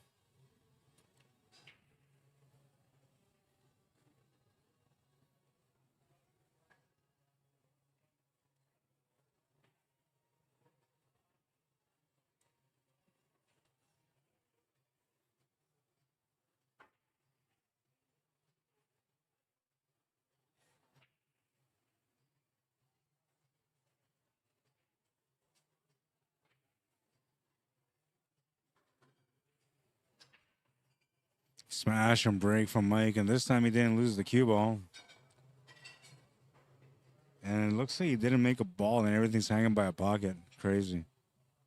Or did he make a ball? You know, he made a ball.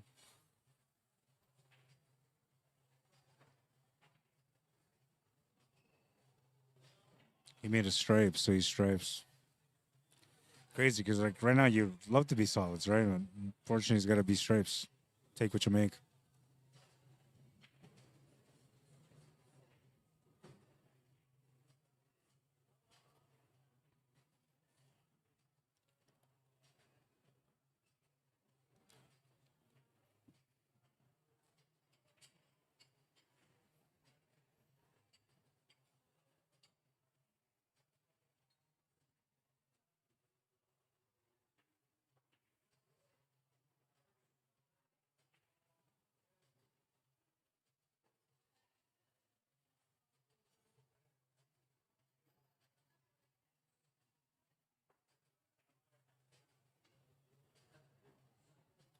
I believe it's 3-1 for Joe Sivko against Tom Lafornia in the semifinal match on the top left of your screen.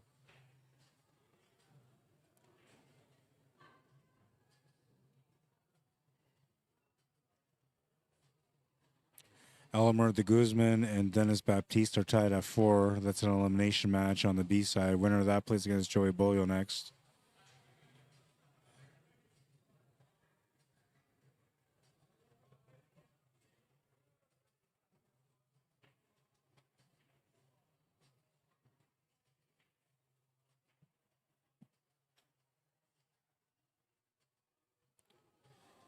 Dave Olson, what's up, brother? Says, hi, Rod. Wow, what a shot by Shannon. So nice to see him shooting again.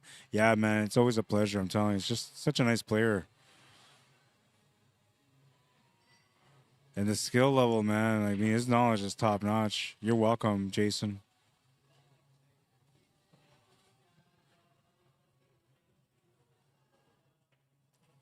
By the way, if you guys are enjoying the coverage, you guys can always support by liking the stream, especially on YouTube. Helps a lot.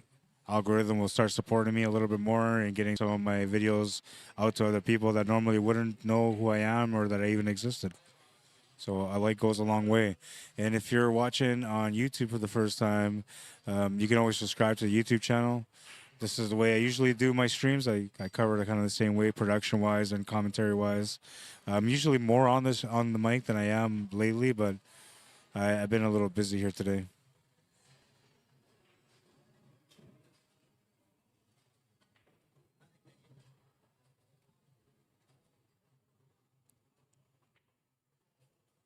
Cue ball's gone too far. He got the shape that he wanted, but he's against the rail.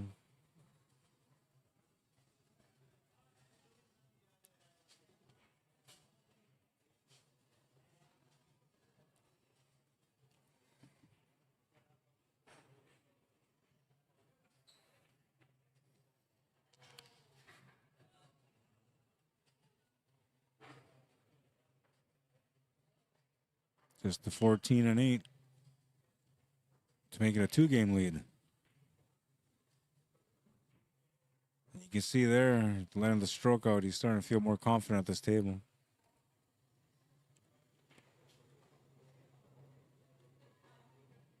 Five to 3. Winner breaks. Mike Delgado to break next, trying to get on the hill first. Tom Lafornia at the table right now in the A-side semifinal. It's 3-1 for Joe Sivko in that match.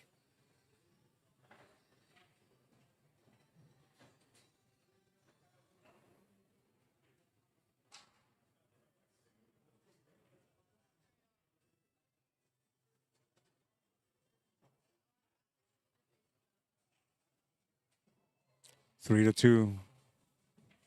Tom down by 1, but it's winner break, so he's breaking next.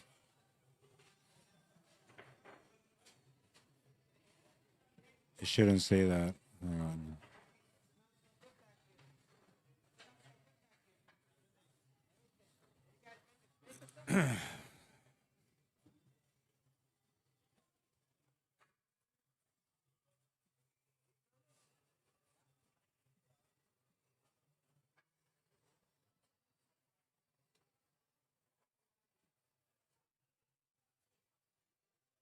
Picture.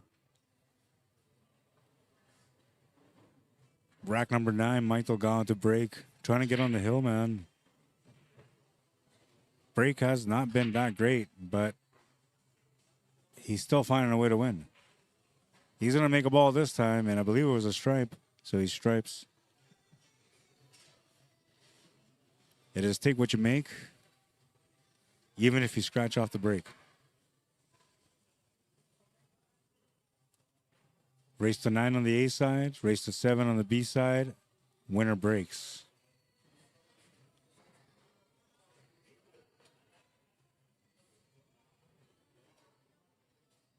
VNEA rules, cue ball fouls only.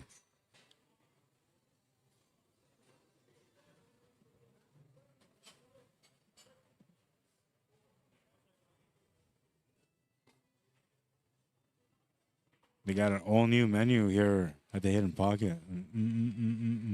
That's all I can say. It's so good. So good. Now, I don't want to sound like that guy, but I had a burrito, and man, it was good. Oh my God, was it ever good. By the time I was done, I'd wished I had ordered a second one because it was that good, man. Now, and I used to be a chef for 14 years, right? So, like, I know my food, man. When I get into a restaurant and I take a bite of your food, I know how good you are. I know if you're like homemade, family restaurant, commercialized, from a bag or spices. I can tell if it's frozen, condensed frozen, or if it's fresh.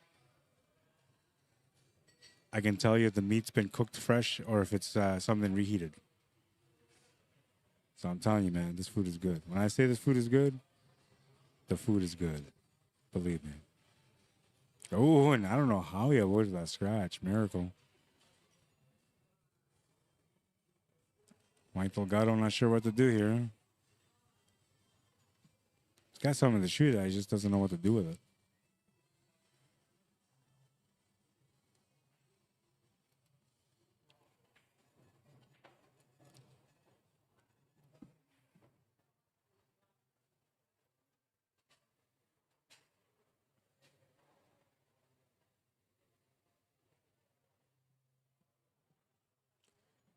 The 9 and 10 are a huge problem for him. He doesn't really have any solutions for it.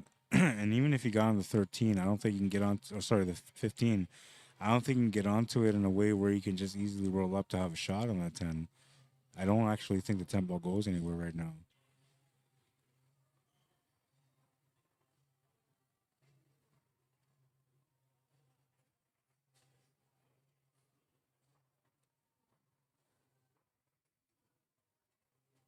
If I was him, I'd be looking at this 10 and 9, trying to find a way to like play the safe, open them up at the same time. But you would have to tuck into that 15 ball just perfectly. That's not bad. He's tied up the 6 ball anyway. Unless it goes right now.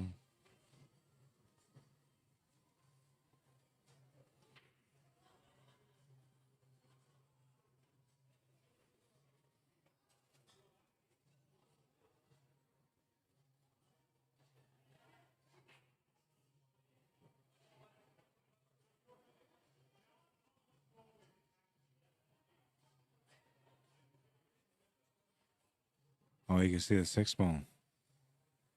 I didn't, like, from the way it looked to me, it looked like he didn't have the shot available, but he definitely had it. Made it look like it was wide open all day long.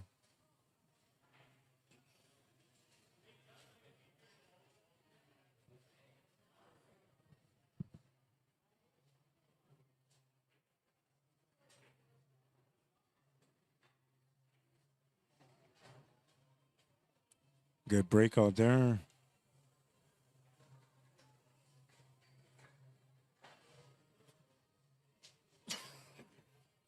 Deserve better than that, though.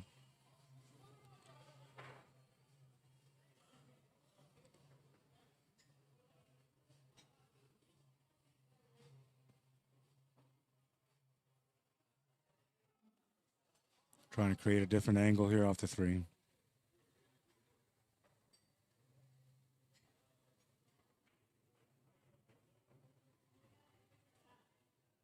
Doesn't want that 4 ball to go in the pocket. This is dangerous now. Like, he decides to go for the 4 with the shape on the 7 or a break on the 7. he could knock the 8-ball in. You don't want to do that, you know. It's not what you're thinking about doing, but that's the possibility, so you have to be aware of it.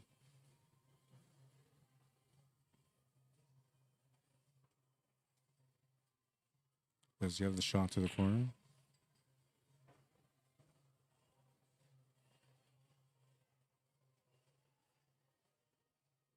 Just missed it. Mike Delgado with a chance to get on the hill now. He can't see anything though. He put his hands up right away as soon as he walked up to the table because he knew he didn't have anything available.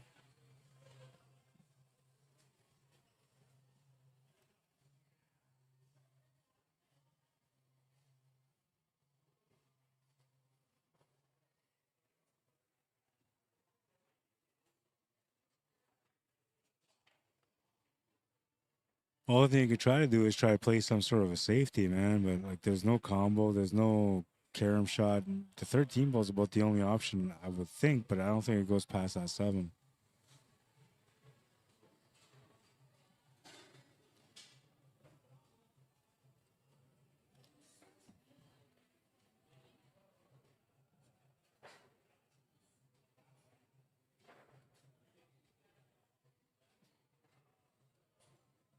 Not bad. He's taking away the shot on the 2. He hasn't given him anything on that 7 ball. Except for a cut. I cut to nowhere because you can't cut that back to the corner from there.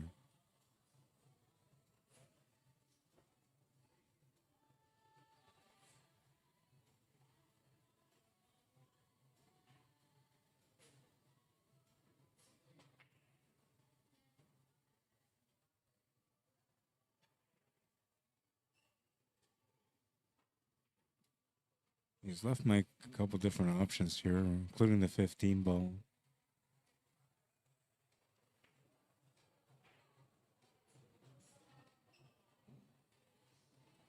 I kind of like the line on it. I don't know. It might be missable, but I'm thinking if you just nick the 9 ball a little bit, you're good to go here. But I think he's just going to miss it. And if he tries to nick it, he's going to miss the shot. So he didn't try. You can definitely play a combo from here, though, if you wanted to do that. It would have to be somewhat a two-way, like playing the cue ball into the 8.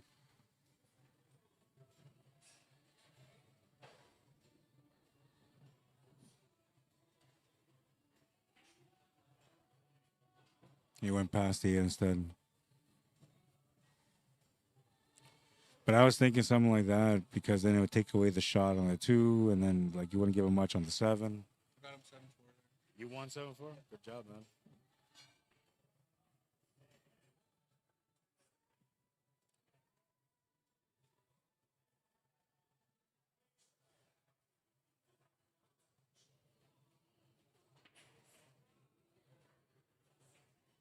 Dennis Baptiste just won against Elmer de Guzman 7-4. He'll be playing Joey Bolio next.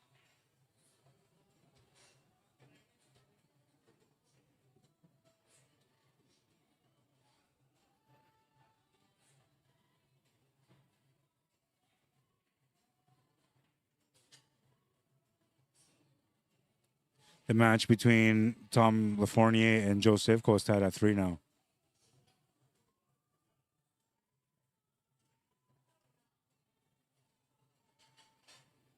Thank you for your donation, Micah. I appreciate it. Brad Beardy, how you doing, my brother? I'm doing okay, man. I'm doing okay. I've been fighting my blood disorder for a while, but I've been on the good side of things lately, so I'm doing good, man. Having some neuropathy pains, but you know, if it ain't one thing, it's another. So yeah, man, it's good. How are you? Did you win any money in the snow drags? You're usually one of the top performers, man. You usually win some good money there.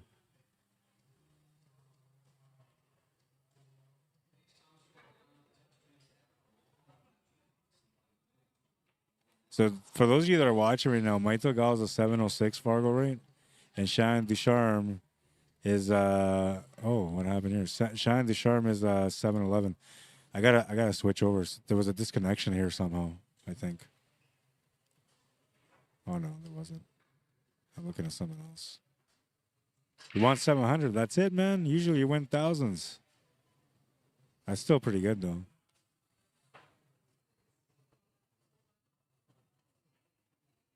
Five to three. Chance to get on the hill. He's at the table, making it happen. Tom LaFournier at the table, trying to make it happen. Race to 9 for those guys, though. It's 3-3 only.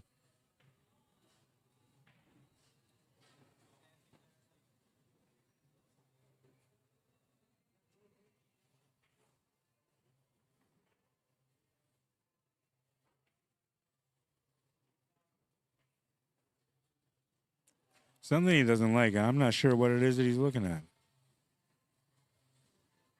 Because to me, like, everything kind of goes except for that top left corner.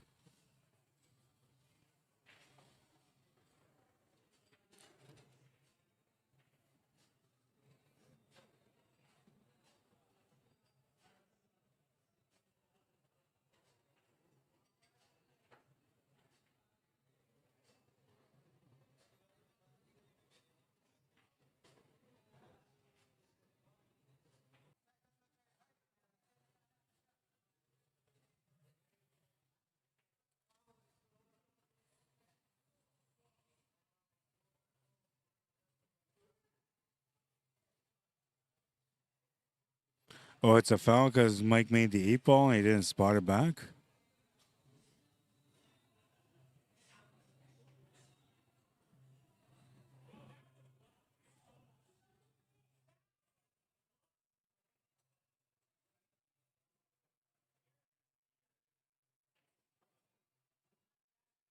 I think that's what happened.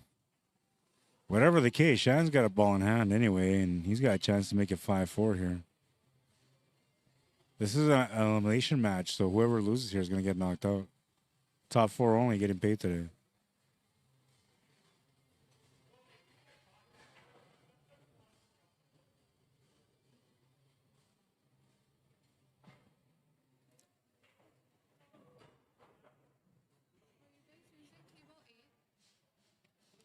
That one on that side? No, I don't know. I'm not sure who's using it, but it was never used for the tournament.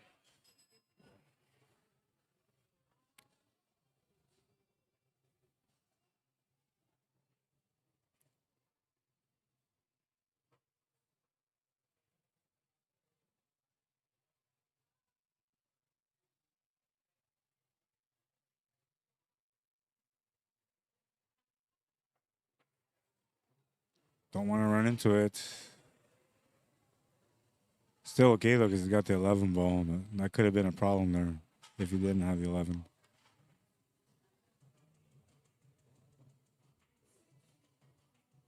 I'm guessing that 8 ball goes in the top right corner because he hasn't even tried to break it out, so it's got to go. Nice little bump out there to get onto the 8 ball, too. 5-4. And we want more. Yeah, baby. Seeing you, man.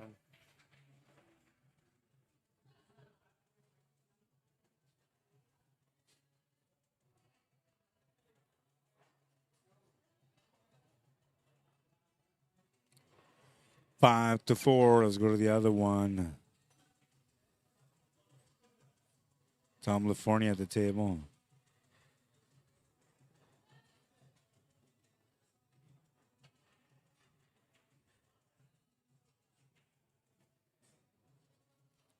Shannon might be on a break here, so we're going to go back to the one table.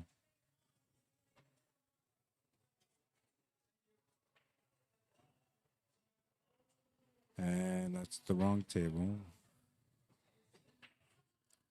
We'll pause the clock for now until Shannon gets back, and then we'll resume that match on that table.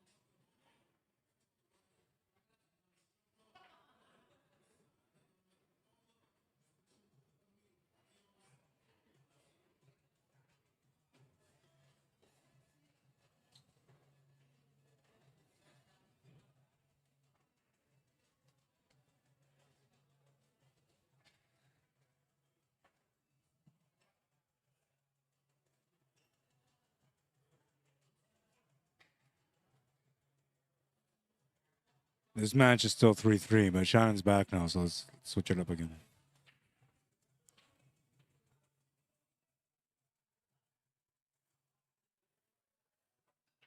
And we'll start the clock again. I'll be back in a second.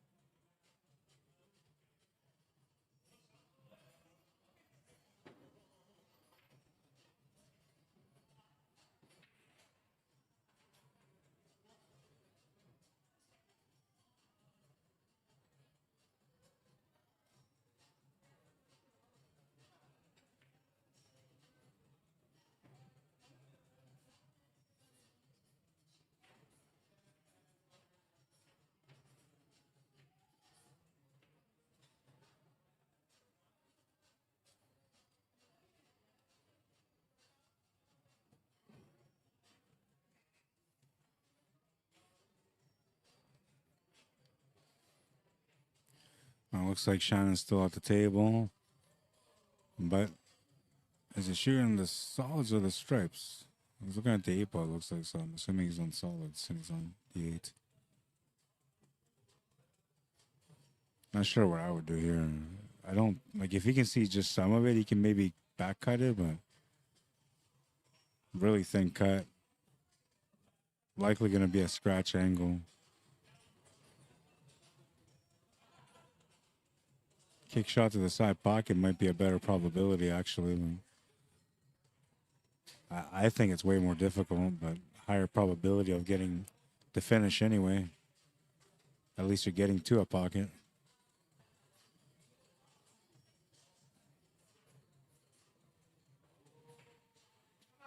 Oh, what a shot, man. Crazy.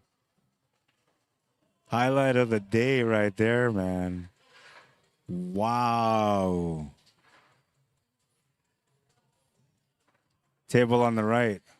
Oh, my God. That's Shannon right there, man. That's a Ducharme way. I've seen him do crazy stuff like that before, man. That ties up the match at 5. And now we got a race. First one to win 2 games. Next one to win this game right now is going to get on the hill first. What a shot, man. You know we're going to crop that one out. Oh, man, what a shot. Oh, my God. And I was going to put it on the one camera, but the reason why I didn't do it on the one camera is because I had the other table on the one camera. But I had a feeling he was going to make something special there. Wow, what a shot, man. Highlight of the day. Highlight of the month. Hey, you know you're going to instill some fear into your opponent with that shot, man. Like, at this point, you're thinking to yourself, this guy is, like, hyped up and ready to go. I'm in trouble. At least that's the way I would look at it.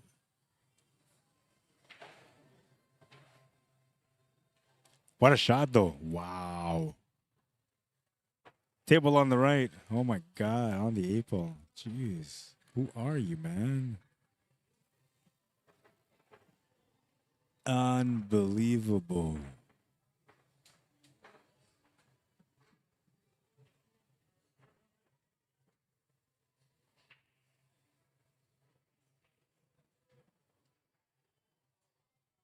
Too many highlights, so the internet's going off. Like, no, we can't share this with the world. It was too special. It was a nice shot. Like, you had nothing. You had absolutely nothing, man. And you made it happen somehow.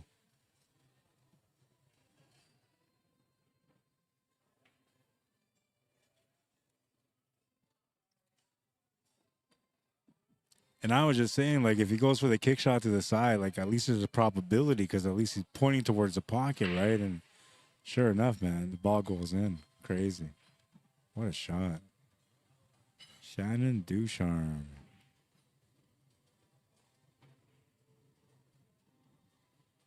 It's always special whenever he comes out to play, man. But when he's in a mood and he starts doing things like that, man, everybody's in trouble.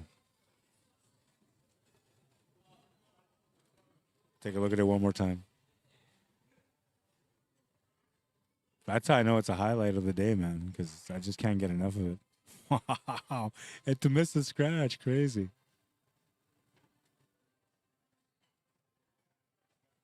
That was the best part, that he just missed the scratch, man.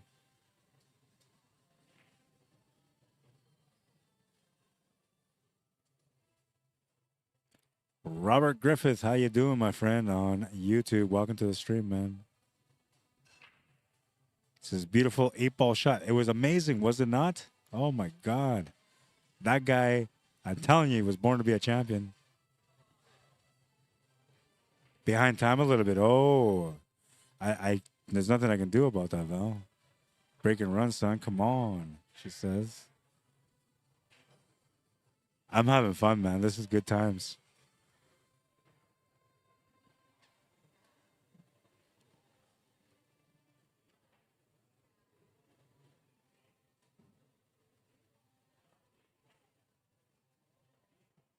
Crazy.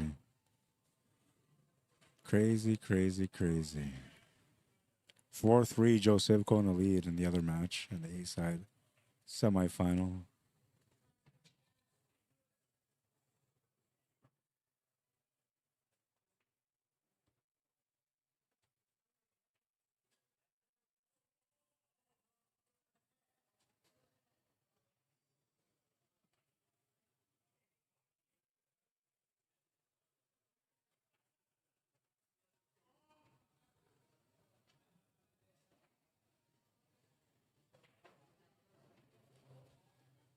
Shannon. Shannon. Shannon. 5-5? 6-5 for him? Shannon says 6-5 for Mike, so Mike's on the hill. I thought Shannon was on the hill. But Mike's on the hill. He's trying to close out. Now, you can't take Shannon out of the game after that beautiful shot, can he? He's on his way to do it right now.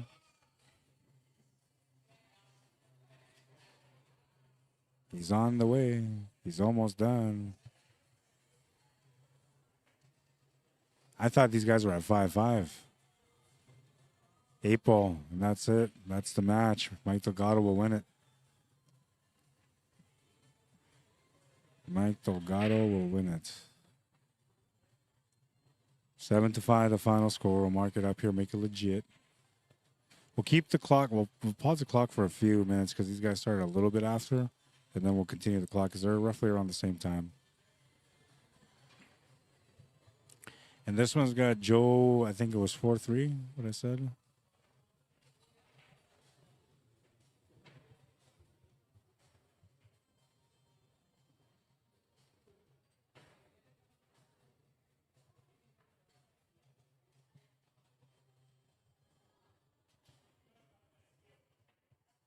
That's the problem with the highlight of the day. The highlight of the day is cursed, FYI, just so you guys know.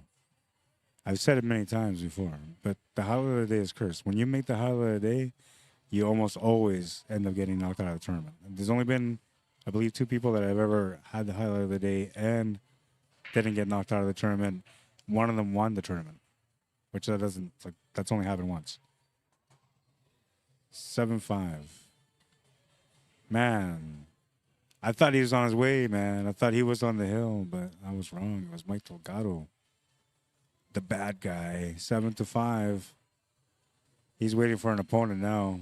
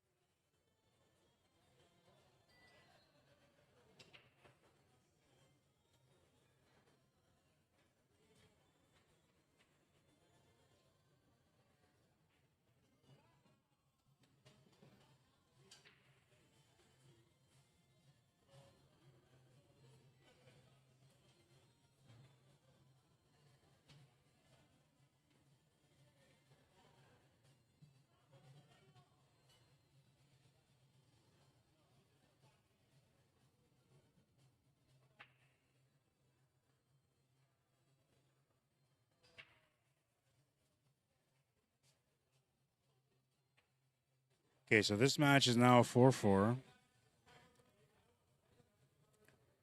And we have Johnny Baptiste against Cornell McLean Jr. starting up on table 2.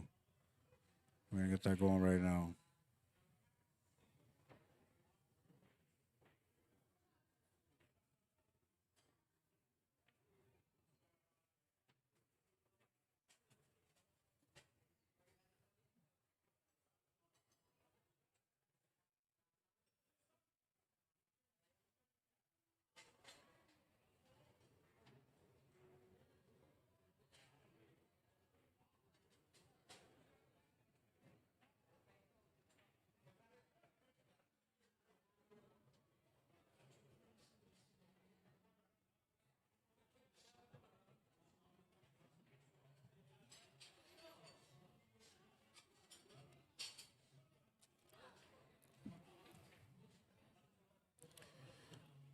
All right, and then let's see. On the B side, we got Joey against Dennis. They've been into this match for a little bit now, though. So I see one of them sitting at 2. The other one, I'm not sure. It could be a 3-2, 2-2, or something like that. 12. Small party, you can do table 11. What about 6? 6. I'm using 1, 2. 1, 2, 3, 4. I need 4 tables altogether. So these 2 are being played right now, and so is this one. So these 3 tables are being played. Do you want to just take 7, 9, 10, 11? 7, 9, 10. Yeah, that works. But try to keep it like small groups. Yeah, but I don't put any pictures there. Yeah. And then you got whoever you put there, you gotta let them know there's a stream and it's like partially covering their table. Yeah. In case if anybody's cheating or something. Maybe I've always said maybe do 6, 7, 9, 10, and then on team 11 for that. Okay, yeah. That makes sense. Then you're surrounded with tournament both sides. Okay. Yep.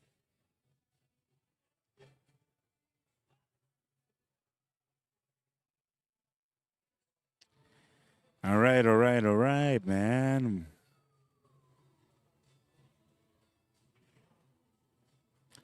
Sleeping 786H, how you doing? Welcome to the stream on YouTube.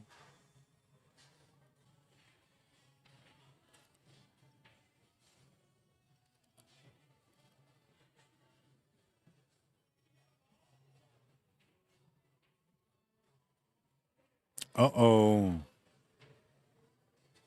Hang on.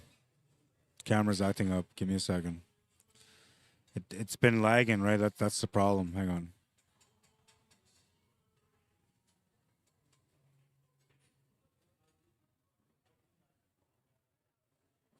I'll be right back on that table. I'll just reset on this camera.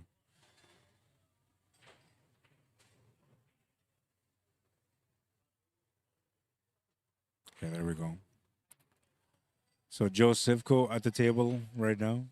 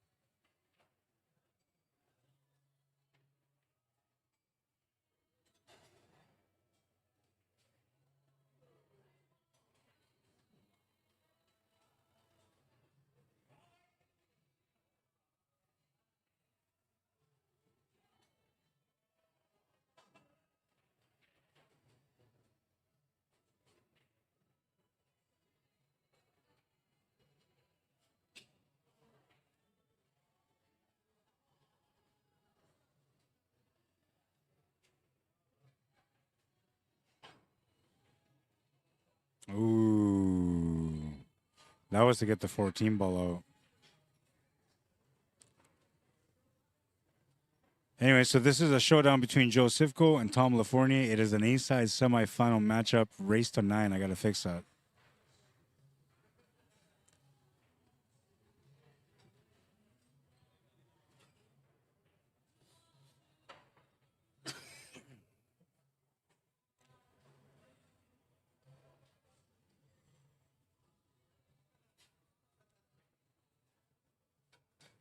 Yeah, Mel Marsha realized it was frozen, so I had to stop it and restart it. I'm thinking it's internet related, but I don't know. It could just be the USB ports or the cameras.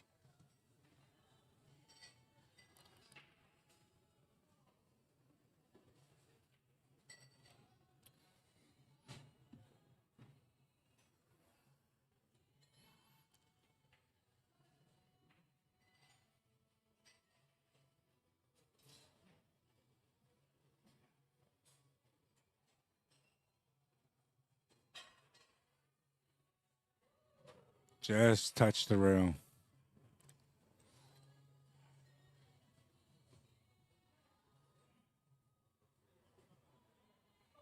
Oh, I think he already had hit the rail anyway.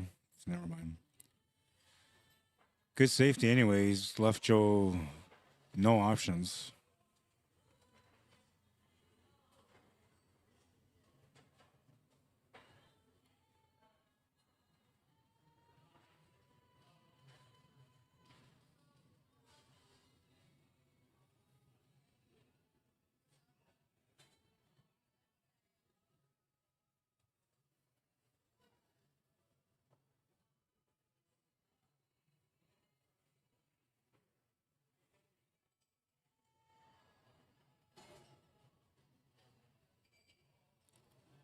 BJ Fox also says, just like Johnny Baptiste winning the 8 ball and 9 ball and team event in the Masters divisions in Las Vegas, same tournament, that's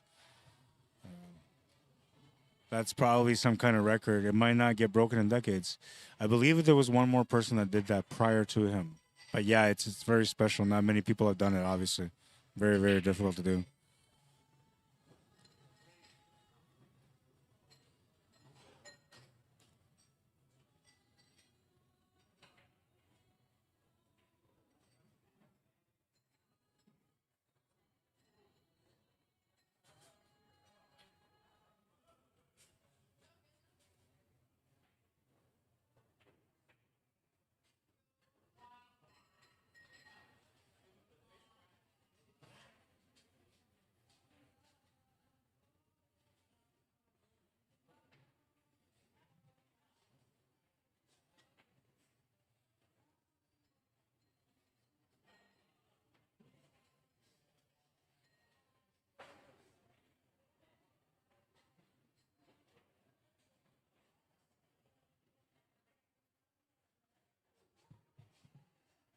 cooler than me.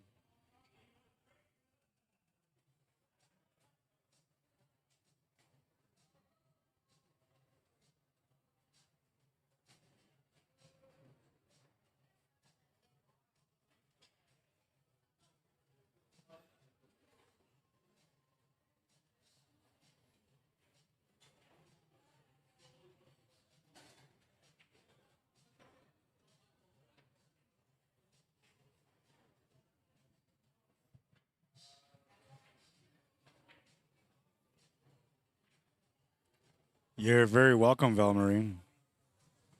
And yeah, I'm grateful for that too. It's been quite an ordeal for a few months. I had a lot of faith and also had a lot of people behind me supporting me and praying for me. So I had faith that things were going to work out. It was just a matter of time, and thankfully I was correct.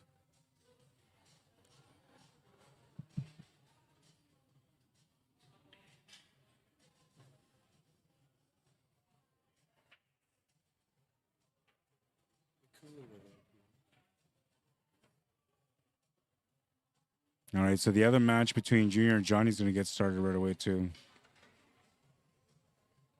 That's the other semifinal.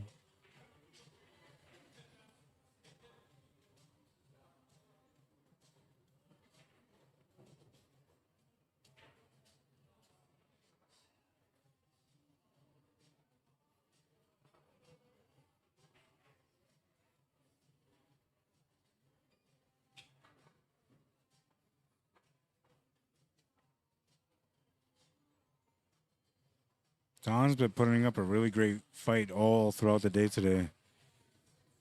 Sitting in the A-side semifinal right now with a chance to take the lead in the match. Possibly get through to the A-side final, guaranteed no less than third. Against some tough opponents.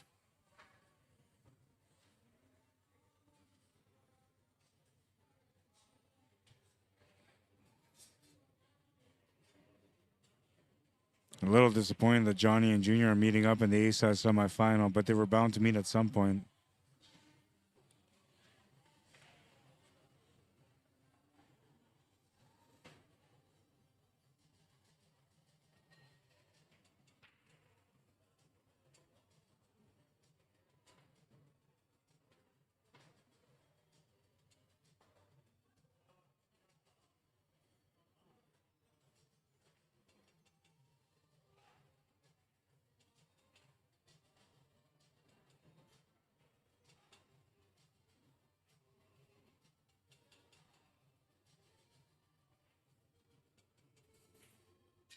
Eight to the corner is good. He takes the lead, 5-4.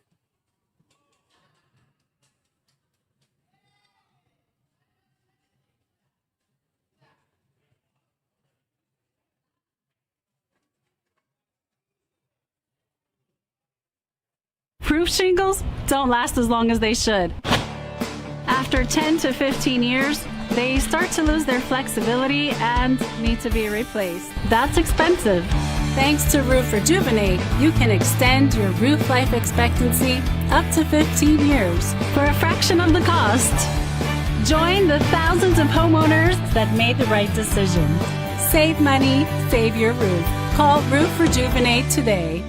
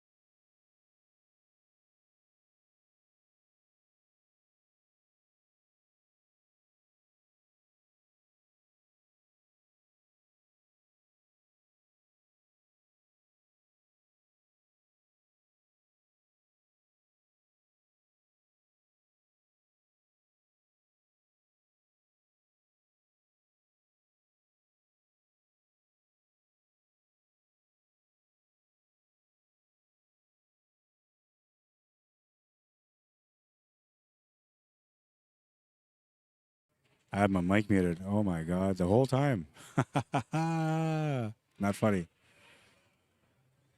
Definitely not funny.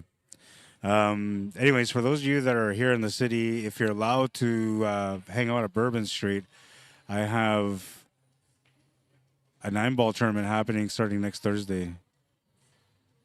I'm just trying to figure out the format. Like I know it's going to be single knockout, loser pays table time, and I got the pricing to get dropped down to a fair pricing for the tournament. I just gotta figure out what the entry fee is. I'm thinking 40. I think 40 is reasonable, right? Once a week.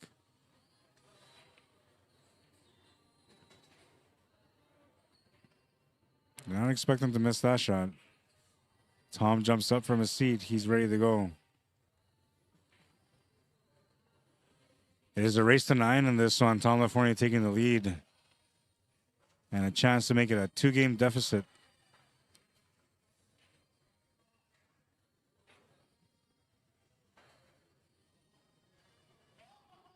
I don't know how you guys feel about, pool and tournaments and how fatigue sits in, but I feel like if you don't sleep the right amount of hours, you usually start getting fatigued like around this time, 6, 7 o'clock.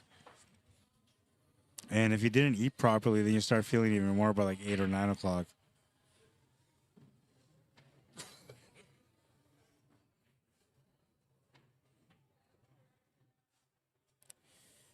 I don't really think there's a lot you can do about it. I know that a lot of players that I've seen over time usually bring like little snacks, protein bars, peanuts, bananas, things like that they can eat that give them just a small boost of energy. But I think overall what matters, if you want to perform really good in a tournament, especially a tournament that may last like, whatever, anything above 12 hours, you probably want to put almost the same amount of time as the tournament lasts in sleep. Professional pool players like Kelly Fisher, for example, which is where I heard this from, she says that she sleeps 12 hours the night before tournament play. And even then at times she still feels kind of worn out when you get deep into the tournament. I know people like myself will sleep 6 hours and go out there and play all day and all night, man. And then it seems like we're getting like more energy as the evening comes in because we're night owls.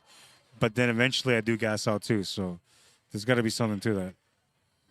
But all I know is I heard it from Kelly Fisher. And she's given this advice to Savannah Easton when Savannah Easton was just a little one.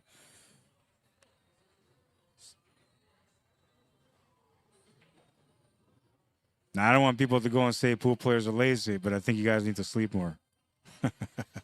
You might be less grouchy at the table, too.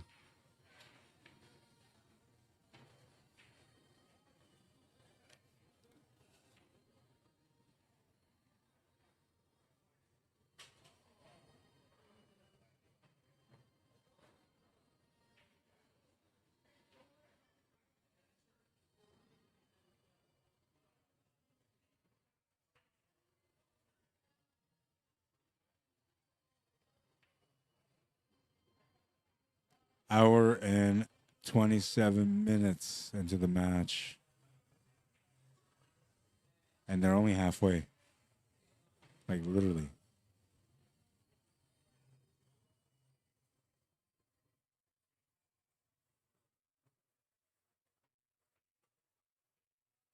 Okay, so now we're like this, so let's do this right now. Boop. All right, so now you guys can watch the other A-side semifinal between Junior and Johnny Baptiste. And it looks like Johnny took the first rack. Junior's at the table right now on the second rack.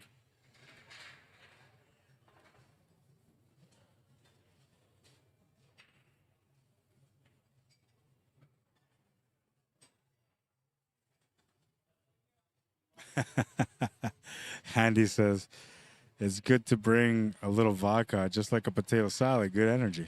Opa. Yeah, man.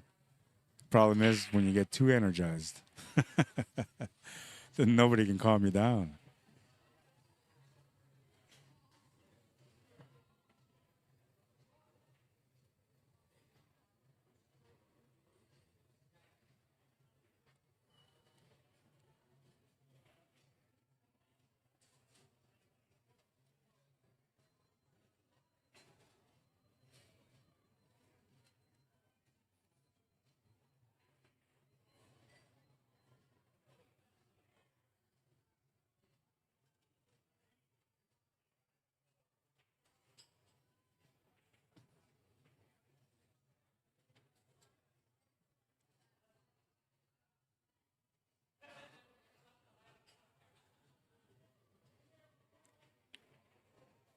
Two ball will come up short of the pocket. Table's turned over to Joe Sivko. He's got a couple of options to get going here. Easiest option will probably be the one going to the bottom left corner.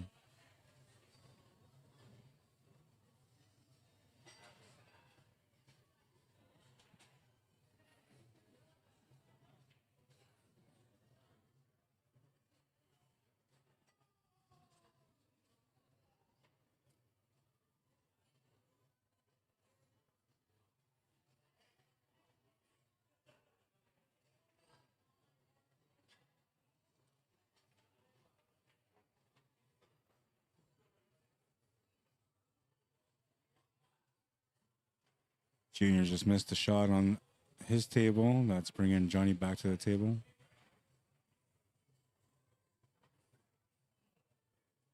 Johnny only had one match so far today because he had a bye at the beginning.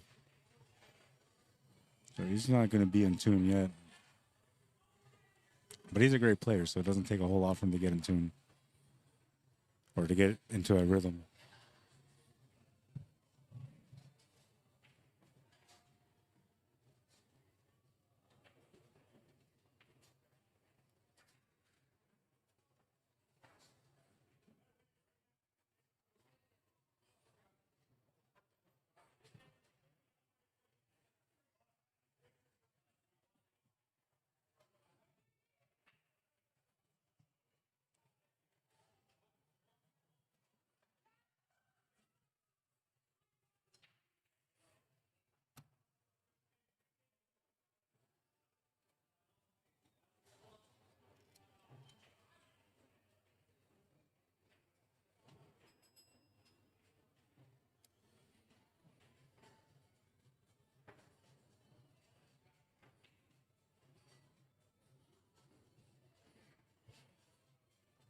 Lots of things going on, so the signal keeps dropping, and I can't do anything about the signal dropping.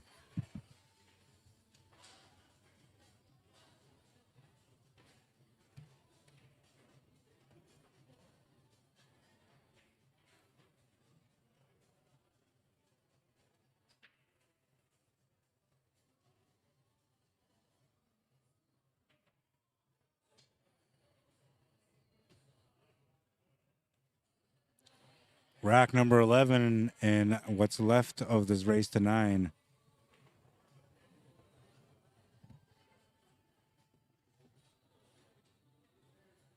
Have a good night, man. We'll see you. I was waiting for you. See ya, man.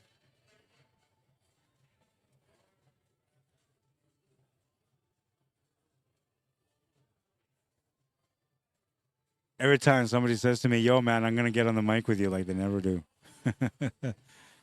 Dave's like, yeah, man, I'll get on the mic with you today, blah, blah, blah. He called me too, man, woke me up early and everything. I was like, yeah, man, I'll bring my extra mic. He never even touched the mic today. I don't even think he even looked at it.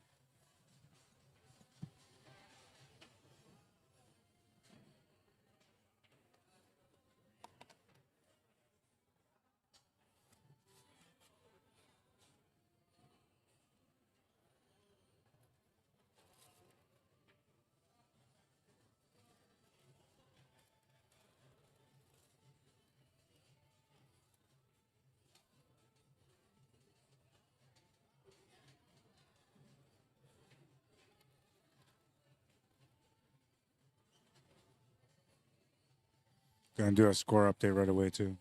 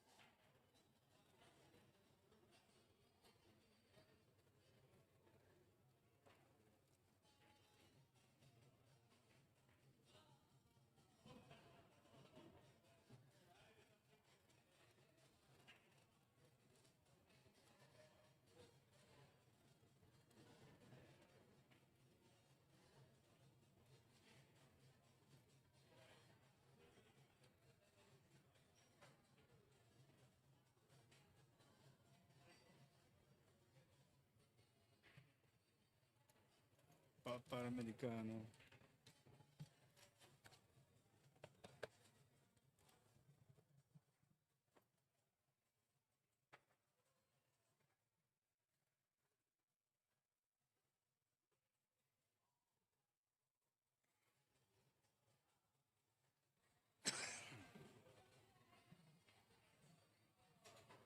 Papa Americano. So these are both semifinals, by the way, A-side semifinals. Winner from each table is going to play against each other in the A-side final after this.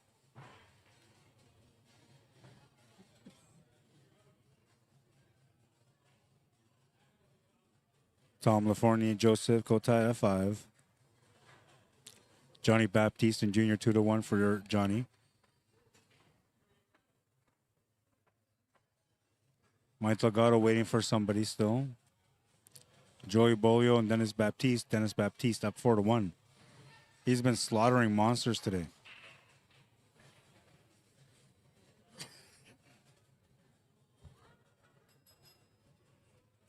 He did lose his first match. Who did he lose to? To Pham, 9-4. Since then, Pham played against Johnny Baptiste, lost 9-5, sent him to the B side. And then he played against Shannon Ducharme. He lost to Shannon Ducharme on the hill. And Dennis is still here. But Dennis had a bye on the B side. Then he played his first match against Elmer, won 7-5. Now he's on the second match, playing against Joey, up 4-1.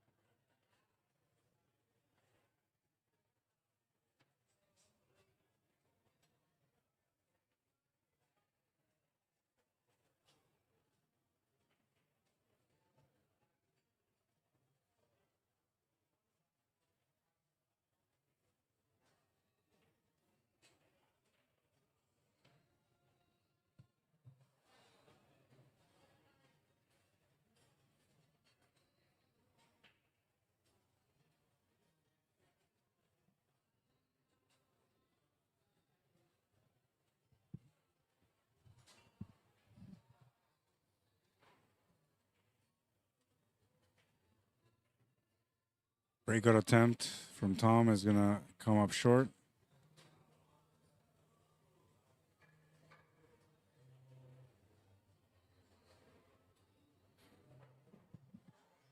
Johnny at the table right now on table 2.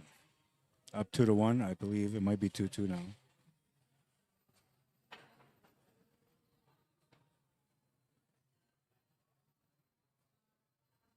No, it's 2-1 for Johnny. Oh, and Joe took the lead on that one, so 6-5 now.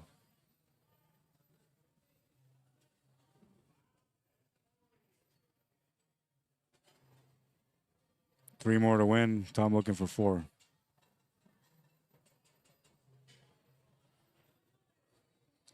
Rock Spoon 123, how you doing on YouTube? Says, hey Rod, how you feeling? Sleeping 786 says, Rod, cannot hear you. Are you on mute? Yeah, I was.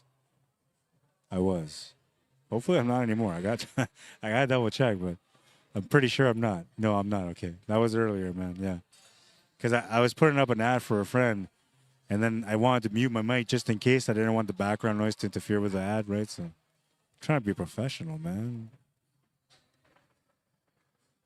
And then I forgot that my mic was muted.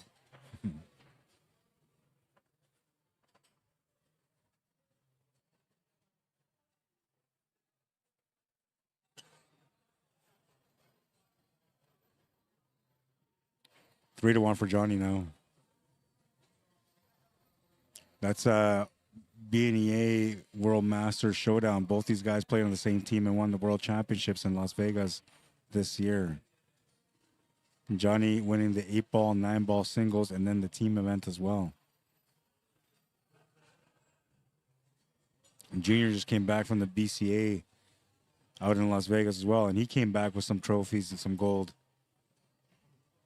So both these guys are like ready to go, man. They're true masters of the game.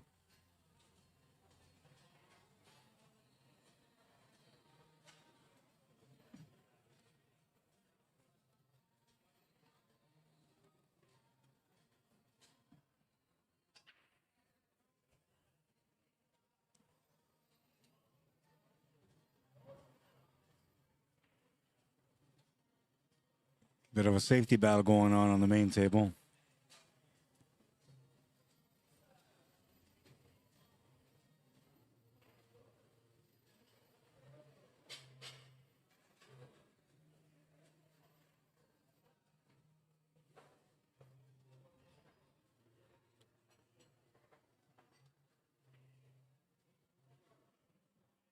Nice little bump out, and that's what he was looking for.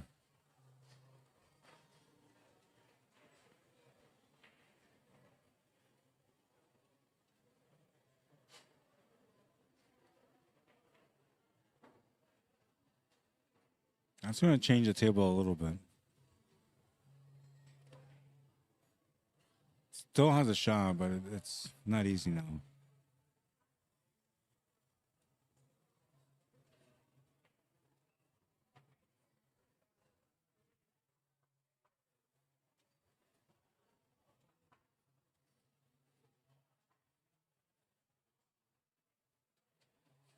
Just playing smart here.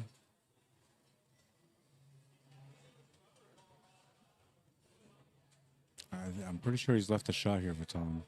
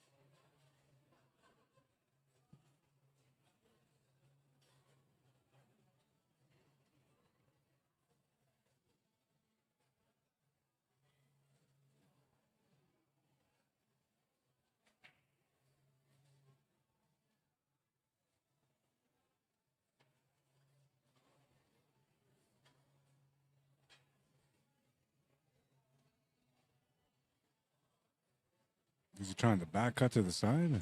Oh, he was. Oh, man, that's crazy. That was a lot of back cutting for that one. Not impressed with the miss. Table will get turned over to Joe Sivko. A chance to make it 7-5 right now.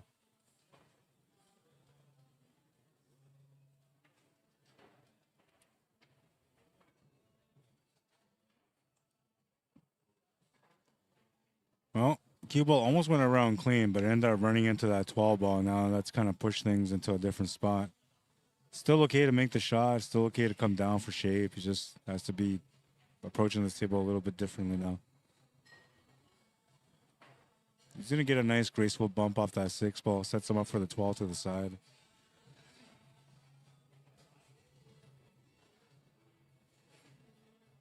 Just a gentle touch for the perfect setup. And he bumps into this one also. 9 to the corner is good, and the 8 ball left for a 7-5 score.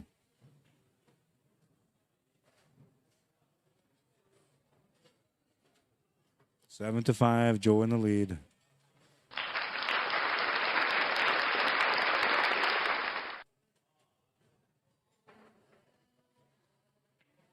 Junior at the table right now, down 3-1, just missed the shot. Johnny coming back to the table.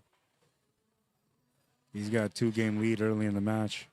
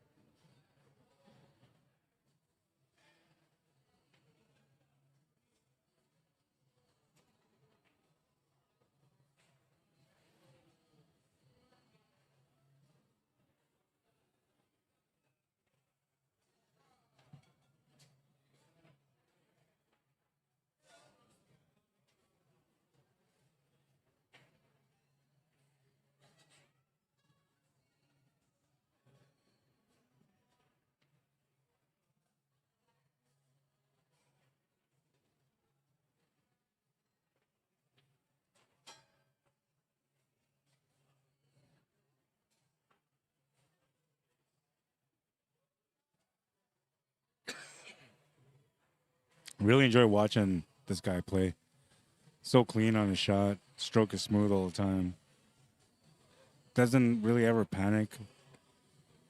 You never really see confidence change either.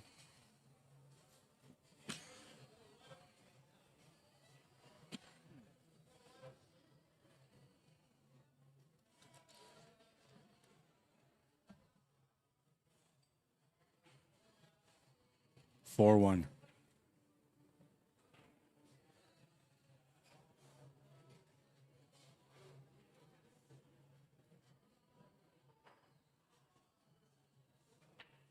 7-5 for Joe, as the score shows. 4-1, Dennis Baptiste still against Joey.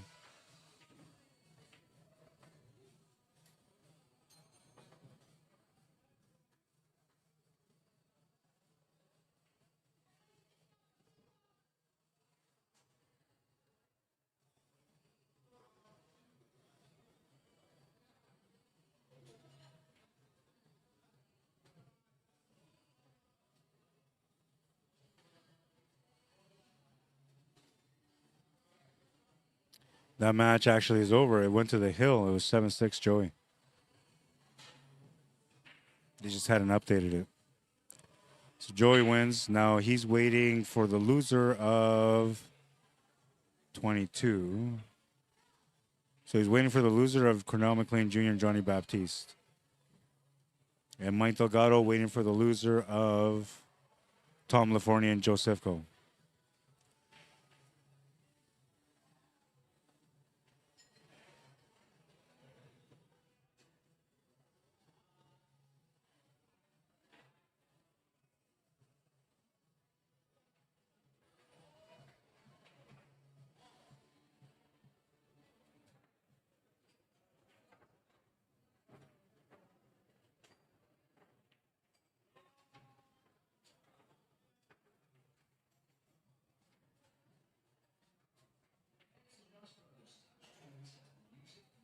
Joe Sipko on the hill, 8-5. 3-game lead and looking pretty.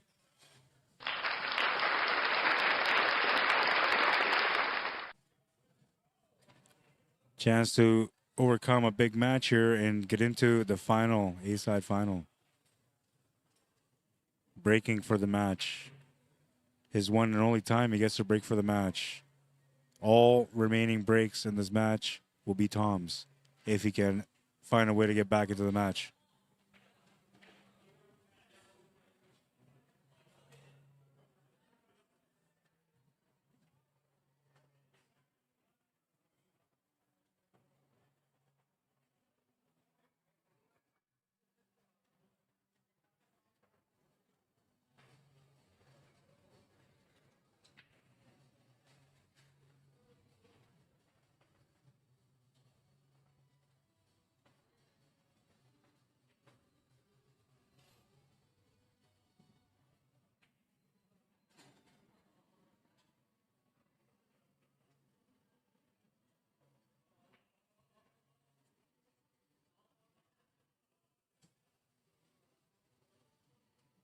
4-2. A-side semifinal number 2 on the small screen. Johnny in the lead by 2. Junior to break though. Winner breaks, anything can happen.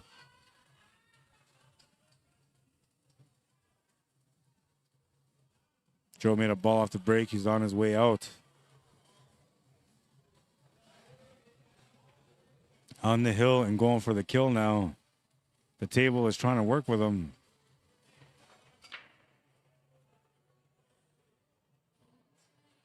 I believe he's stripes, but if he's solids, then the table's not working for him. But if he's stripes, he's pretty good here, which I think he is.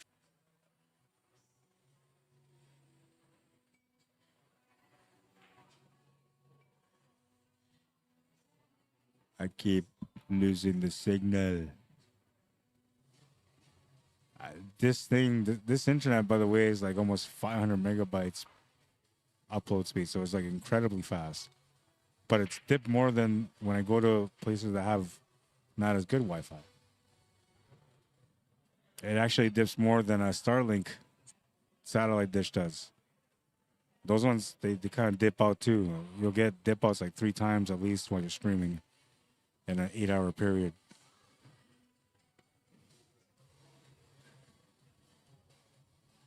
Looks like Joe's almost got it all figured out here.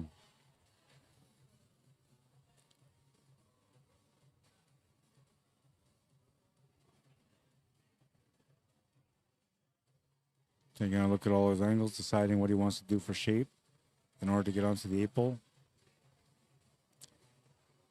I'm assuming just making this last ball in the bottom right corner is the way he's going to want to go.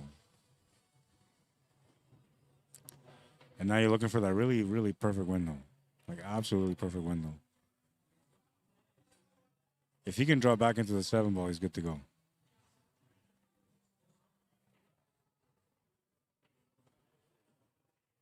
Even if he just gets it out of the way, and that works too. Great shot, Joe. Nice finish, man. 8-ball for the win.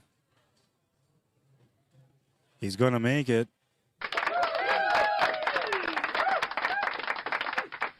Single cam.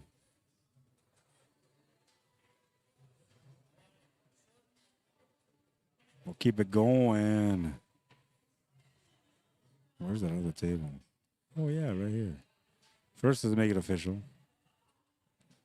Dolly Parton, 9-5. Joe Sivko will go to the A-side final. And he never really plays tournaments anymore, man, but played in this one, and so far, a really good turnout for him.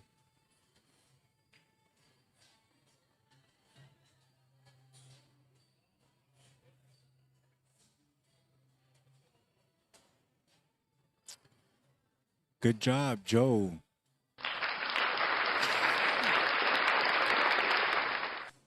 He's waiting for the winner of Cornell McLean Jr. and Johnny Baptiste. That score is actually 4-1. I thought it was 3-2, but it's 4-1. So we'll get that set up right now.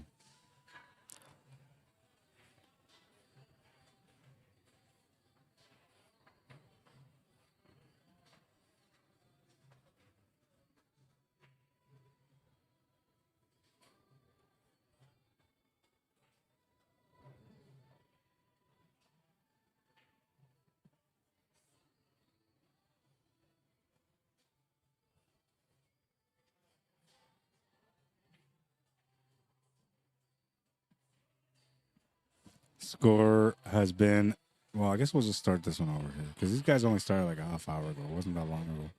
So we'll start the timer now. It is a race to 9. It is the second A-side semifinal. Winner of this takes on Joe Sivko.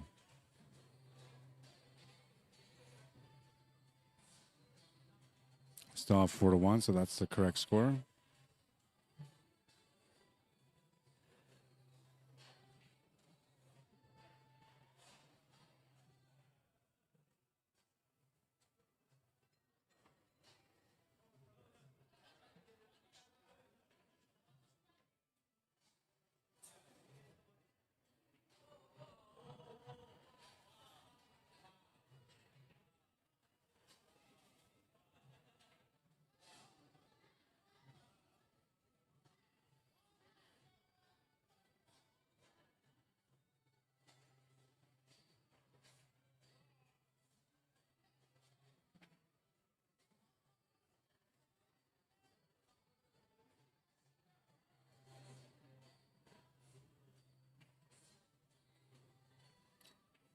Mr. Kempa says those friendly games might be too friendly.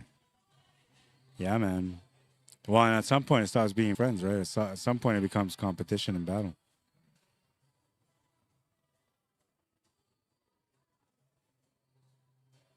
Four to one at the moment. Johnny Baptiste, King of the Hill champion, three-time King of the Hill champion. Playing against the returning champ for the Manitoba Masters 8-Ball Classic, Cornell McLean Jr. Trying to defend his title, but he's down 4-1 right now.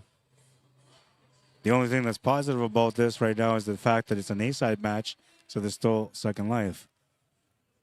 But a returning champion would love to have that comfort of just being in the A-side final, securing the seat for a guaranteed second, and then whatever happens, happens. Johnny Baptiste is trying to not let that happen right now. Playing the way that he usually plays. Lots of people walking by, but don't make him miss.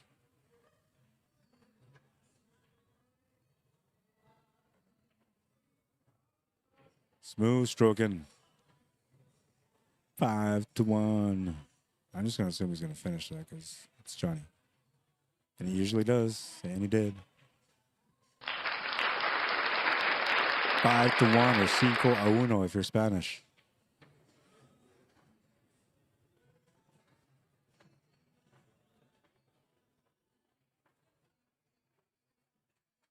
Good luck, sir. Mike Delgado says Romel. He'll be playing right away.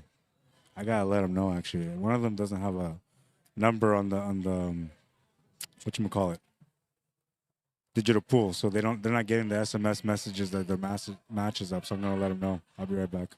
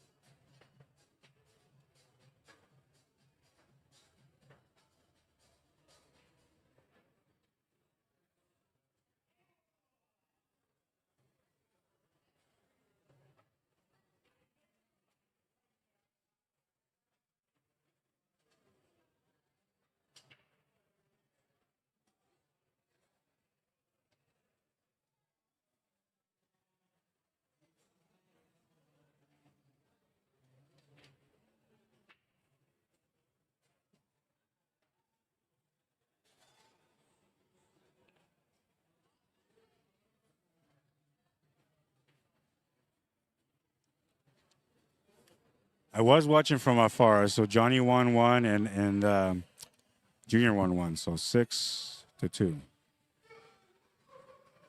That's what the score should be. I'll double check right now. Ba, ba, ba, da, ba, ba, ba, da. I was just talking to Joe Sivko about, you know, how good he's playing and all that. So they got 7-3. That's what I got to go with. These guys are fast shooters, so I'm not surprised that many racks went by. It looked to me like it was only 2 racks, but it was like 4 racks that went by in that time. So Johnny trying to get on the hill. He's got a shot out of here.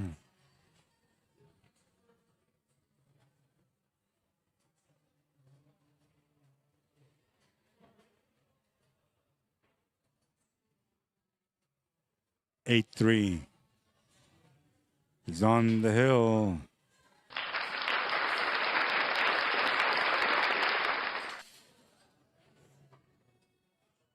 Breaking for the match. Winner here, guaranteed third.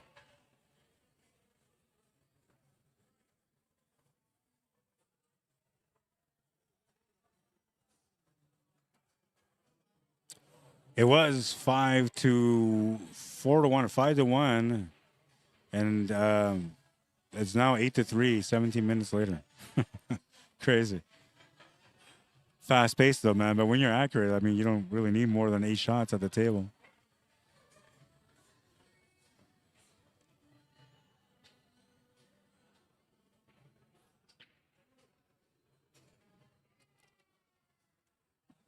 It looked like he made a stripe. Oh, and a solid. 1, 2, 3, 4, 5, 6. 1, 2, 3, 6. Yeah, so he made one of each, so it's an open table. 8 ball's sitting by the corner pocket.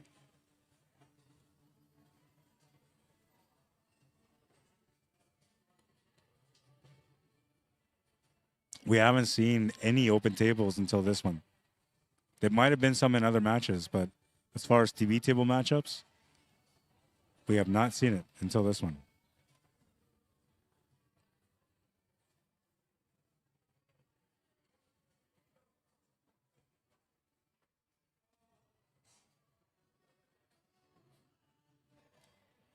We've seen open tables on dry breaks, but never when somebody made the same amount of balls for solids and stripes.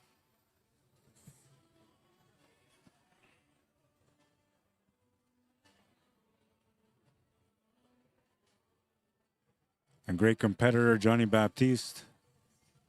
When he circles around the table, you're usually in trouble.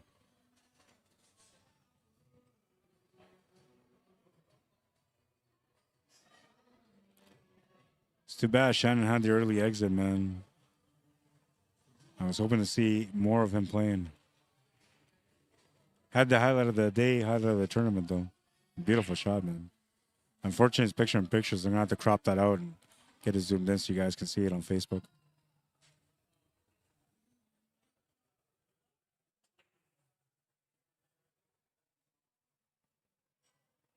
Slightly over, man. This is going to be a super, super thin cut if he's going to go for it. Like super, super. To the point where he might even miss the ball altogether. No, he hit it, though. He was just making sure that he hit it. Junior with a chance.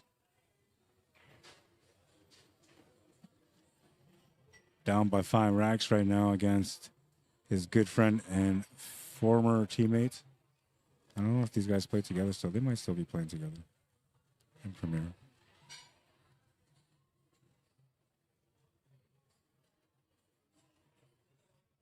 Both these guys went out to Las Vegas for the VNEA World Championships, and they came back the Master Champions.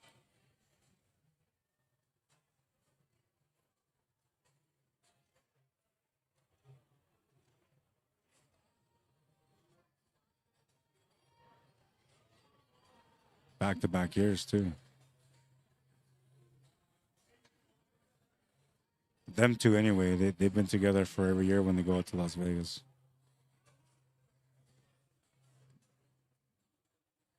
These are the matches that are somewhat tough to play when you're playing against somebody you know, mutual respect type thing. teammates. Sometimes you want to let up a little bit. Sometimes you want to give up a little bit. Get out of position there. Should be okay to make the shot and get down for the 8-ball. The 8-ball's in the pocket, basically. Shot is good. So is the 8-ball. Johnny says, that's good. You don't have to shoot it. 8-4, 4-8. Down by 4.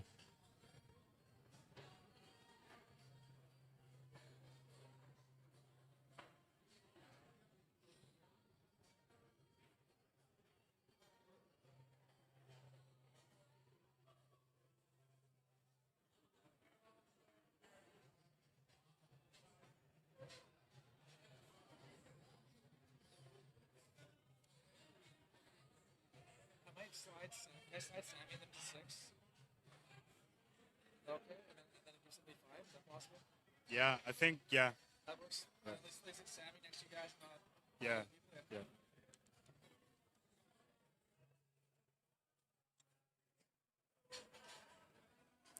Four to 8. Winner breaks. Junior with a chance to get back in the match here through his own break.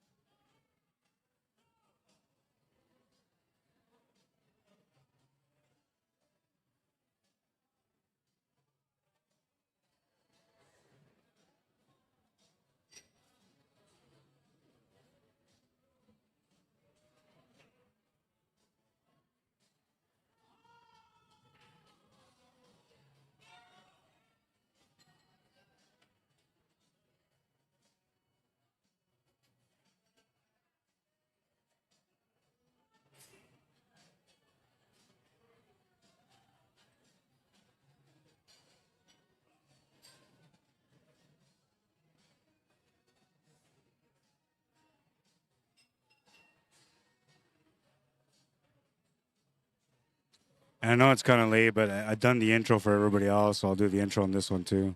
There's a showdown between Cornell McLean Jr. and Johnny Baptiste. 2026 Manitoba Masters 8-Ball Classic.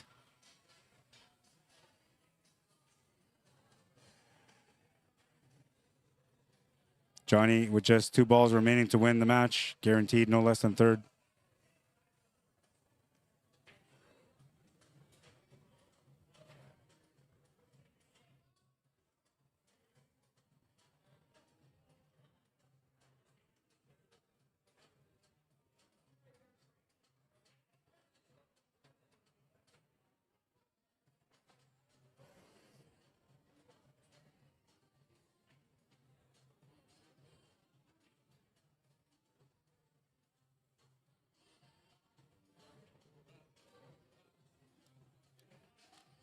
Yeah, You'll play right away too when you come back from your smoke.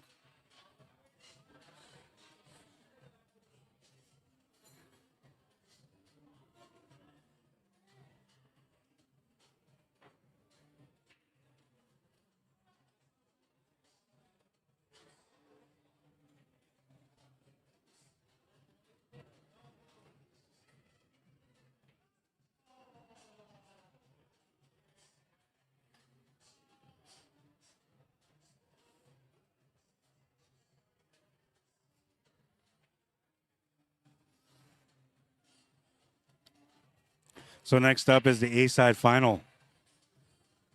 Yeah, baby. I'm excited, man. I hope you guys are too. It's going to be a lot of fun. Right on, son, says Kelly Hool. Is this the fastest game ever? Yeah, that was a pretty fast game, Sam, for sure. Right on, Garden Hoser, says Jason Richard. All right. Let's get into it, man. Jesus. A-side final. I got to switch this all up, though. Get me back in the groove. Reset the clock. Johnny Baptiste. Josepco.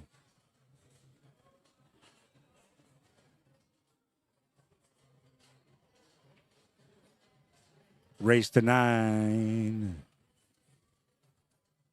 It's on, man. It's on, baby. Let's go. Oh, wait. I think we're on a standstill. So we just wait. They're all on breaks, man.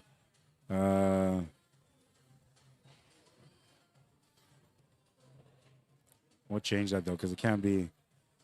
We'll say 5 minutes, so that way people don't freak out. 5 minutes, man. Just relax for 5 minutes, man.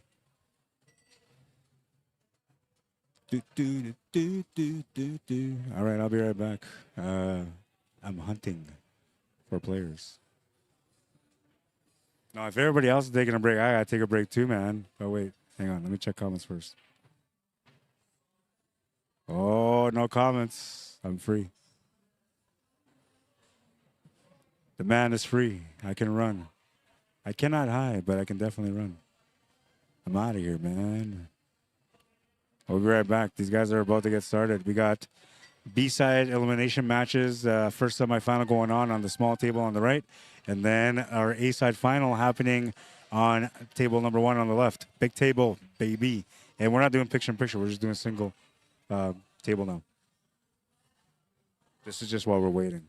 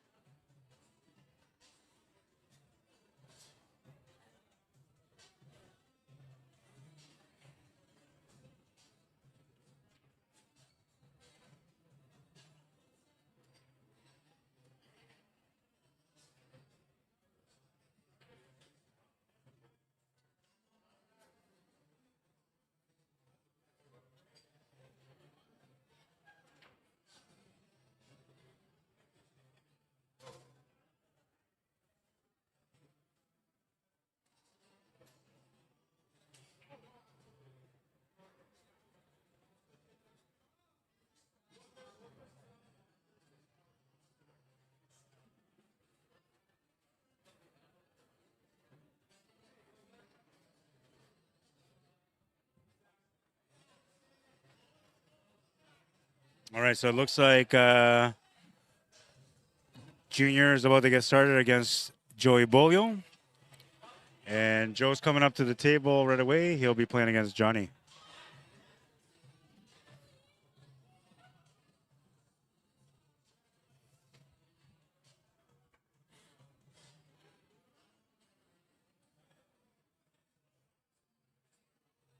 Baby.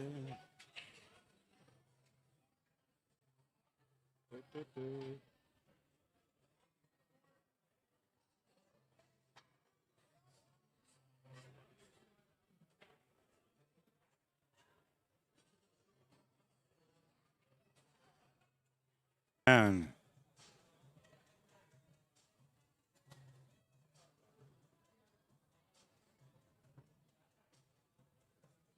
There's a problem. Well, there's two problems. One is the signal keeps dropping. Two is I'm going to run out of time for the stream. I wonder what I should do here. I guess stop and come back. All right, so these guys are about to get going now. Showdown, A-side, final, race to 9. Joe Sifko versus Johnny Baptiste. Manitoba Masters 8-Ball Classic.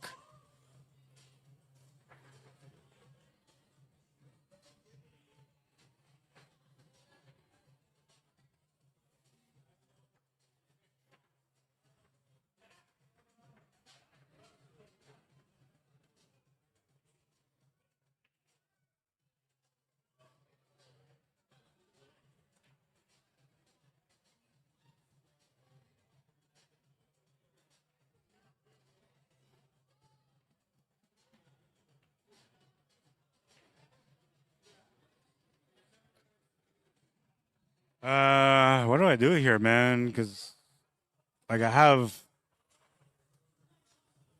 an hour and 3 minutes. Could this match be done before that? I feel like it's not. I feel like this might go the stretch, which would put it about an hour and a half, hour and 40 minutes. But both players are pretty good players, so you never know. Could be a fast-paced matchup. Either way, it's time for the showdown A-side final. Here we go, baby. Let's do it.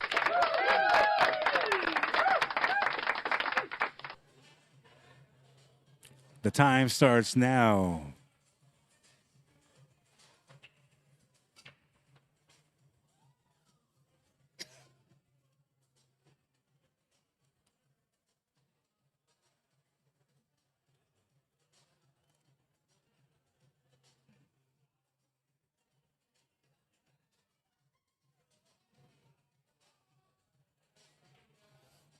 All right, so Joe at the table.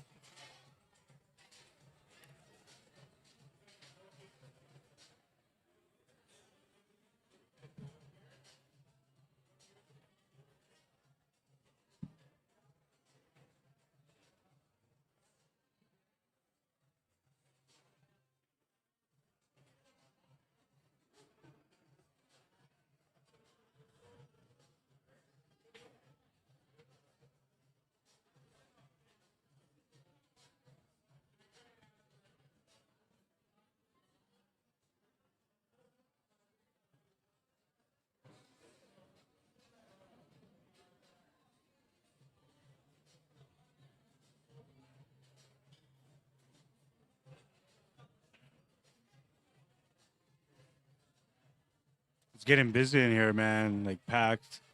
Lots of university students popping into.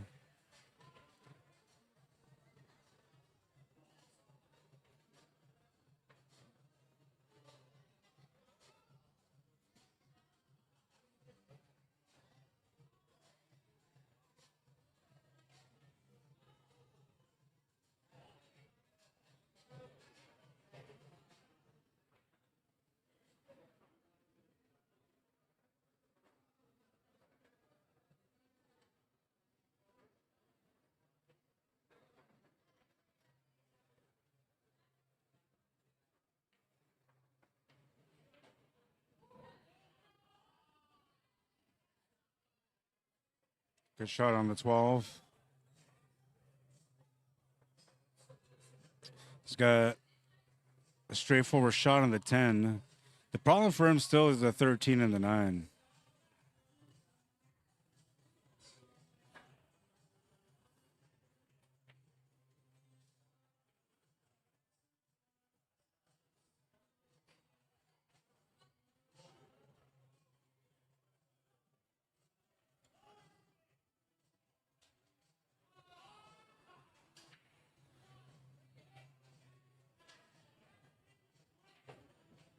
Juice, lots of juice, man, but it didn't get him the result he was looking for.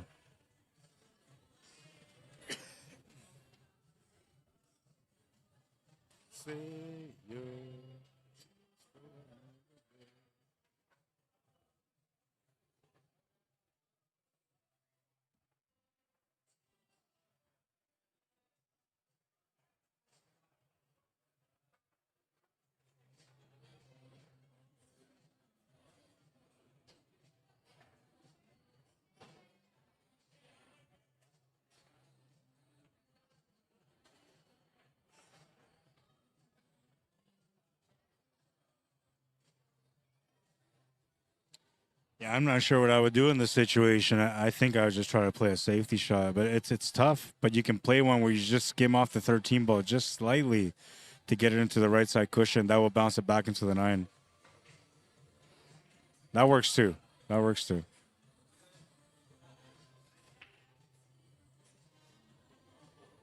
The only problem with what he did there is that he's basically opened up the table now. With that 9 being there, he still had a chance to maybe get back on the table. If Johnny can find a shot here, which doesn't look like he's got one, Joe might be in trouble in that situation. But because there's no shot available, I think he's going to be okay. Although he's going to be hooked. He should be hooked down here at the bottom rail. Cue ball's going to run into the 8.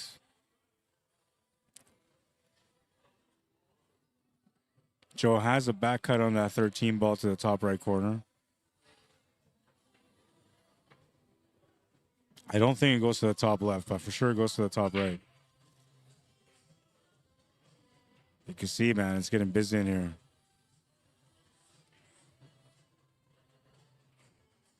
I forgot about how things were here on Saturday evening. But I actually thought I was going to be done this tournament today at 6 o'clock. Like, I don't even know what I was thinking, man. Oh, great try, Joe. He hit that as good as he could, but he was afraid that he was going to scratch on that shot. And now the only good thing about it is that 10 ball, whatever came to the left, I forgot to take this down too. Oh my God. I get carried away with this, man. Okay, so Johnny's up right now.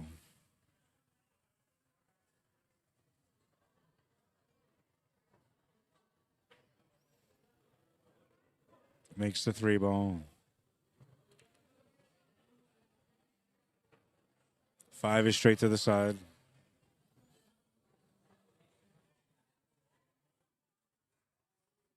Well, the 5 ball's not even on his chamber. Let me put that back up.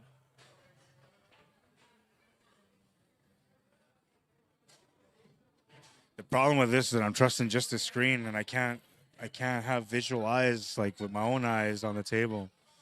That usually lets me know exactly what's going on the table, but I'm just going straight from the camera feed.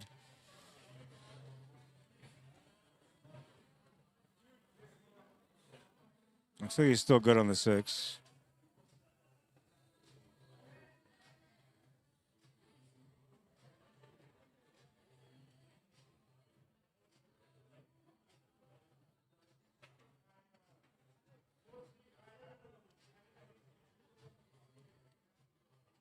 Now, did he just nick that ball, or did he intentionally leave that leave?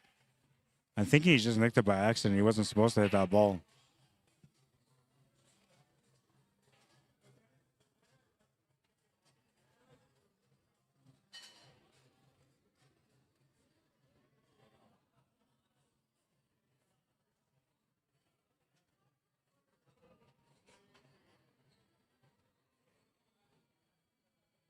Nice pace. He's going to be good on the 8. He'll take that first game as well. Oh, and I forgot to take all this down. My God. I'm so horrible at this. I swear to God.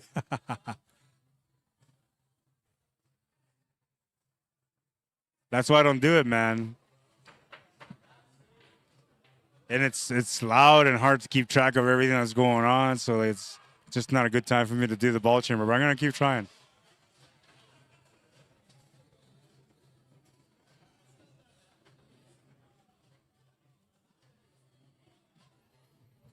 Only one game, so you're going to try to keep going. To put a player like Johnny Baptiste down into a bad state of mind on the table, you have to be up at him like 5-0 and like running out everything in sight, so he feels like he can't make any mistakes. That's the only way you're going to get him. Other than that, he's going to put up a fight every time.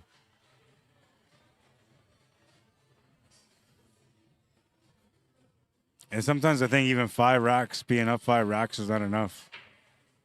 Unless you're running to 6, then yeah, for sure. But in a race to 9, like being up 5 racks, I don't think it's that big of a deal against Johnny, because he can 3 or 4 pack that table no problem, especially with winter breaks.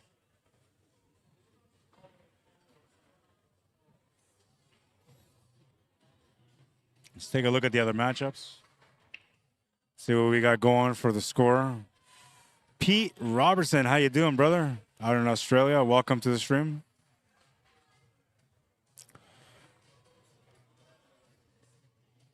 And the B side, we have Tom Lafournier, Mike Delgado, race to 7, and Mike is up 4-2. The only other match we got going is Joey Bolio against Cornell McLean Jr. Jr.'s up 2-0.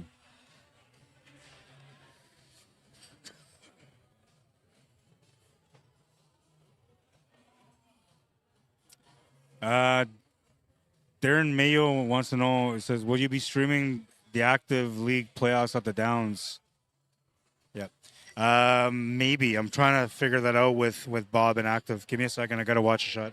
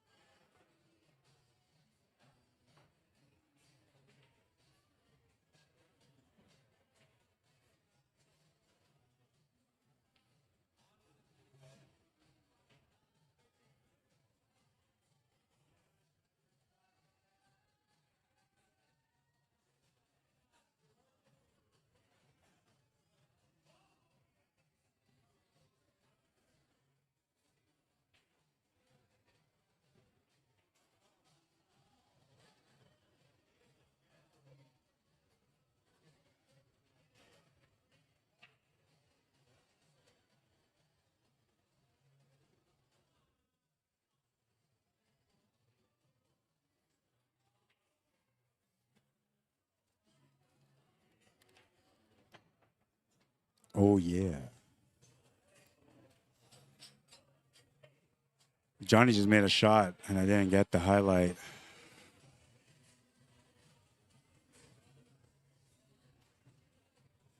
I don't think anybody can top Shine Ducharme's highlight of the day, man. That's going to be in the running for a highlight of the year, too. I'll show you guys that highlight shortly. But yeah, I'm trying to work it out with Darren, so maybe. I'm not sure to what extent. What's up, man? How you doing? I'm not sure to what extent, but like I'm going to try to work it out with him. We'll see. I do have some jobs that are coming up, but it's just before the playoffs, so it's going to take away all my practice time to get ready for the playoffs. Rock Spoon 123 says Joe's insane at 9-ball 2. He ran me out constantly at crazy 8s. Yeah, Joe's a great player for sure. Love the way he plays, man.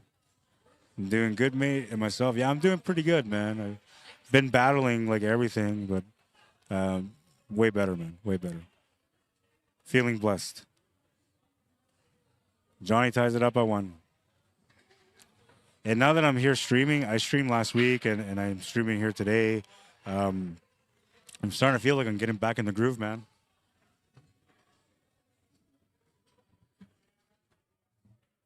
It's a matter of time.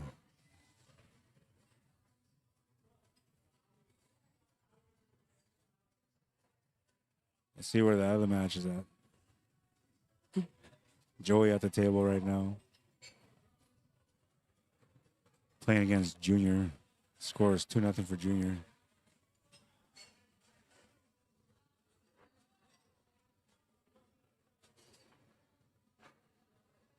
Rack number 3 between these guys. A-side final. Johnny to break.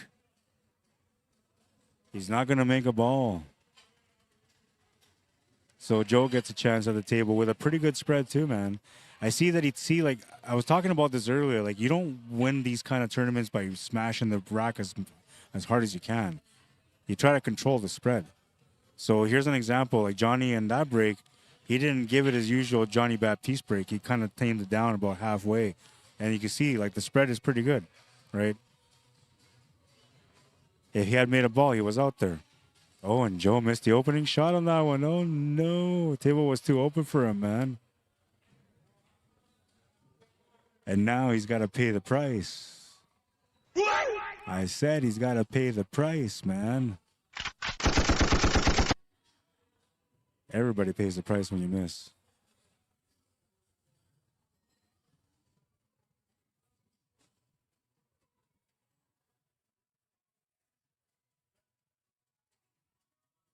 It's an open table, so you can go solids or stripes here. It doesn't really matter. I actually like the stripes better, but it doesn't really matter. Yeah, because that's the only trouble ball he had. He opened it up right away. Slightly maybe out of position here, so he might have to take on that 3-ball instead. Probably not a bad thing, though, because that 3-ball's in a tight spot. He's going to try to take a stab at moving it a little bit further to the middle now.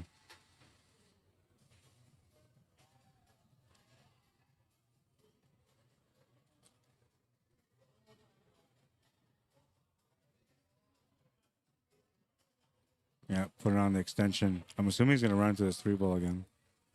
No? All right. It goes to the side, so he didn't really have to. Goes to the corner, too. That's the shape that he played.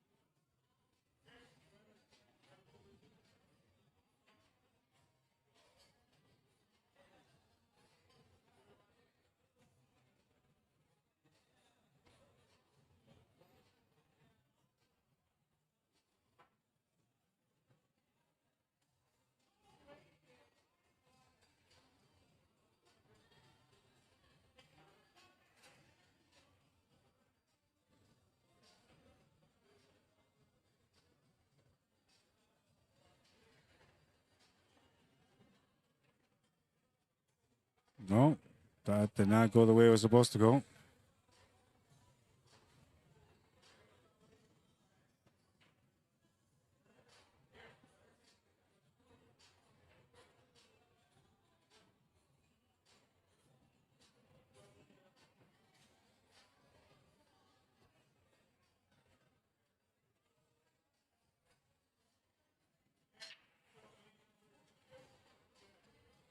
$15 is good. He needs to open up that top left corner, and he kind of has an angle to work for that right now, but I'm not sure if he's going to go for it. He's looking at the breakout, though.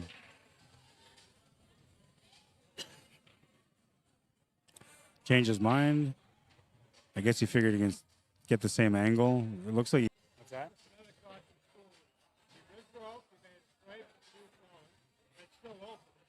No, he's solids.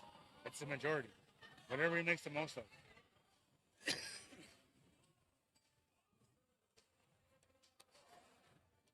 Sorry about that. I got this distracted here. Tom had a question. That's how difficult it is to run the ball chamber, man. You need to have somebody just doing it for you. Because somebody asks you a question and somebody makes 2 balls, like you're off track. Which normally, if my eyes are on the table, I can see what's going on. But because I'm going through the camera, it's hard to see the colors, so it makes it difficult. I shouldn't say difficult. It makes it more challenging. I think that's what you're supposed to say, right? More challenging. Because difficult sounds like you can't do it. But more challenging sounds like I'm going to put my gloves on. We're going to make this happen.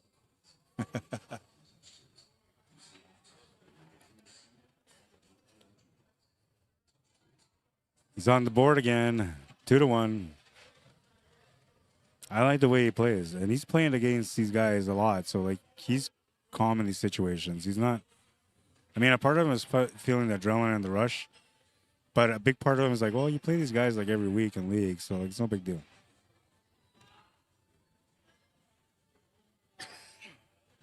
But so far, a good battle. Don't you guys think?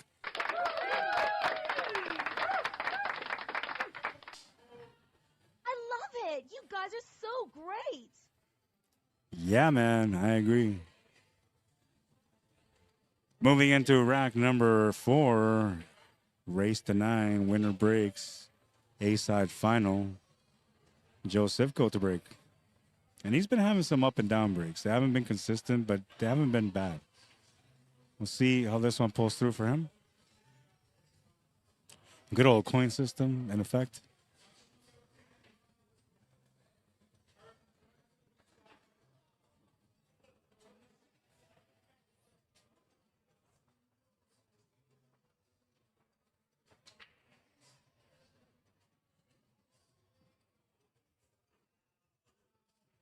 Oh, he made the 7 ball, so he's going to be solids. And with this table, you want to be solids. I mean, there's a little bit of work, but it ain't that bad. 1 ball being where it is kind of screws up the pocket for the stripes, so you don't really want to be stripes anyway.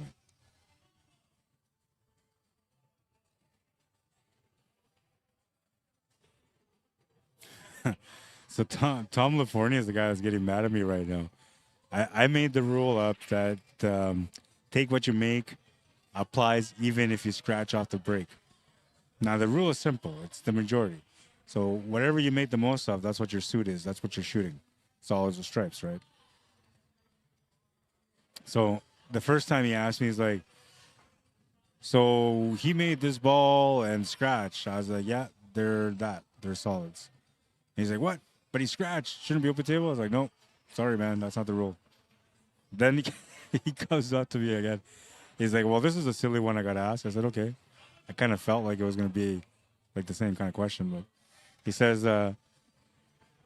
guy makes one stripe and 2 solids off the break and scratches. It's open?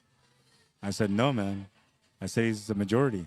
I said, he's solids. Or sorry, what is it? 1 solid, 2 stripes, whatever it was. I said, he's the majority. And he gets all mad at me right away like I'm trying to screw him over. But, like, that's the rule, man. That's what makes it difficult, right? Like,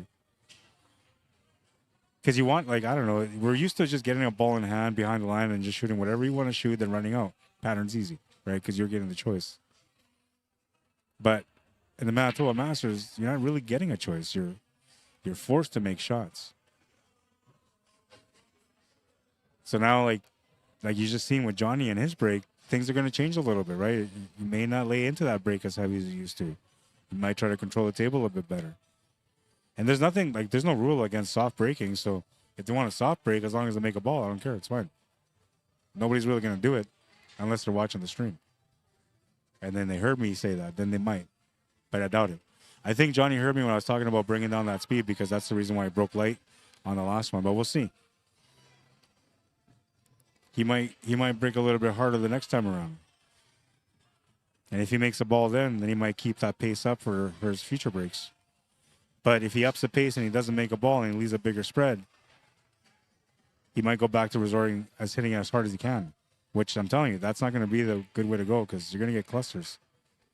And you're hitting it so hard that there's a good chance the cluster is going to be in a certain area with not too many breakout options around it.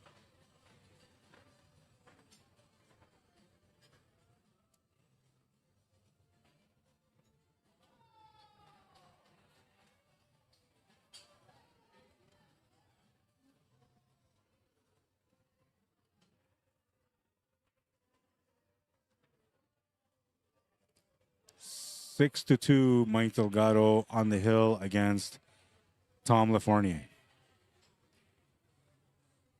5-2, Cornell McLean Jr. against Joey Boyle Jr. in the lead. He needs 2 to win. Mike needs 1 to win. The winner from each one of those tables has to play each other, so there's a chance that it might be a Mike Delgado and Jr. showdown.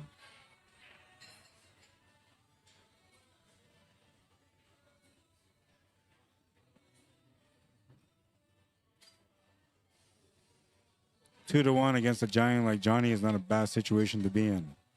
I think if I'm Joe, I'm feeling pretty good about it right now. But you can't let that get into your head, right? Because otherwise you're going to lose that match. So you got to take it easy, man.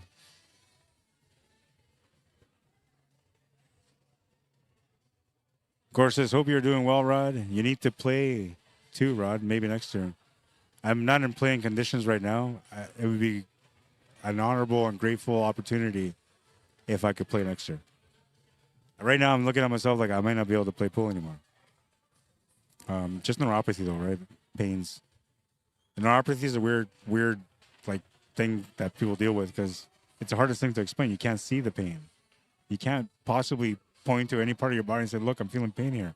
And then someone would be like, oh, I see it. You just don't. So you never know what's going to happen with it. I know that I'm trying to do my part to make things better for myself, but we'll see how that works out. And it's all about the efforts. But if I was in good shape, yeah, I would have played. But I haven't played in like 2 weeks, man. I was playing, I was getting good, starting to run centuries again on the snooker table, and starting to feel comfortable on the regular pool table. Then I went and played in a tournament, 9-ball tournament. I lost on my first match. I was actually losing pretty bad, but ended up losing on the hill, which wasn't bad at the end, and I had a chance to win it. But that was the last time I played. And at that time, that was on a Saturday. The Friday before, I bought my practice time so I could start training. And I've been recovering since that day, ever since, for like now almost 2 weeks. So, I don't know. Hopefully I get to play again in another week or two because the playoffs are coming up.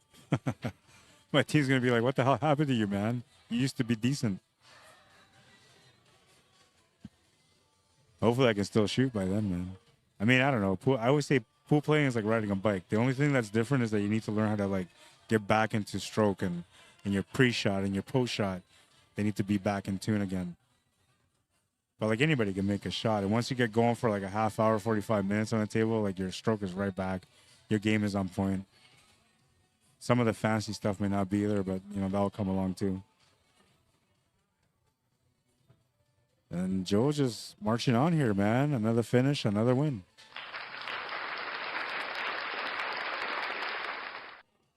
Three to one, man.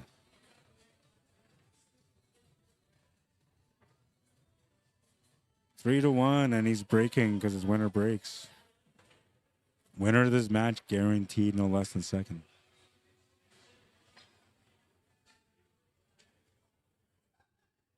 Rack number 5, Joe Sipko to break. He's 1/3 of the way there right now with 3 games in. Johnny's going to put a halt to that, though. I just know it. And once Johnny figures out his break, everybody's in trouble. Johnny's got a ball in hand behind the line and a pretty open table.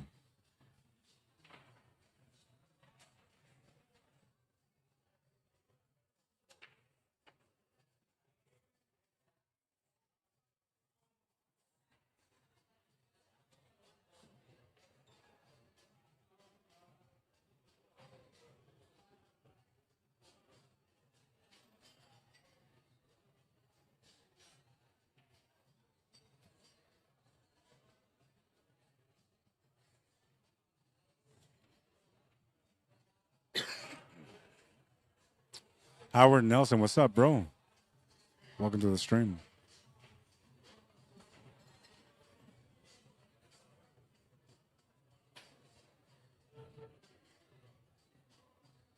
I think Junior won that match.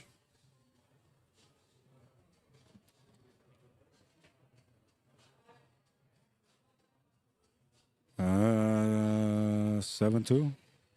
Yeah, 7-2. So Junior will play the winner of Mike Delgado and Tom Lafournier. That one is still at 6-2. And Mike just turned the table over to Tom.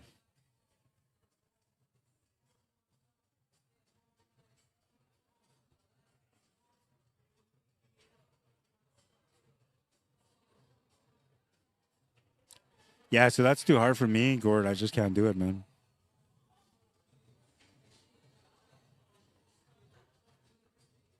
I love the game, but like to not be able to play the way that I know that I could play, like I wouldn't want to play.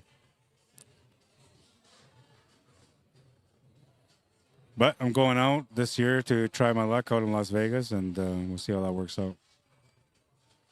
I want my Charlie, man. I never played in Las Vegas yet for the VNEA, so I'm going to go out there and try my luck this year. It's a goal of mine to have a Charlie, at least one. I'm only playing singles out there, though. I thought about playing teams, but then I got to look for a team, and I figure, I don't know, like, maybe I'm best off just playing singles and then filling in my in-between time with some minis. But I'm looking forward to it, man. I hope I do well. I'm trying to save my legs right now. Other than this job right now that I did today by streaming this event, I'm quiet for like another week, at least week and a half. So I'm going to try to take that time to heal. Hopefully everything will go good and I can compete out in Las Vegas. I'm hungry for it, man. Like, you're going to see a totally different beast out there than the usual beast that you see when I'm playing. When I'm focused, I'm playing pretty good most of the times. But when I want something, like when I really want something, my focus is another level. And I want a Charlie, man. I always say, like, you're not a real player until you get your own Charlie. Once you get your own Charlie, you're a player. And it doesn't matter if you get the gold or the bronze or whatever, as long as you get one, man. I don't know if it's the same when you play with teams, but I feel like when you do it individually, like, that's an accomplishment. With teams, it's an accomplishment too, because not everybody gets to win a Charlie. But it's all based on how good your team plays. So, like, it's a good recognition, but the reality is, without the other 4 guys on your team, you may not have won that. So it's not the same. But when you win it on your own, like, that's special, man. Nobody had your back. It was just you against the world. 3-2. Johnny gets that one under his belt. Crowd's getting into it now, man. It's getting crazy up in here. Down by 1.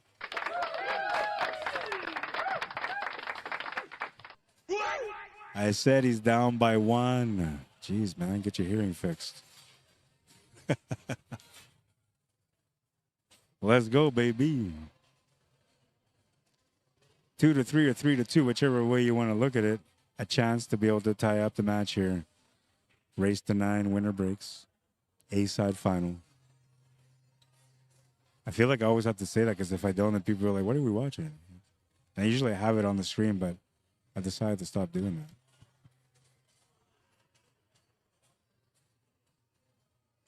Rack number 6. He upped the power a little bit on that one, but not by much. He's looking for some action, see if he can get something going. Almost made the 7 ball. So he's almost at that pace.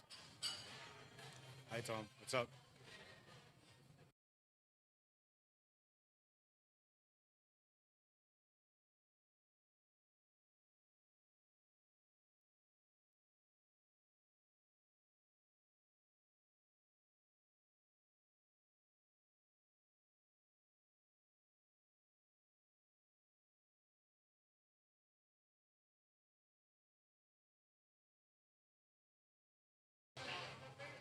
I don't know. Tom's not happy with me, man. I knew it was going to be something sour because he just lost.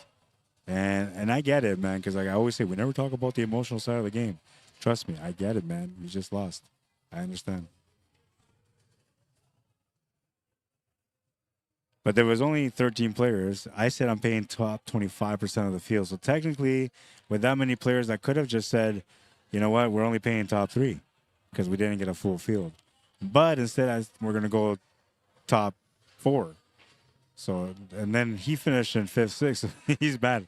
Like, I know you want me to pay everybody out, man, but, you know, just can't do it. I mean, I can just give everybody back their entry fees and then let the guy that wins it get his entry fee back too, but then that wouldn't be competition, would it? But yeah, sorry, man. It's 25% of the field, so technically with there were 13 players, it should have been just the top 3. But I pushed the top 4. Changes the payouts too. So that puts Junior and Mike Delgado into a matchup. And these guys are at 3-2, so we'll just get these guys going too.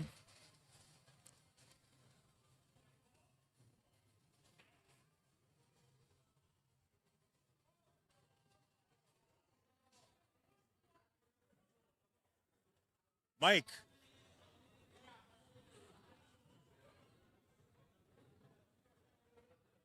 Mike's like focused. I gotta go see if he's okay with that. Are you good to play there? Yeah. Mike will play against Junior now. That's the B-side semi number 2. Winner of that goes into the B-side final. Race to 7. That's going to be a juicy one too. 3-2 is the score on this one right now. Johnny trailing. Thanks, Gord. Yeah, I've always, like, right from the beginning of me playing pool, I always said, like, if I ever get, like, to a point where I can't play the way I know I can play, I'm just not going to play. I'll just quit. Find something else. I'll go play chess. Become a poker player or something like that.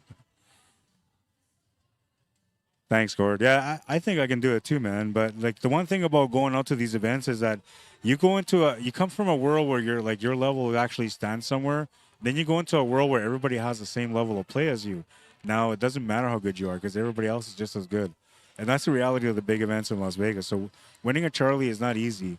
But, yeah, I know I'm capable of doing it.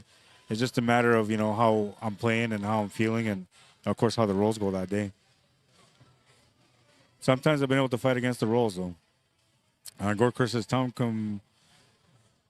competing against these young players is a big accomplishment. Oh, yeah, he plays really, really good, man. Usually when he comes out, he's a top-notch player in my eyes, but I don't know. Sometimes just people are unhappy. I try to be happy all the time, even when people are mad at me.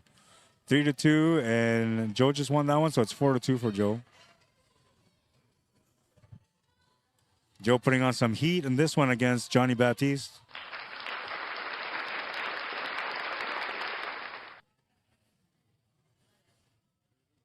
I'm okay.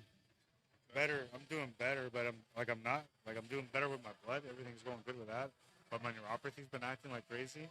So, like, you know where your toes are? That fat part of underneath the toes? Yeah. I can't step on it. It hurts, like torn muscle. So I've been walking on my heels a lot, and I haven't been able to play. It's been 2 weeks I haven't been able to play, so I'm starting to get into a bit of a depression. But it is what it is, man. At least I'm here doing this, so that kind of boosts me up a little bit. I still get to connect with the game and all that, but I want to play, man. The playoffs are coming. I feel like some of my body parts, the neuropathy acts up more in the winter. But sometimes in the summer, if it gets too hot, I get it too. I don't even know why. Yeah. Like, look straight up and not hurt. Yeah. Like, I can go at a pool now. Yeah. I used to be like. So how's your season going this year? Not good? But I mean, my team's good, right?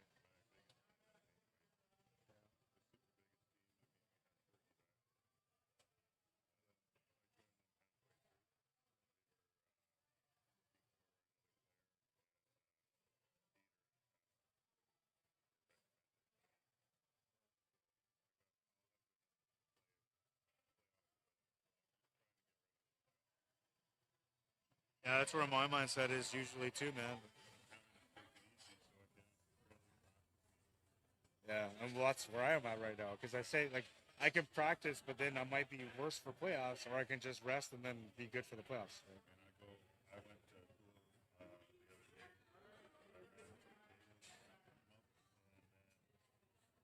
started to get sore. Yeah. Yeah. I mean, it's better than it was. I wasn't sore before. Yeah. But I shouldn't really just go in cold and then see. There's nothing they can do for your back. I just had 6 cortisone shots. Yeah. Right here. Right into the like in the spine, right? Yeah. So that's what's helping you.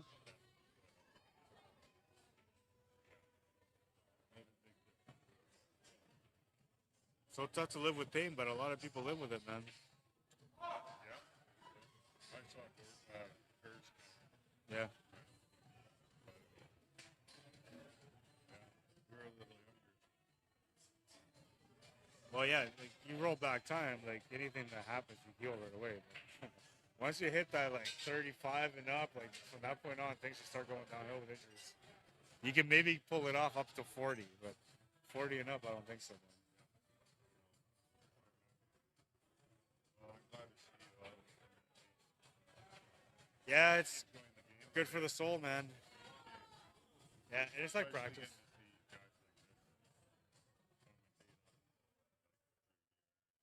guys like this commentate on. Yeah.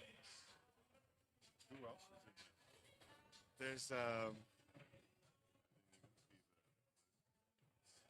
so that's A side final. So Okay. that's 2. And then there's 4 left right now. Oh, Delgado, okay. top 4. Did I see it's just the starting grid? How many were there? There was 13. 13? Yeah. Shiny came out to play too.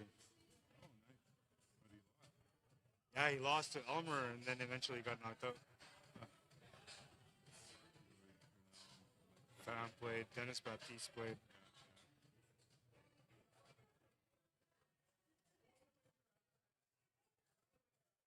Yeah, some good competition anyway. The junior had a match, and I think he ran like 5 out of 9 tables or something like that. How did Junior get to the B-side? Against Johnny, A-side semifinal. Did he? Johnny won 9-3, I think. Oh, wow. Yeah, Johnny's sitting a lot better this year. It's all that experience, man. Yeah. Playing in Las Vegas too, boost him up.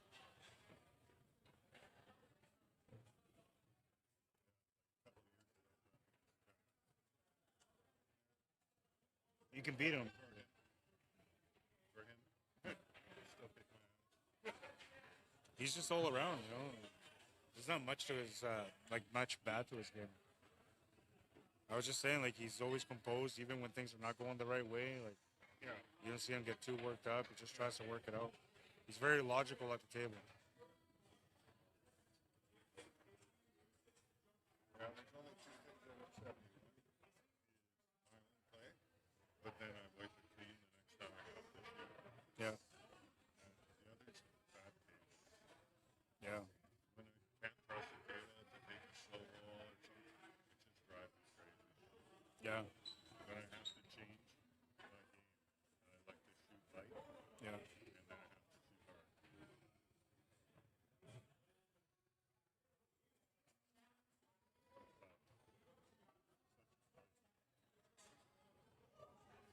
You're working security tonight? I'm in the clothes. Last night it was busier than this. Yeah. It was a little busier, maybe like an hour ago, something like that. Girls' sales were like 10 grand. Oh yeah, that's busier. Love the way Joe Sivko's playing right now. 3-game lead against Johnny. But it is winner breaks, right? So keeps the momentum going.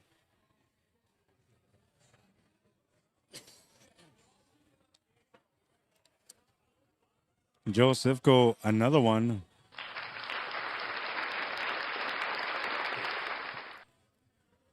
He's tearing it up a little bit. 5-2.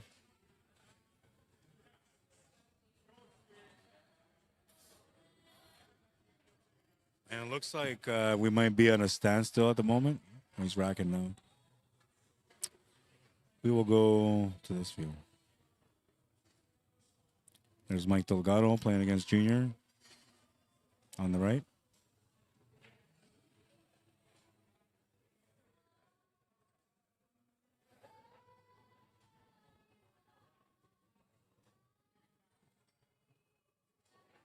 That is the very first rack between these guys, I believe.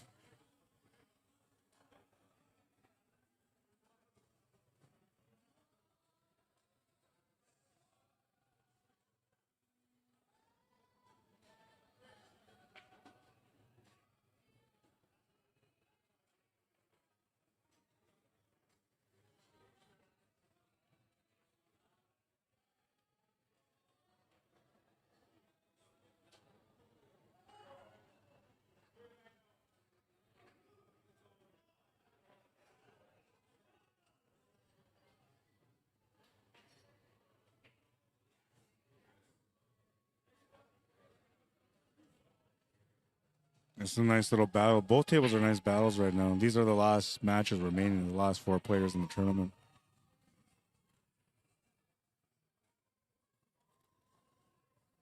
The best of the best, if you will.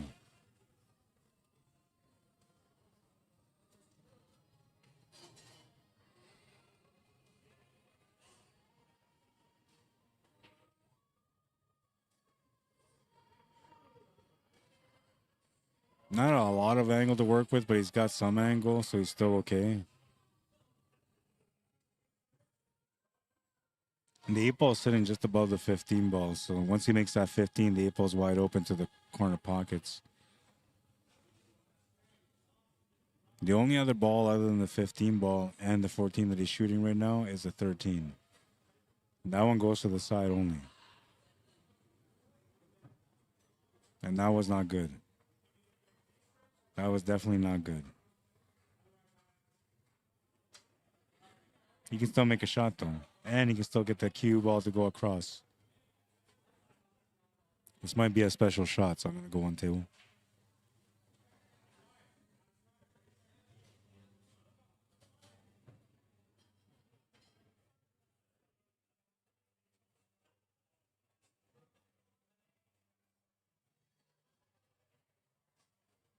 Nope, he did not make it. I thought he was going to 4-stroke that, and he didn't have to. Junior to the table now. We're still waiting for the other match to resume.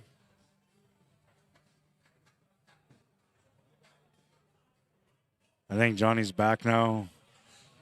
Joe's going to continue. I guess I should stop the clock for a second, a couple minutes, because they took a break.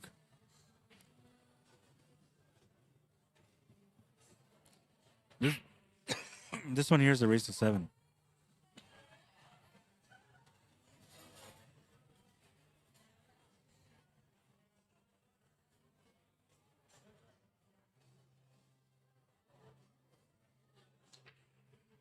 All right, and Joe just broke on the other table. It's getting busier.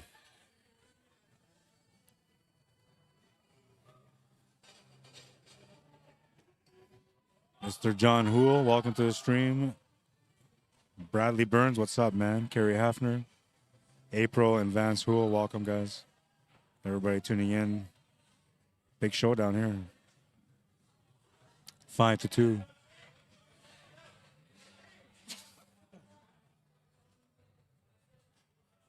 Five to 2, and Johnny at the table with a chance to make it 5-3.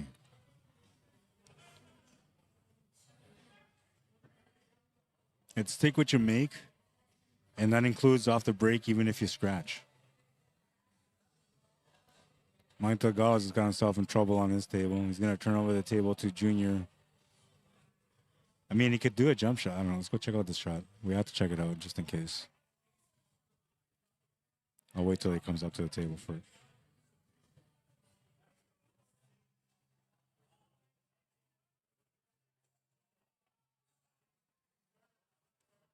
So you can see here, he's on the 15 ball. He's got a jump shot, but he's all in on it. I'm wondering if he can play it off the 8, but then if you play it off the 8, you might make the 8 ball into the top right corner.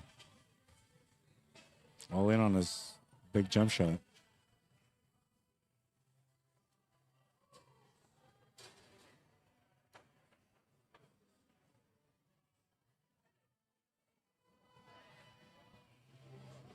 Did he make it? It looked like he made it. Or did the ball jump off? I gotta look here. Oh my God, it went into the pocket.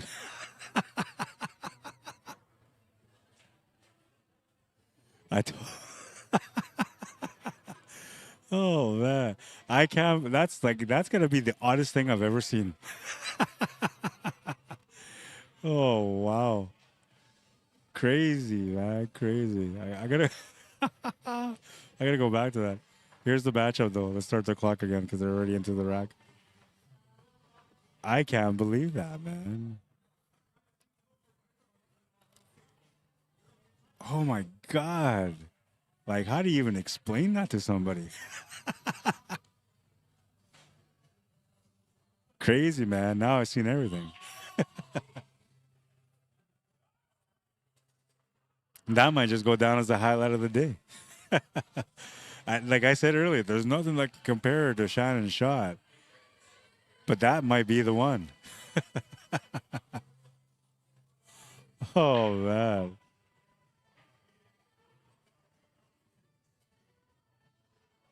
Oh, man. Darcy, I'm so sorry. I forgot. I'm supposed to message you when I got these tournaments because you're not on social media, man. My bad. You would have came out for sure. You would have been one of my favorites too, man. I watched you play for many years. I know you're a great player. And you don't sweat the action, man, which is what makes you a great player.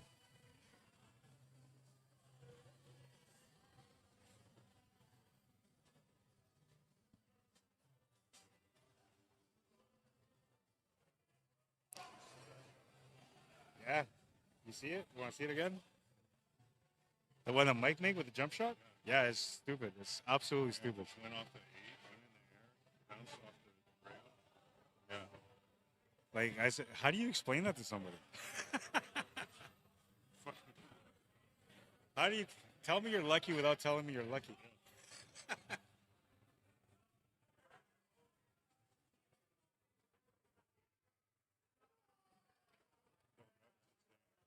Yeah, that was crazy.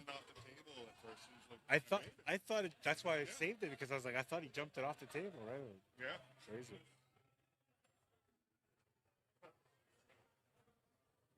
I gotta look up Shannon's kick shot here so you guys can see it. We have to make a judgment call now. Does Shannon lose the highlight of the day to Mike Delgado?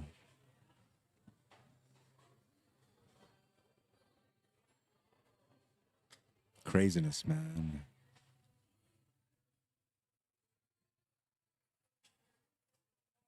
I've seen it all, man. I've seen it all. Okay, where's Shannon's beautiful shot? What goes this one?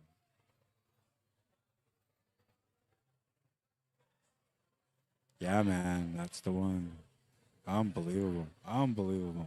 Wow. Wow, wow, wow. Wow, wow, wow, wow. That's how good it was, man. Oh, and Johnny's in a scratch, man. Right when it looks like he's about to get going here, he has a bad roll, turns the table over to Joe Sivko. Ball in hand, anywhere on the table. Check this out. This is the highlight of the day at the moment. Shannon Ducharme. 2-rail kick shot to make the 8-ball in the side pocket. What a shot, man. Absolute beauty. Play your best game with Q Sports Live, and I'll be waiting for you and your highlight of the day. So, is that the highlight of the day, or is it this one? Shot 1 or shot 2? What do you guys say? Shot 1 or shot 2? Shot 2 was completely luck. I mean, it was a skillful, lucky shot because he was trying to make the jump shot. He was trying to make the 15 ball in the top left corner. He was not expecting to dribble all through the zone, do a 360 reverse slam dunk into the pocket. He was not expecting that. I don't think anybody was expecting that to happen. Shannon Ducharme, his shot, amazing. Absolute brilliance. Toughest situation you could be in, and he makes the 8-ball to win that rack.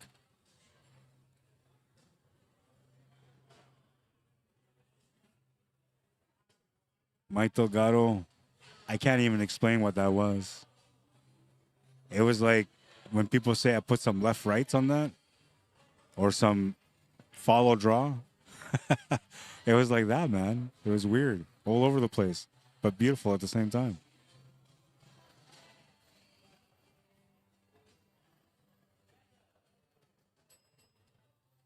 You guys tell me. Shot 1 or shot 2? We'll play it again after this rack.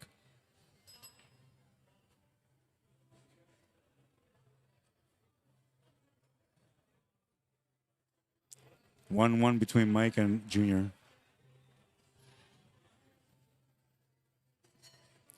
Brian Sealan says, show the Shannon shot. I definitely will. Again. I need you guys' opinion, man.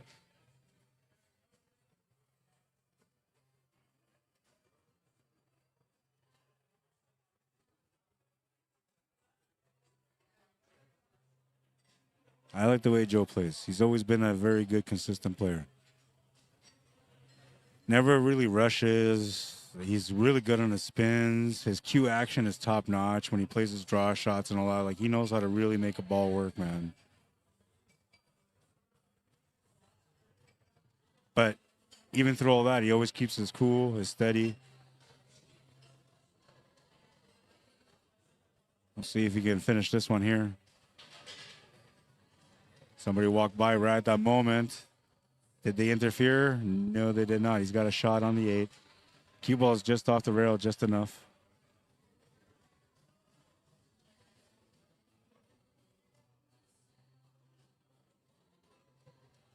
He was going to let go, and then he changed his mind, and then he shot the trigger at that point and made it.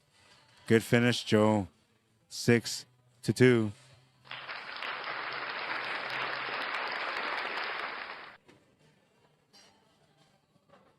And it's show and tell time. All right, first shot, Shannon Ducharme, right here. Right side of the screen.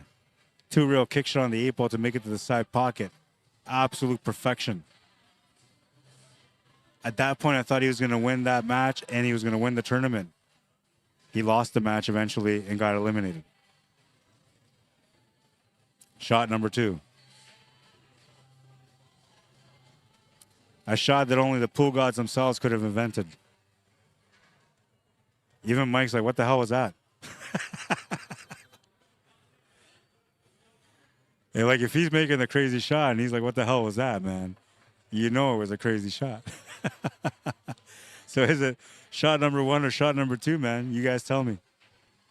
I'm going to go with shot number 1 because the cannon made a beautiful envious. LeBron James is trying to play pool now.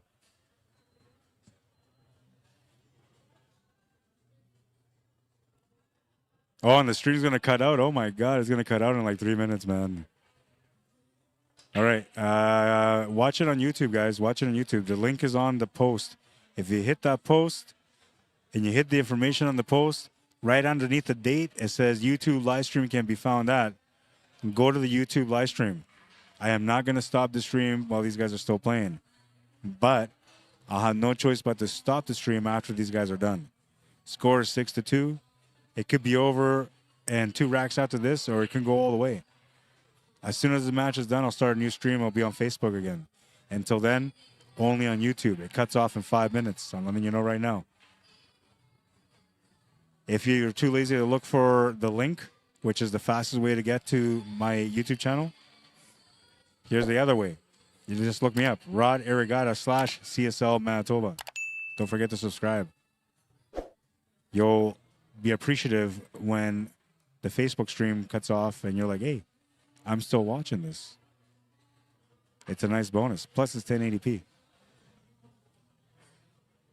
Not 720, Facebook. Maybe that's why they keep kicking me out and taking my accounts, because I keep jabbing at them any chance I get on the stream. But I can't help it, man. That whole meta thing changed Facebook for the worse. But that's just my opinion. Anyways, let's get back into this match. 6-2 right now. Joe Sivko trying to do some major damage on this table. I said earlier, if you're going to get up on a player, a high-level player, you got to do it in a convincing fashion. You want to be up 4 or 5 games on them because that's when you start making them, you know, tremble a little bit. That's when you get them into the mindset, their own mindset. Maybe they start creating doubts or whatever. Maybe they feel like they're going to lose, whatever. But these are the times that are very rare for these high-level players like Johnny Baptiste. You don't always come into a tournament and find yourself in a situation like this. So when you do, you kind of appreciate those moments because it teaches you that you can still get better. You can still improve. You can still play better than you have. And he's a VNEA World Master champion, right? So, like, I don't know. What else can you conquer other than pro?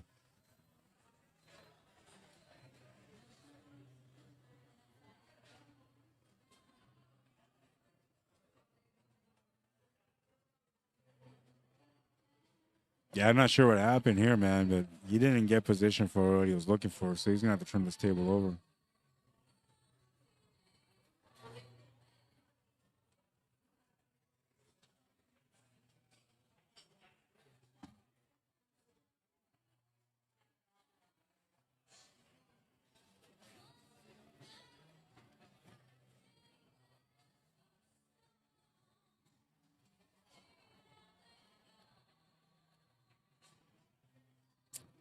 I did not put a no splitting rule.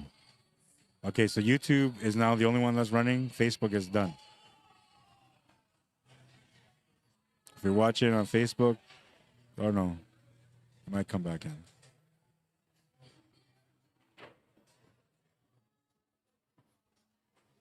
Yeah, so Facebook ended. It actually ended a few minutes earlier than it was supposed to end.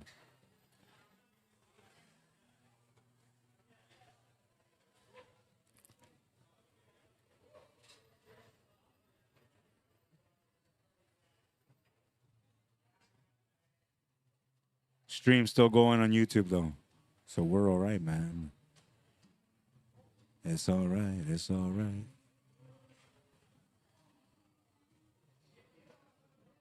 I got some opinions. I got to check them out right away.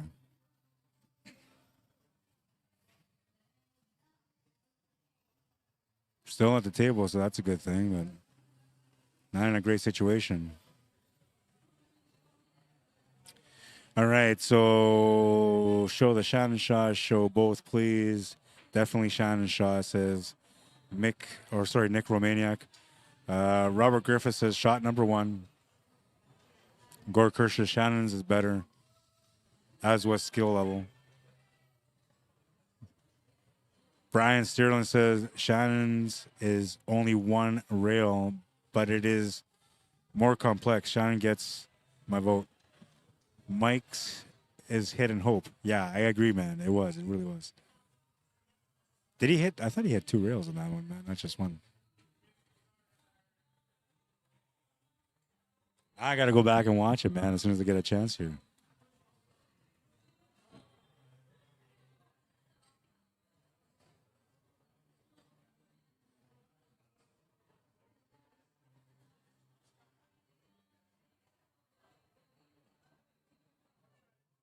Safety battle. What better time than now to check it out? I thought it was 2 rails. Oh, yeah, it was just 1 rail. But you had to be pretty precise on it. That bothers me that I didn't see that, man. Crazy.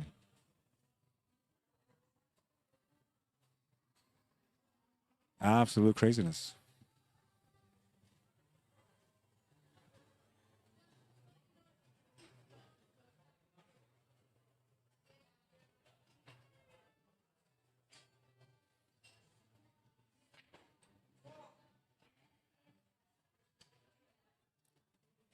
Moses Capel Memorial coming up in June is going to be a crazy, crazy, crazy event. I think it's 7,000 for first place. And it's being held in Calgary at the Leather Pocket. I'm going to be there, man. I get to reunite with my brothers and sisters from Calgary. Calgarians liked me every time I went out there.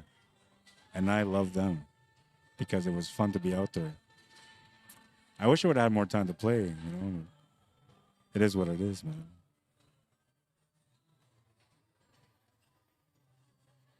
Yeah, met lots of nice people out in Calgary. Lots of great pool players. Competition is just insane out there. Moses Cabin Memorial is going to be one to remember. And I mean, like, there's already, it hasn't even been announced yet, but there's already people that are traveling from out of province all the way across the country just to try to win that 7,500 or 7,000. I think it's 7,000.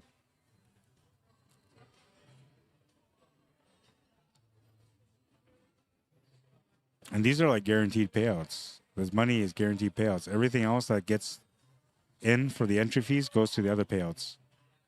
But the top three are all guaranteed. Top four are guaranteed. Oh, I think it's top three. No, I think it's top four. Johnny back in business, down by 3.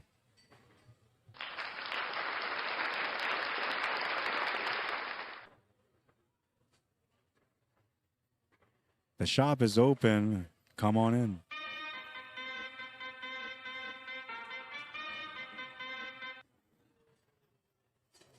It is showtime here at the Hidden Pocket. 1 hour into the match. 6-3, 9 racks in. We're playing rack number 10 now.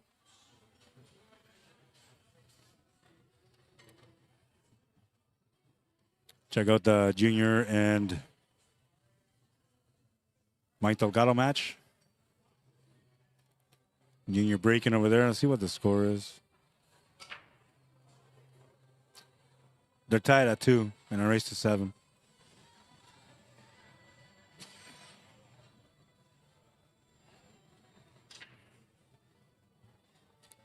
Johnny smash on table 1.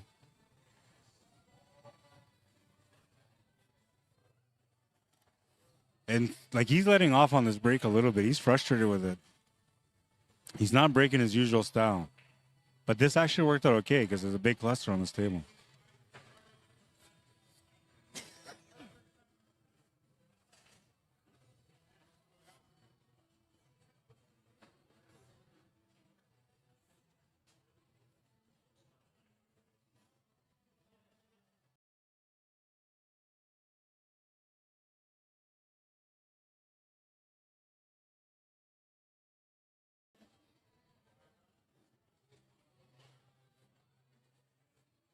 Pretty busy, man.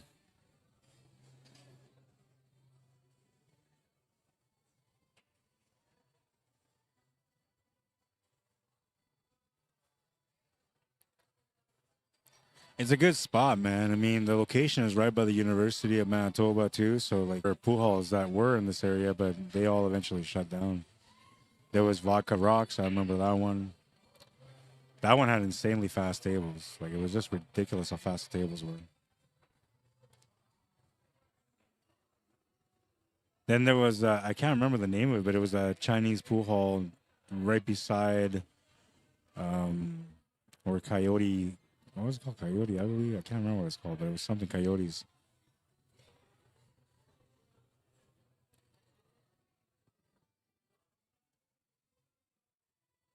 I liked that place too. They had nice running tables. Their prices were cheap. I think it was like $7 an hour. They even had tournaments on the weekend. Not crazy tournaments, but you know, mainly all the Chinese players went and played there, which I love because you know, a lot of them are really, really good players.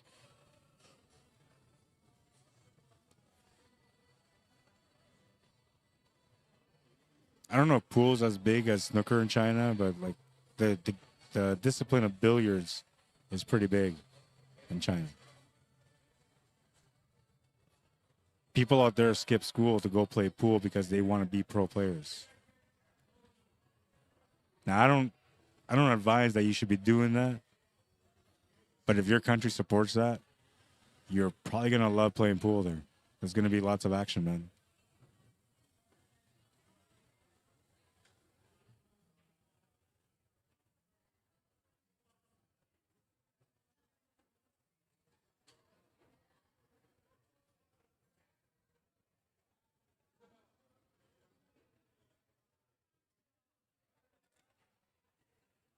Gorker says, hope Dean McNaughton travels to Calgary tournament. He's such a great player. Dean played so well in the Big Red shootout at CCS. I seen that, yeah. Chinese Hayball is big there. Well, it's starting to be, but it used to be mainly snooker. But you're right. 3-2 for Junior on the matchup between him and Mike Delgado.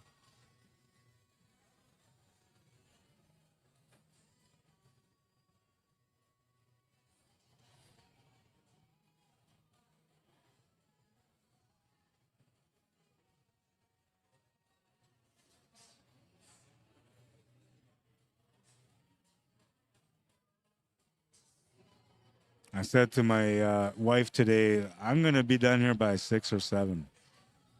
It's now 10 o'clock. So I called her after. I was like, hey, listen, I'm not going to be done by 6 or 7. There's just no way that's going to happen. I said, I'm likely going to be done here by midnight. It's now 10 o'clock. And there's still 2 matches to go, man. I'm going to be home by like 1. Just let her know that right now, which will probably become 2.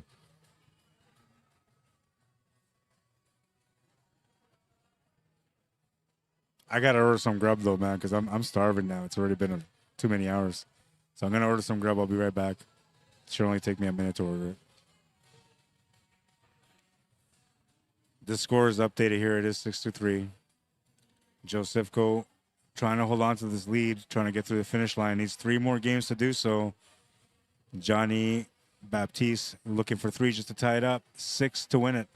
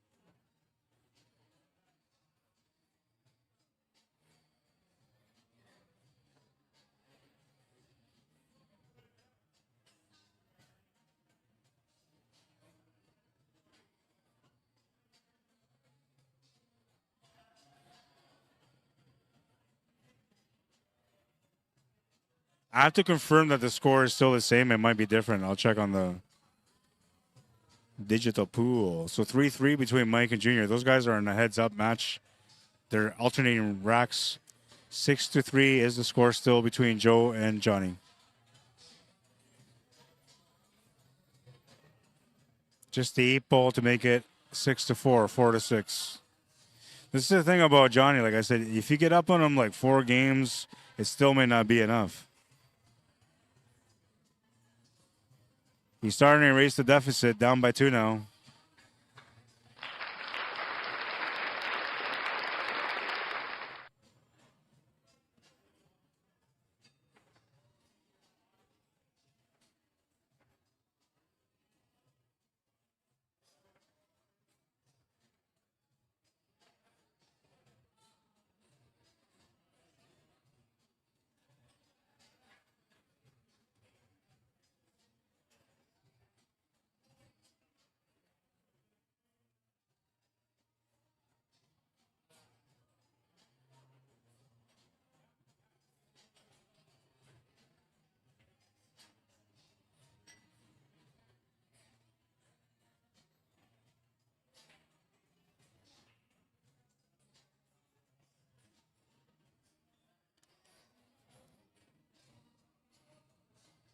Four to 6, Johnny Baptiste to break, trailing by 2.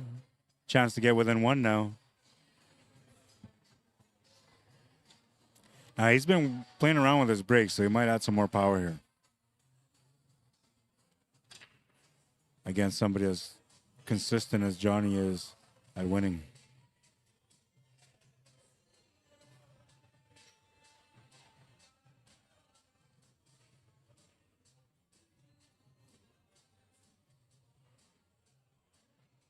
He's got a pretty decent table here, too.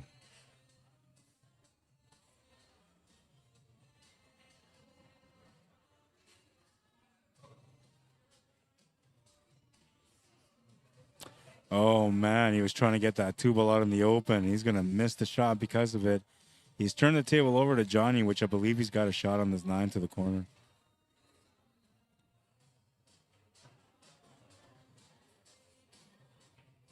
It looks to me like it goes perfectly past the 10 to the corner.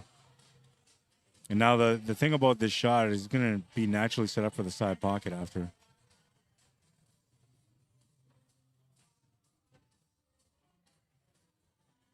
Oh, no. He went in behind it. And now he's missed a shot. Crazy. Huge opportunity here for Joe Sivko.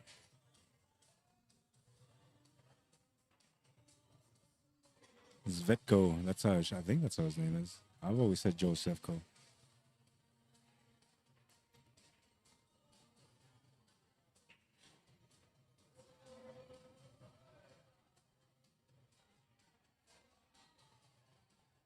Maybe it's Zevko. Silent T. Oh, he got his ball opened up like he wanted to, and he's got a shot on the 2-ball, so he's sitting pretty right now. Can almost get to the finish line on this rack.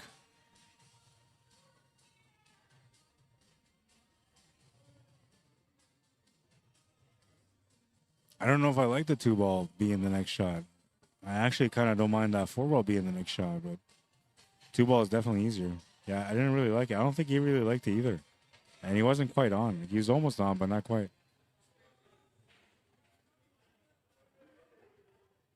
You would have had to make a couple of spin adjustments just to get back on par for the finish. And now Johnny's got a pretty open table.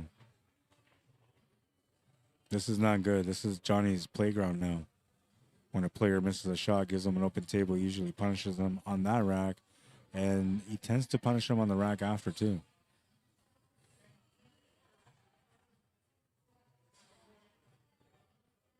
Lost the cue ball on that one, though, and he's not happy about it. Still has a shot to the corner through the 9.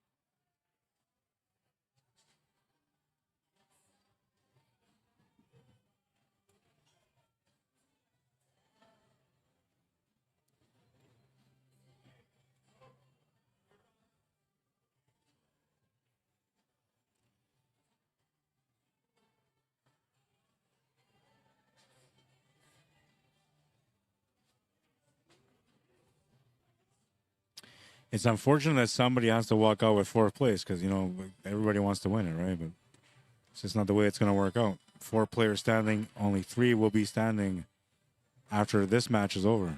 Not this one, but the one after that I'm about to show you.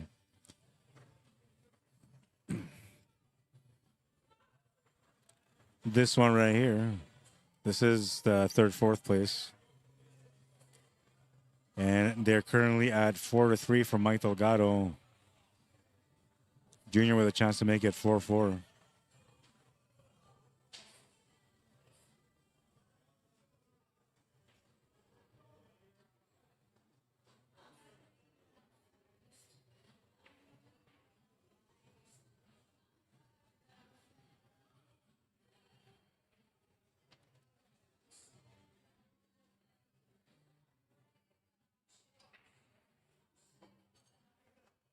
All right, so that was Johnny's break just now. He let up on the break a little bit, and look at this. Bam, he finally made a ball. It looks like he found the right pace. He made a ball. He saw it's a chance to be able to tie up the match at 6. Junior still on this table, looking to make this 4-4. Just a 6 and 8 ball remaining. And he missed a 6 ball. No way, man. I can't believe he missed that. It's not a typical shot that he would miss. Mike Delgado, unbelievable fortune here. Race to 7 on that one, man. He's got a chance to make it 5-3. And Joe Sivko at the table right now. Johnny was not able to get going on his break. Turns the table over to Joe, and oh, he's got the stripes. It's decent. A couple of balls that need some addressing. But other than that, it's decent.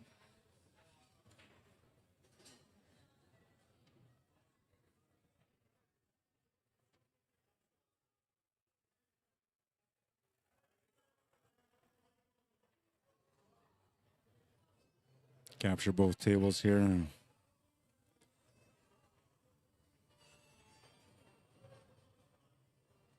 Looks like Mike is almost out. He's got to make the 14 or the 15 next and then come across for the opposite one.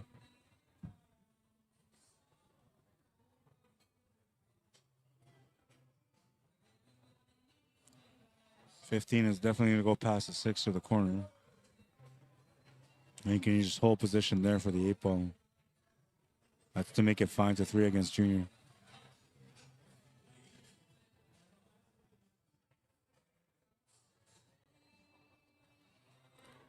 Five to 3 in that matchup. This one is 6-5 with Joe Sivko at the table. He had a chance to make it 7-4. Turn the table over for a loss. This is where you start to see what you're made of, because when you start losing racks, you start feeling a little bit intimidated at the table, and sometimes even doubtful on certain shots. We talked about this earlier with Joe, and I said to him, I said, like, huh? On your match? Yeah. On your match? Or these? I was going with what you guys have here. So I had 4-3. Who won the last game there?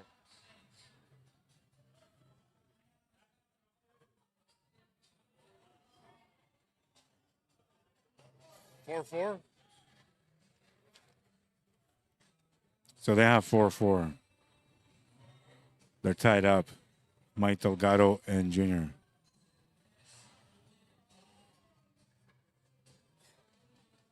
I don't know what happened in that match. He just asked me what the score was, and I just said 4-3. That's what I had. And he said 4-4. I said, okay. But he's breaking. So technically, it should have been 5-4 or 5. Yeah, 5-4.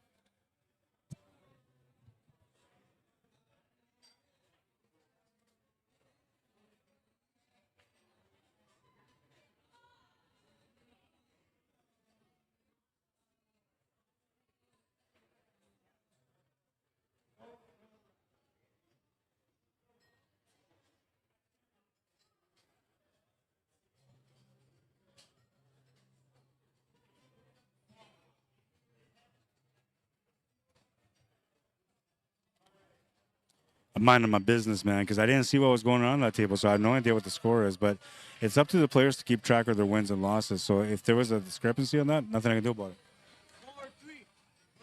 4-3. Okay. So it's 4-3 now for trying to fight back. He's almost there. Looking to tie up the match at 6. If he ties up the match at 6, man, it's a totally different game now. Johnny turns into all business mode at that point.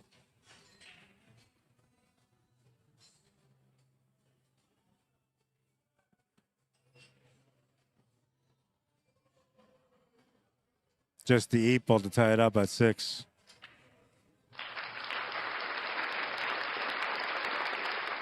He's on it. Tied it up at 6. That means we got a showdown. If you got a pet, watch out. It's going to be some gunshots. Sorry about your pets being scared. It's never intentional. I just like to have fun. 6-6. Race to 3 now in this A-side final. This rack coming up now sets the tone. Johnny wins it. Johnny wins the match. Joe wins it. Joe wins the match.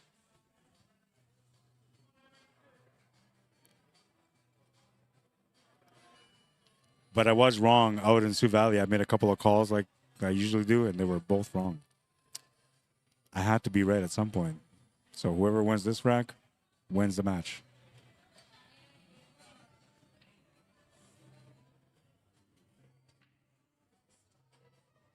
He kind of figured out the pace, and he imitated that pace fairly decent, but he didn't get the break that he was looking for. And this is going to cost him now. He's left a pretty decent table here for Joe. It's funny how the little things change a player's game, right? Like if this wasn't take what you make and this was like just open table off the break, he would smash that thing like crazy. Like it owed him money for like decades and he finally caught up to it. But it's take what you make, and that's made him reduce his pace to watch how he gets the spreads on the table in order for him to get a better chance of running out. Because not only is he trying to make a ball, but he's trying to get a run out. That's what he's used to. Take what you make has changed that. He's had to go up to the table and battle back and forth. Some grind out, some safety play. But even through all that, he's found a way to get back into this match. Joe was up 4 racks at one point. Johnny has come back since then, tied it up to 6. And now Joe with a chance to be able to get a little closer to the win with a decent table. Thanks, man. Appreciate it.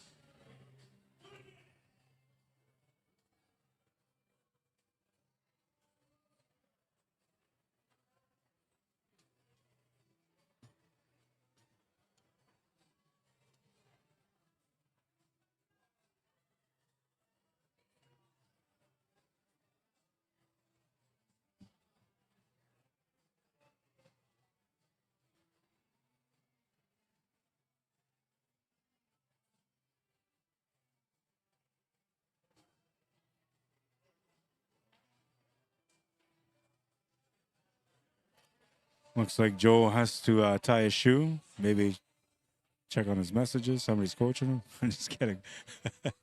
He had to tie up his shoe. This is all good in the hood, man. He's getting there. You can almost see the finish line on this rack.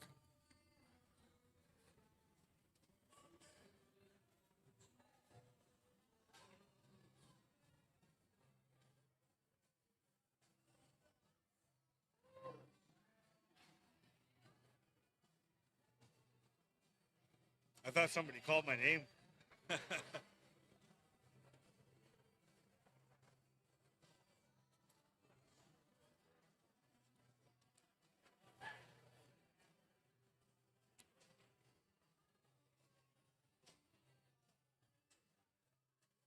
You can almost see the finish line, like I said.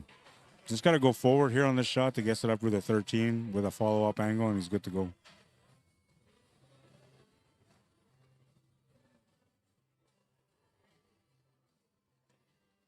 One of the key things to become a great competitive player is to find a way to reset in all conditions.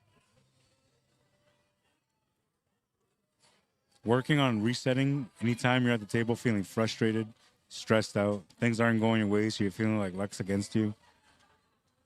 You can shake all that off just by finding your composure and resetting. Great players do that all the time. So they may like fault every now and then and give up 2-3 racks in a row. But when they get a chance back at the table, they find their zen and they keep going until they get that win.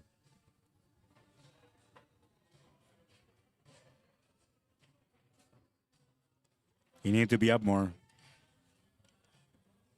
Gonna have to 4-stroke this a little bit. 7-ball might get in the way. I told you, 7-ball is gonna get in the way. He can still make this though, but he's in super tight.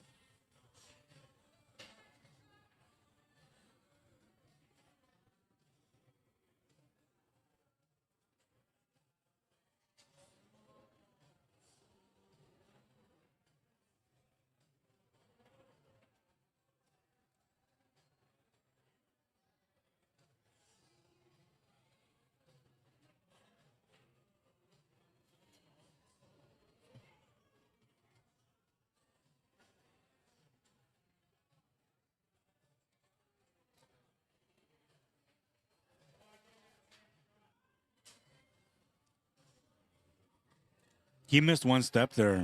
The step that he missed was that he had to walk around the table to see where his positive angles were for him to get the finish and the shape on the 8-ball. He went instinctively. He just figured with his eyesight, I need to roll up this much. But the brain didn't get the right information, and it put him in a bad spot.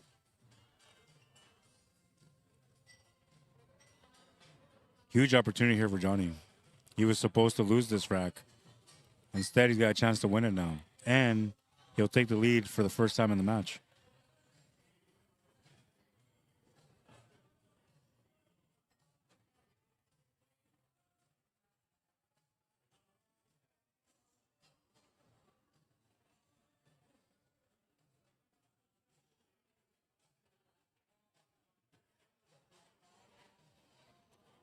Now this matchup here, Joe's a 620.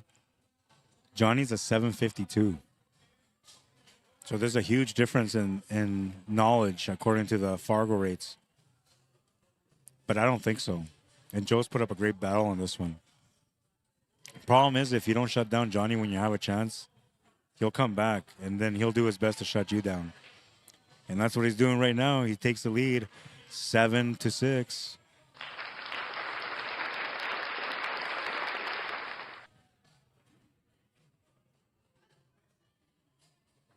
Breaking next in rack 14.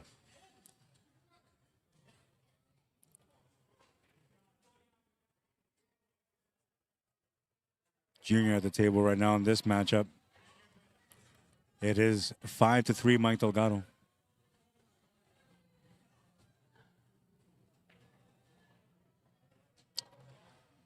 Let's see, we got some comments here. Did skip school for pool 50 years ago. Yes, man. You were cool. Home around 3, says Gordo. I hope not, man.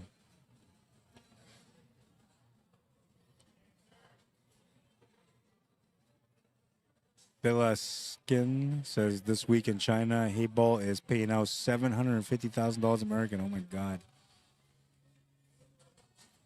Says China has adopted Alex Pagulayan. Yeah, I see he plays a lot of those events.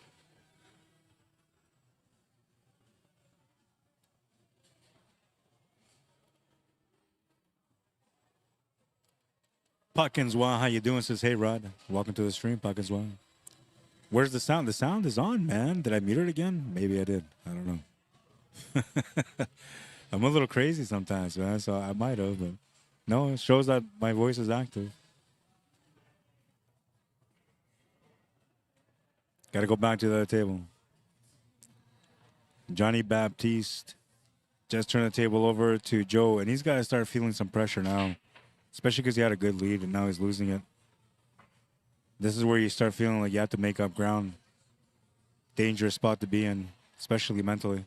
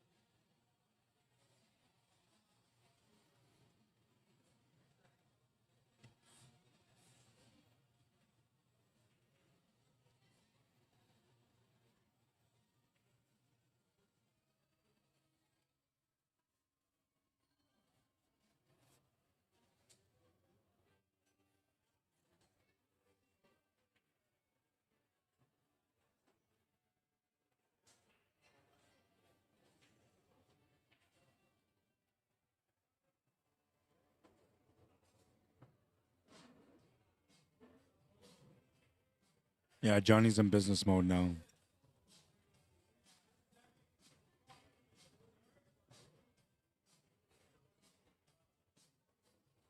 If he punishes Joe again on this rack, Joe's going to be even tighter on the next rack. Because then he's going to feel like he can't make any mistakes. That's the worst spot for a player to be in mentally. When you feel like your opponent is just not going to make any mistakes. Or, sorry, when you feel like you can't make any mistakes because your opponent is just playing too good.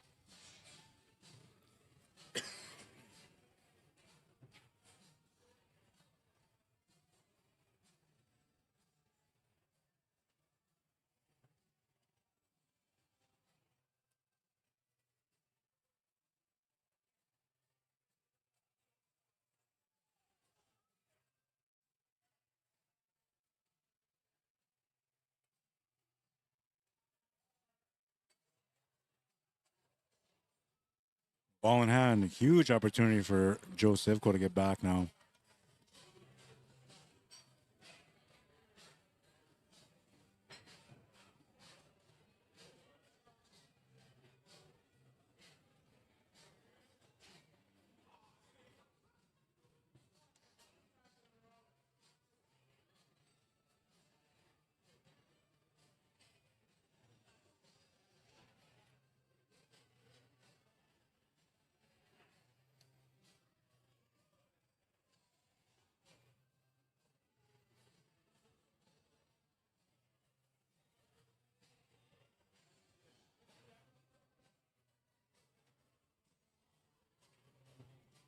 Eight ball saw a huge problem for him.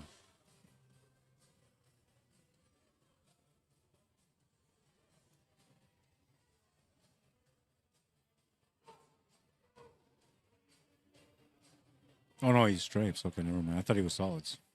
So he's okay. It was Johnny that wasn't tough at that table. You got to be careful how you play this combo.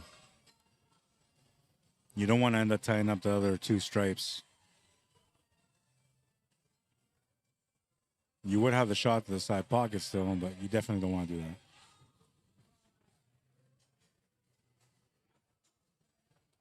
And now here, like if this ball goes to the side straight and you can just drop back, perfect. But if it has any kind of an angle, may not be the right shot to take right now.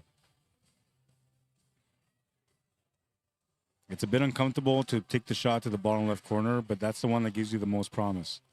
You can just stun over to the right. You just played it through, same thing. And that was the right way to go, because now you can just play this, set up for the side pocket, easy 8 for the finish.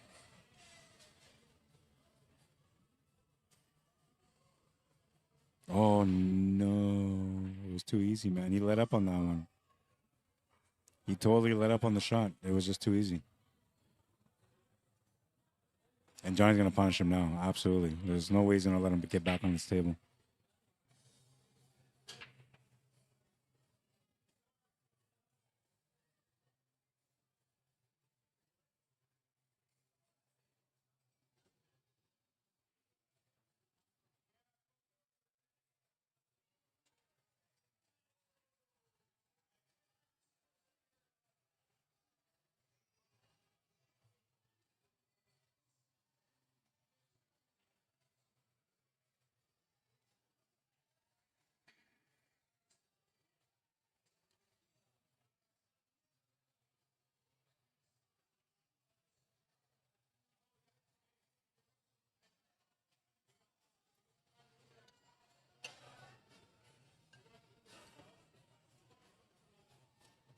Easy 8 to the corner, puts him on the hill.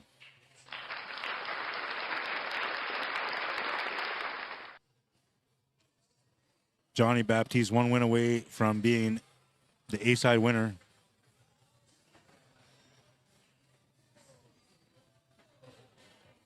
And Joe Sivko back against the wall now. Has to win the last 3 games in this match if he wants to win it.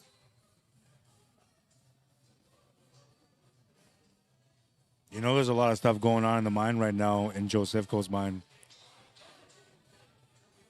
This is the growing pains, man. This is where you learn how to reset, how to fight back when your back's against the wall.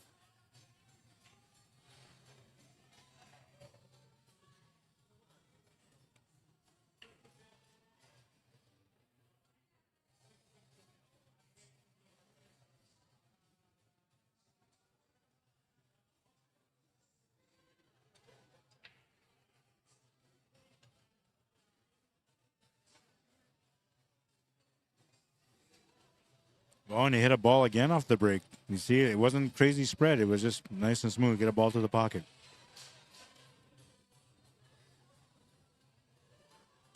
Chance to close out now.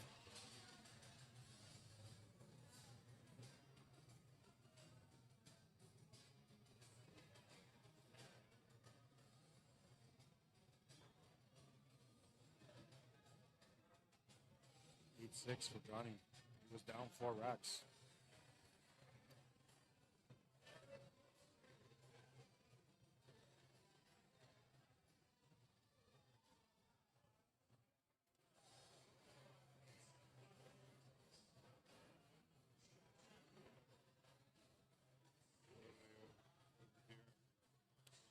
They were at 5-3 for Mike, but I think it's 5-4 now.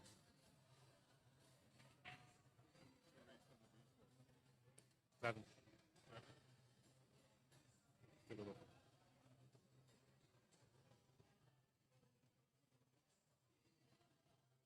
6-3 for Mike. Mike's on the hill.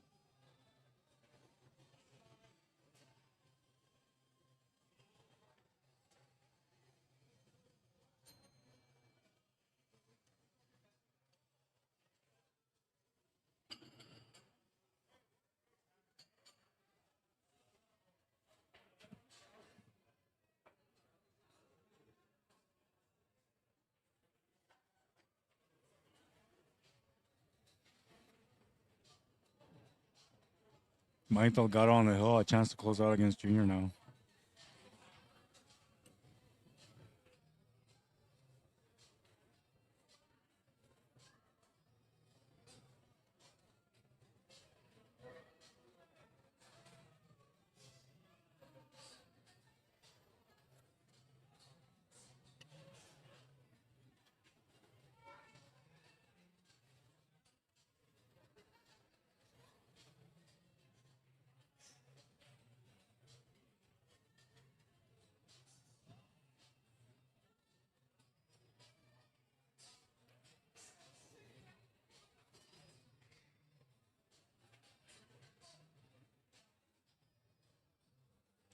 He's got to watch out not to get hooked behind the 9 or tucked in behind the 9.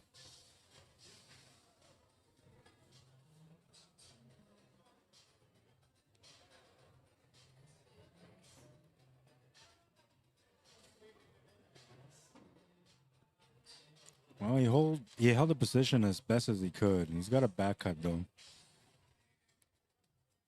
I think you're at the mercy of the table here, sort of. You got to just make the shot and just try to get above the 8. I want to say it doesn't matter where, but as long as you get.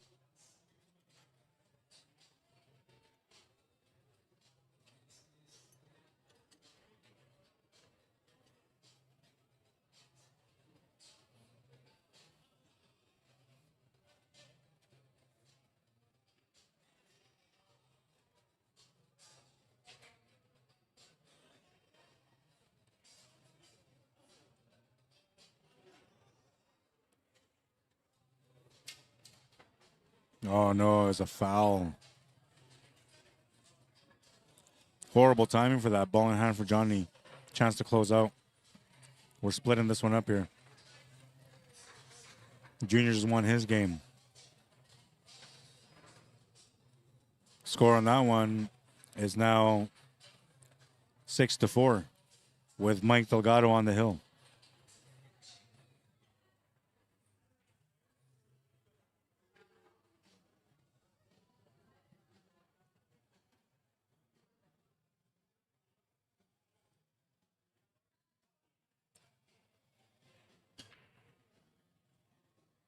Ball in hand for Johnny. He's 99.999999% chance of him winning.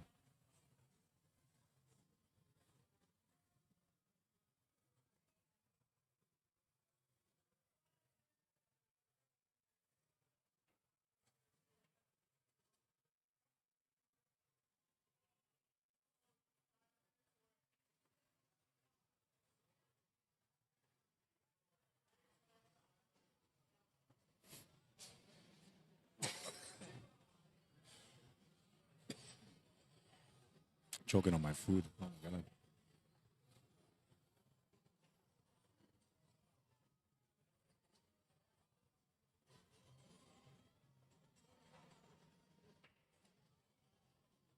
It's got a weird angle here. It's almost kind of worth it just to shape up for the 2 ball off the 6.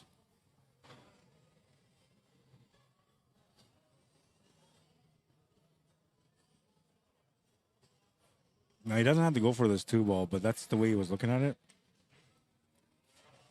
Off the rail, off the 9. It's got to be pretty precise here. It's going to hit that just perfect. Shot to the side available now on the 4.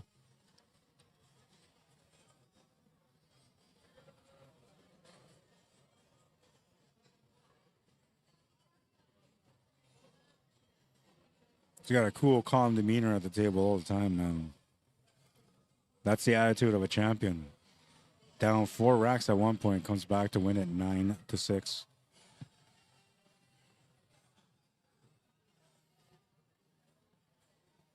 We'll make it official. Congratulations, Johnny.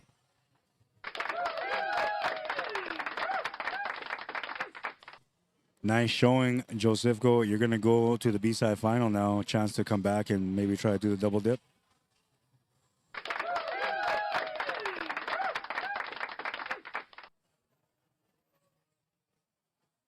Here's the other matchup. We'll update all this for you guys here.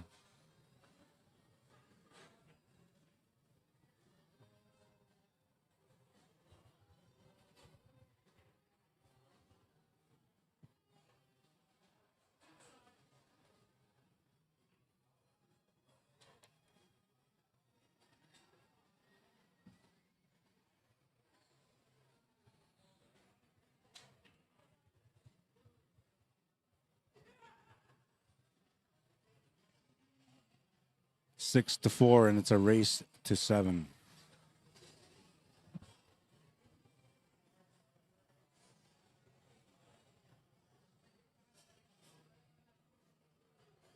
Winner of this match has to play against Mike Delgado. Sorry, Mike Delgado against Josefko. Oh my God, it's too late. It must be late at night.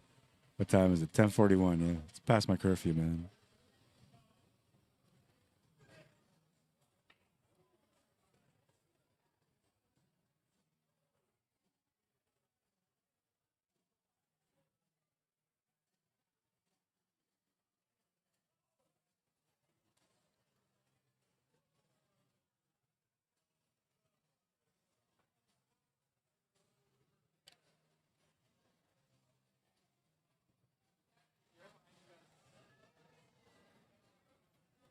Steady mobbing. It's busy up in here, man. Some pizzas walking through the screen.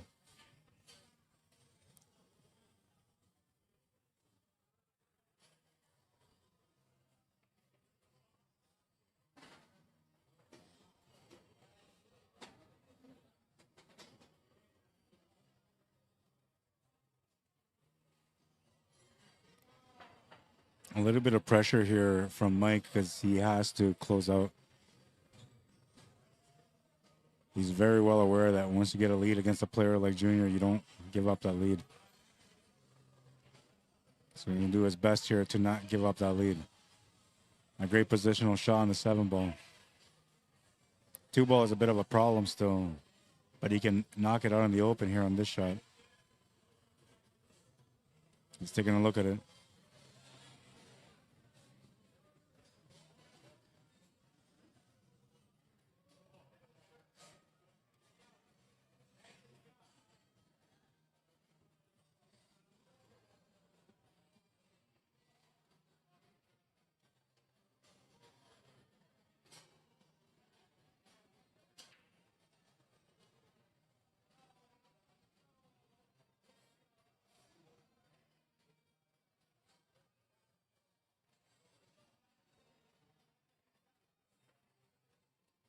That was the key to get that 2 ball out in the open. Can basically follow through to make the 7 on the other side, or he can kind of run this cue ball into that stripe and then that will hold position on the 7 ball too. I don't think he's got enough room to get down straight for the 3 ball because that would probably be all right too. But I like that he's taking his time working it out. So this is the difference, you know, on learning how to win and not learning how to win. Is when you take the time to pay attention to the smallest details in the crucial times in the rack or a match. And I like that he kind of walked around and tried to figure this whole thing out before he decided to get down and shoot that easy too. Yeah, see, so there was a little bit of room for error, and he's hit that little margin.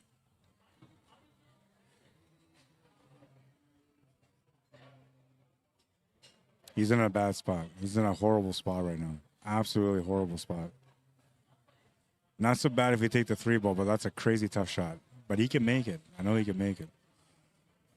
And if he puts the left-hand spin to try to enhance that angle, oh, I don't know, man. Let's see.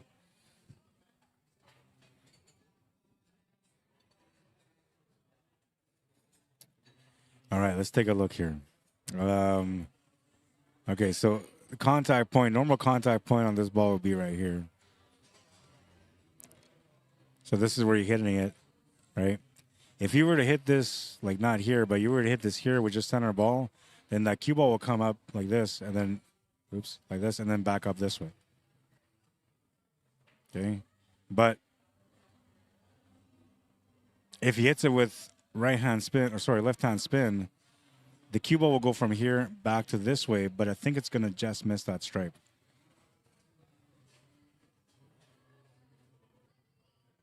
Yeah, that was right. Like, the tangent lines never lie, man.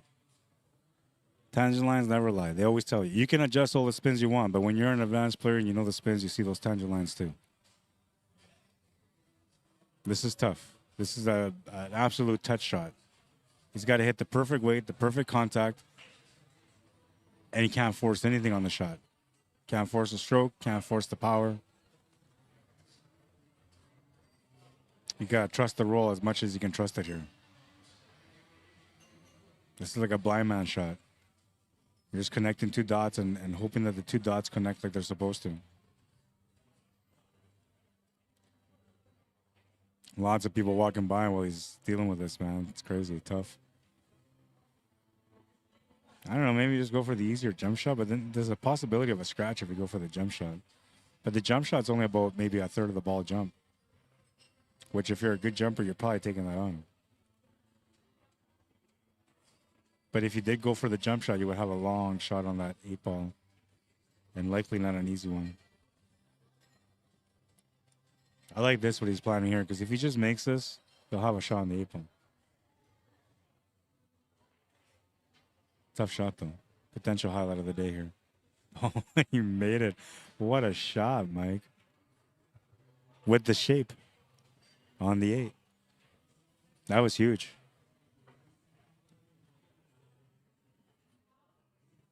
This is to win the match. He'll make the 8-ball and win the match. Score of 7-4.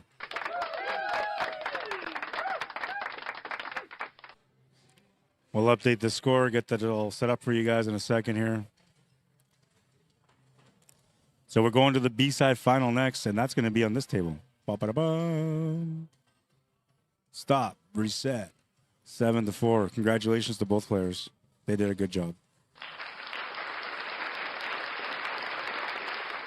So now I got to stop this stream so I can come back, because otherwise this one's going to get cut off too.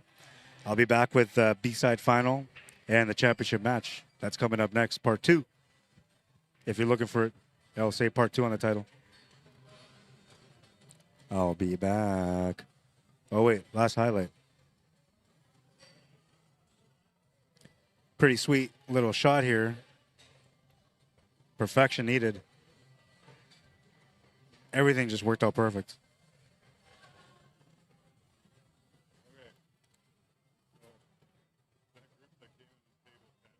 Yeah. Oh, they just walked in and started playing on it? Crazy. But now you only need one table. Just this table. So I'll open those other two. They never put big groups on this table either. Yeah, hopefully they don't. Just let them know. Yeah. Keep this group small. Yeah, and then everything else doesn't matter for it. Thanks, man. All right, so yeah, we are done with this stream. We're going to come back with another stream. But before I go, check out this ad from my friend Mike Vatour and Dennis Wong and their new venture. Roof shingles don't last as long as they should. After 10 to 15 years. expensive. Thanks to Roof Rejuvenate, you can extend your roof life expectancy up to 15 years for a fraction of the cost. Join the thousands of homeowners that made the right decision. Save money, save your roof. Call Roof Rejuvenate today. And I'll have to play that again after because it was I accidentally muted some of that commercial. All right, so I'll be back with another stream shortly. Let's see, what do I got here? Find me on YouTube, Arriagada/CSLMANITOBA. Don't forget to subscribe to the YouTube channel. It's a good way to support. Don't forget to like the stream on YouTube as well. Find me on Facebook. This is my profile pic. Rod Arriagada, 2 words, Q Sports Live, 1 word, space Manitoba. That's my profile pic, so if you found that pic, you found me. I only have 1 account. You want me to come out and cover an event for you, whether it's pool related or not? I do all sorts of industries. I'm very experienced, and I try to be the most professional that I can be. If you're looking for that kind of service, you want to get represented for your events, message me, cslmanitoba@gmail.com. I got to go pay Junior. I got to stop the stream. I'll be back. Pool wisdom. The more you sweat and practice, the less you'll bleed in battle. It means you got to get out to those tables and work your butt off, man, to become the champion within. It's never going to be easy. There's going to be lots of times you're going to want to quit. But the more you see it through, the better you'll get. And I look forward to seeing you becoming the champion within. We all know you can do it, man. It's just a matter of you putting in the effort.